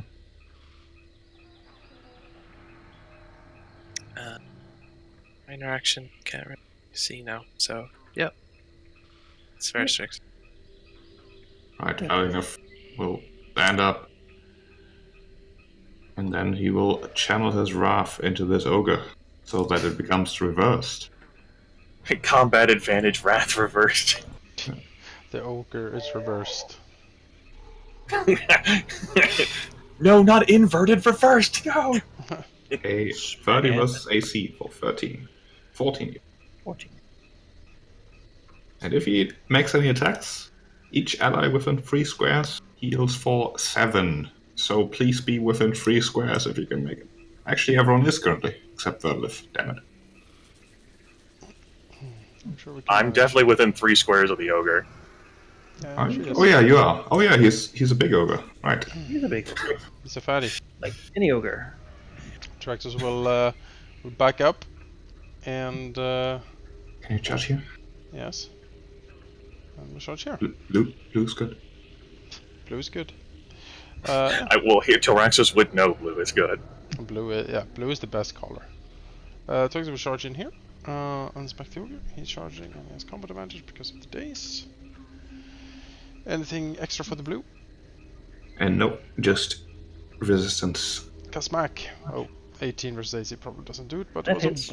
Oh, it does. Oof. Oh. Hitting on a 2, okay. Alright, 33 damage then. You stupid thing. That's, Bleeding, stumbling. That's the Fat ogre. avalanche power of Tyraxxus' charge. Barrels into this thing. Mm. Yes. Growls. I Like- believe. Says a comment to it. Back to back with one of these things. Never really thought. It's, yeah, I am done. The ogre starts within 3 squares of me, so let's go ahead and slide it down 1 square. Well, it only has 1 action, so guess it'll hit Tyraxxus. Try to. Oh, it attacks. So as it does so, Smash. as it does the attack, the rune that Velignev has quickly drawn with a swift movement of his tail will suck his life force and heal all of us for 7. Well, that was very counterproductive. Me as well. Yes, Minimum everyone. damage. So I take 1 damage. Yep, you heal. Well, technically, you yourself. would heal and then lose temporary hit points. But Yep. You don't even take a damage because you're also in the blue, which gives you resist all 2. Oh, So you take 6 damage and heal 7. well. You say Okay. it takes 8 temporary HP damage. Yeah. Get real people hit points. Well. growl. That is certainly something. Let's see here. I don't want Low Log to hit everyone with a flame aura, so let's slide him down 1. All right. fine. Yeah, he knows what he needs to do to fix some of the problems. He will provoke by moving away. Shit. Let me look up my attack bonus. Let's see. 1d20 plus 2 plus 6 plus 1. Yes. 1d20 plus 2 plus 6 plus 1. 17 versus armor class. No. Strikes his armor, glances Yep. off, and then he takes up the boulder and tries to fix Vertolith. Not the fucking boulder again. Oh, God.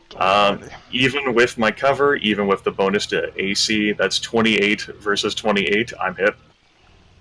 Mhm. Let's see here. 49 or minus 21. I'm at 28 hit points. I am bloodied. I will be moved the one space, which I can do after I take off my shit. And Where do you want to push me? just one away from him. Alright, and knocked prone. Bloodied, but I'm not resolved. It's like Vertolith, the green dragon, her corpulent body takes that on the... She will look around the cliff for another one. Vertolith. Motherfucker. Let's see here. I can't pull any shenanigans. Alright. I got one move. So, I'm gonna crawl here. Crawl. Right. Vertolith, the green dragon, crawls. And as a standard action, I'm going to attack Ogre 6 with my Lodestone Lure. Melee 3. We need to crawl here. That could be melee 2. There we go.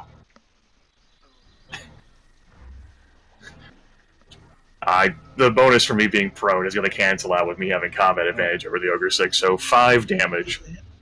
The Ogre 6. It's pulled 1 square. He only moved to squares that are adjacent to me, and we'll throw down a Defender of the Wild. Ogre 6 is marked by me until the end of my next turn. Alright. It's the end of my turn. Heuristics. Well, let's take care of this ogre here. Actually, I will go here. And still dazed until the end of my turn, so I have combat advantage. So I will just thrust at it. That hits. 14 damage. Slash. It wobbles on its last leg. It's got very little left more to give. That's Pretty kind.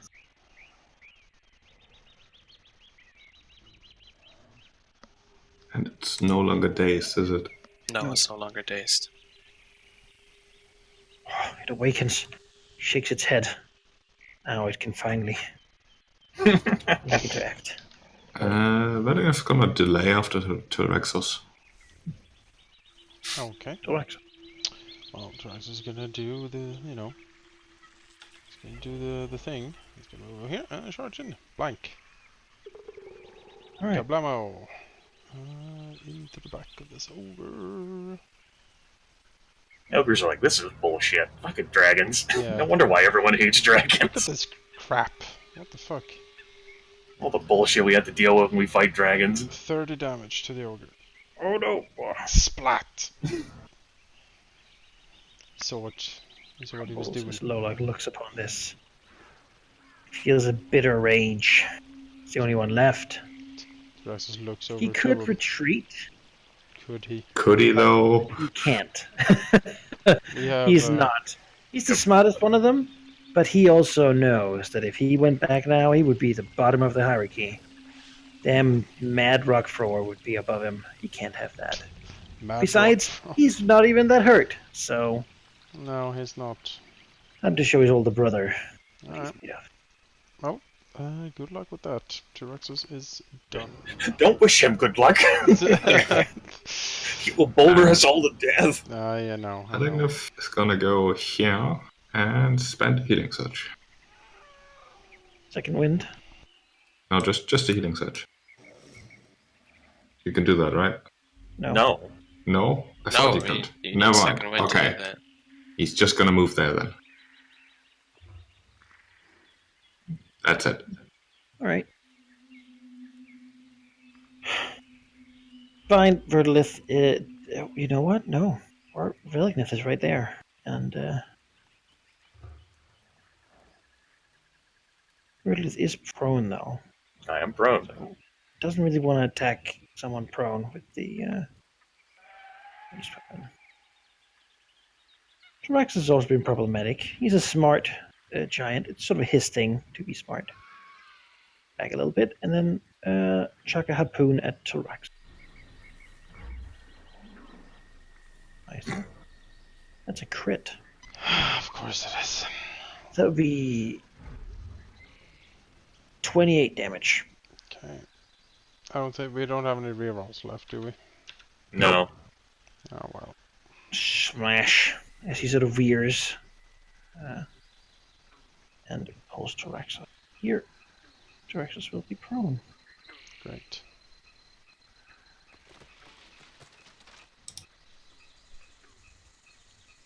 Vertilith. Vertilith stands up as a move, and then as a standard.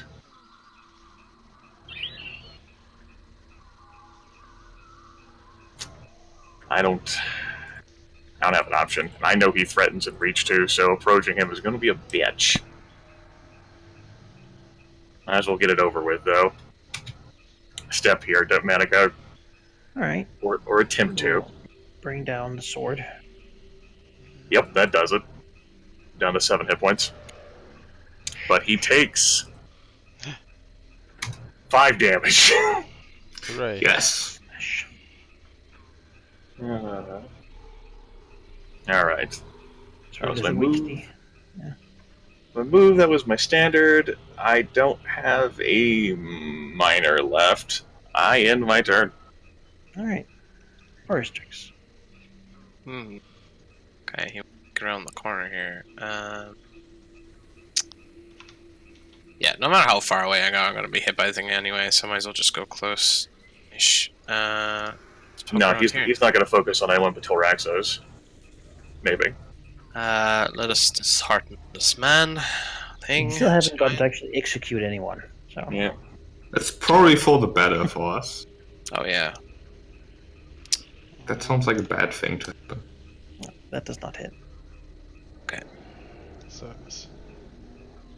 Yep. That's all I got. Yeah. T-Rex. Service will get up.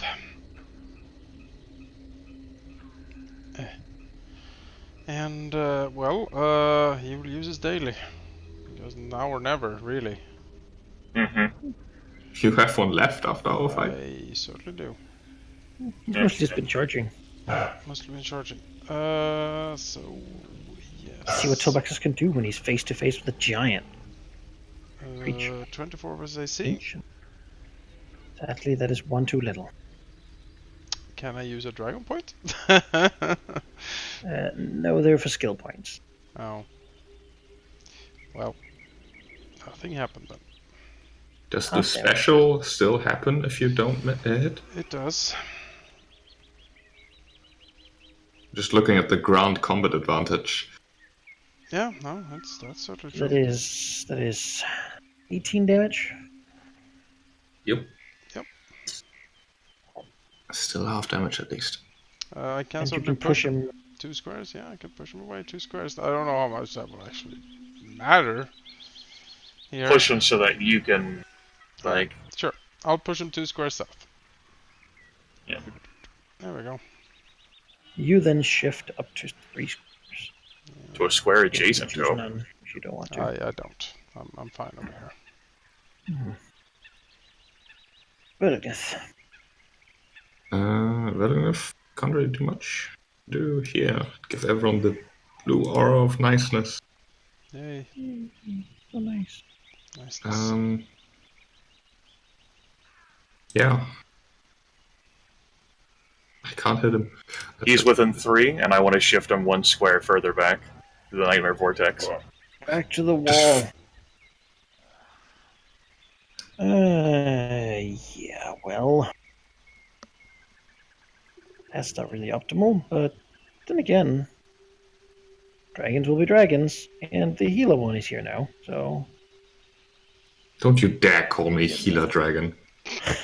Harpoon Valigneth. Fuck's sake. Right, that hits. Honestly, I was going to incline just fucking running. Like, I seriously was, but us being pulled constantly there doesn't help things. You know, he probably wouldn't follow you in the current situation. Can we get some more fire support from the people around? Can we get like some arrows hitting this We've guy? used all we got. They can barely hurt him. Yeah. Yeah. Redlith. Gonna move. Hold on. No, I can't fly that well. Let's see. I'm gonna move here. Yeah, here's fine. That won't threaten. And then as a standard action, I'm gonna try to lodestone lure him. 17 versus will? No, that doesn't do it. Nope. Can't pull the Hiddle Giant. I'll end my turn there. Alright. Forest tricks. He has to save if I slide him off the edge, but I don't think that's what you guys want. It's a wall, it's not a cliff. Yep. Well, Yeah. keep doing what I'm doing then. Maybe I'll hit eventually. I don't think we're capable of killing him. I don't think so either. Does seem very unlikely. Thing is though, could we fight him and the Earl at the same time?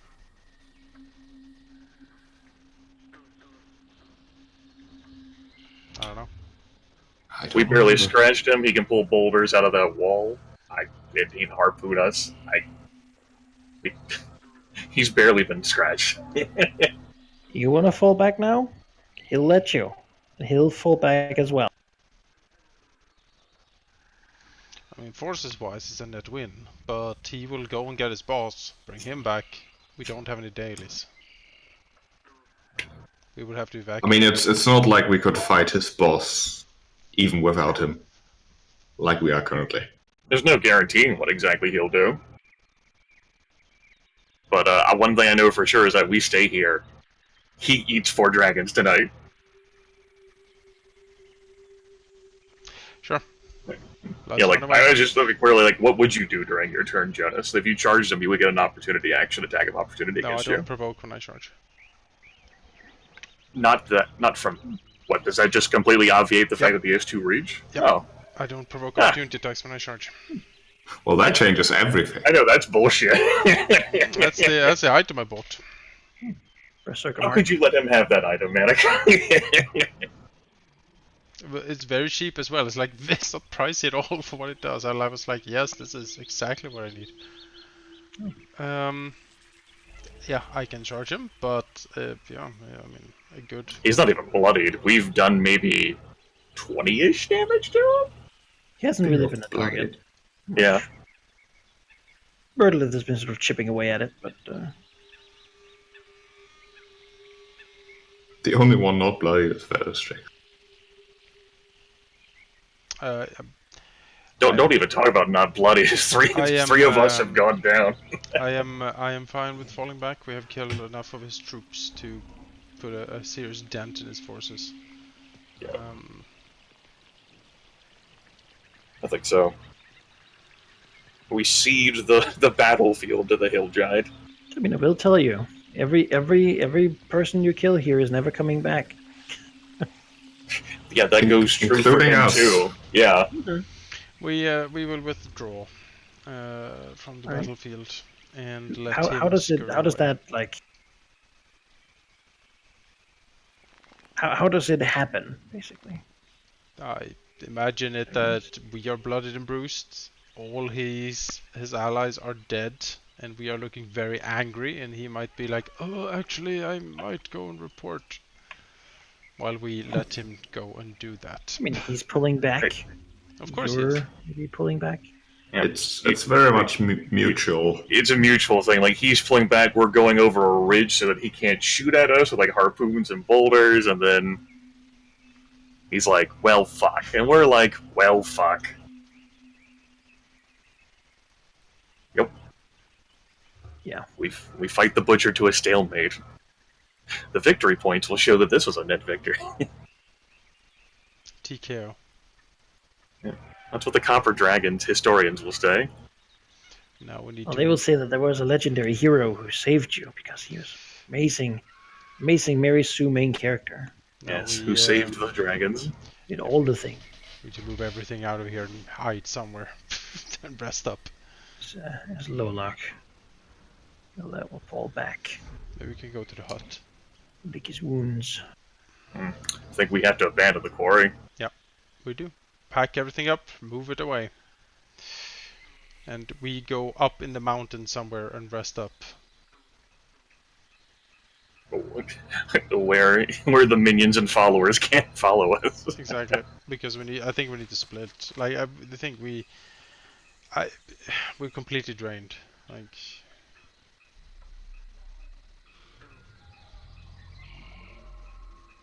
Yeah. Not in a great spot. Let's give it some thought, talk about it before and then at the start of the next session.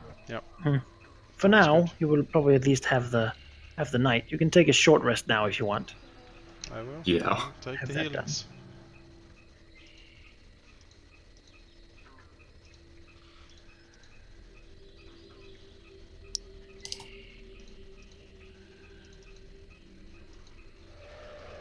First. One healing set. I have 6. And I'm at full.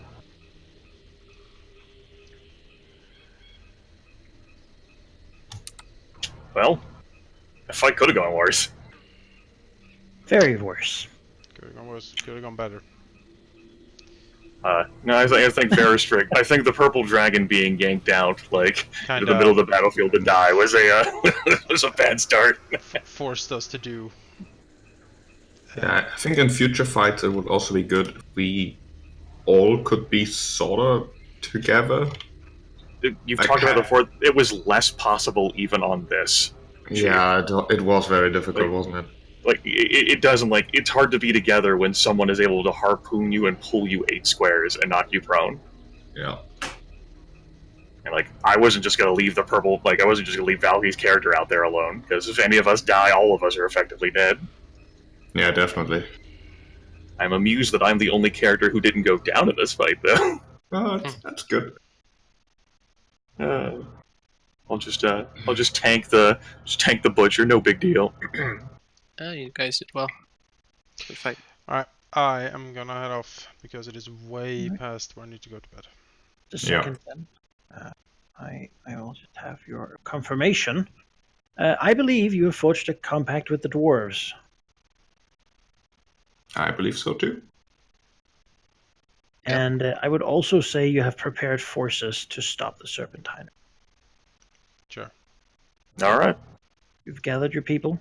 You've done your preparations. And you certainly haven't been defeated. Which will bring us to each of you getting 650 XP, putting you to 8,817 total. 8,817. How much do we need? Maybe another 1,300. Yeah, level 7's at 10 grand. Alright. Enjoyable, folks. Think about it. We'll talk about what we want to do, and then we'll come back figuring out a way how to deal with hill giants next time. We hope. Oh boy. Maybe we'll never find out how we deal with hill giants. We may never find out how we deal with hill giants. I'll see you guys next week. Thanks everyone for watching, and yeah, we'll see you next time. See ya. See you guys. Bye.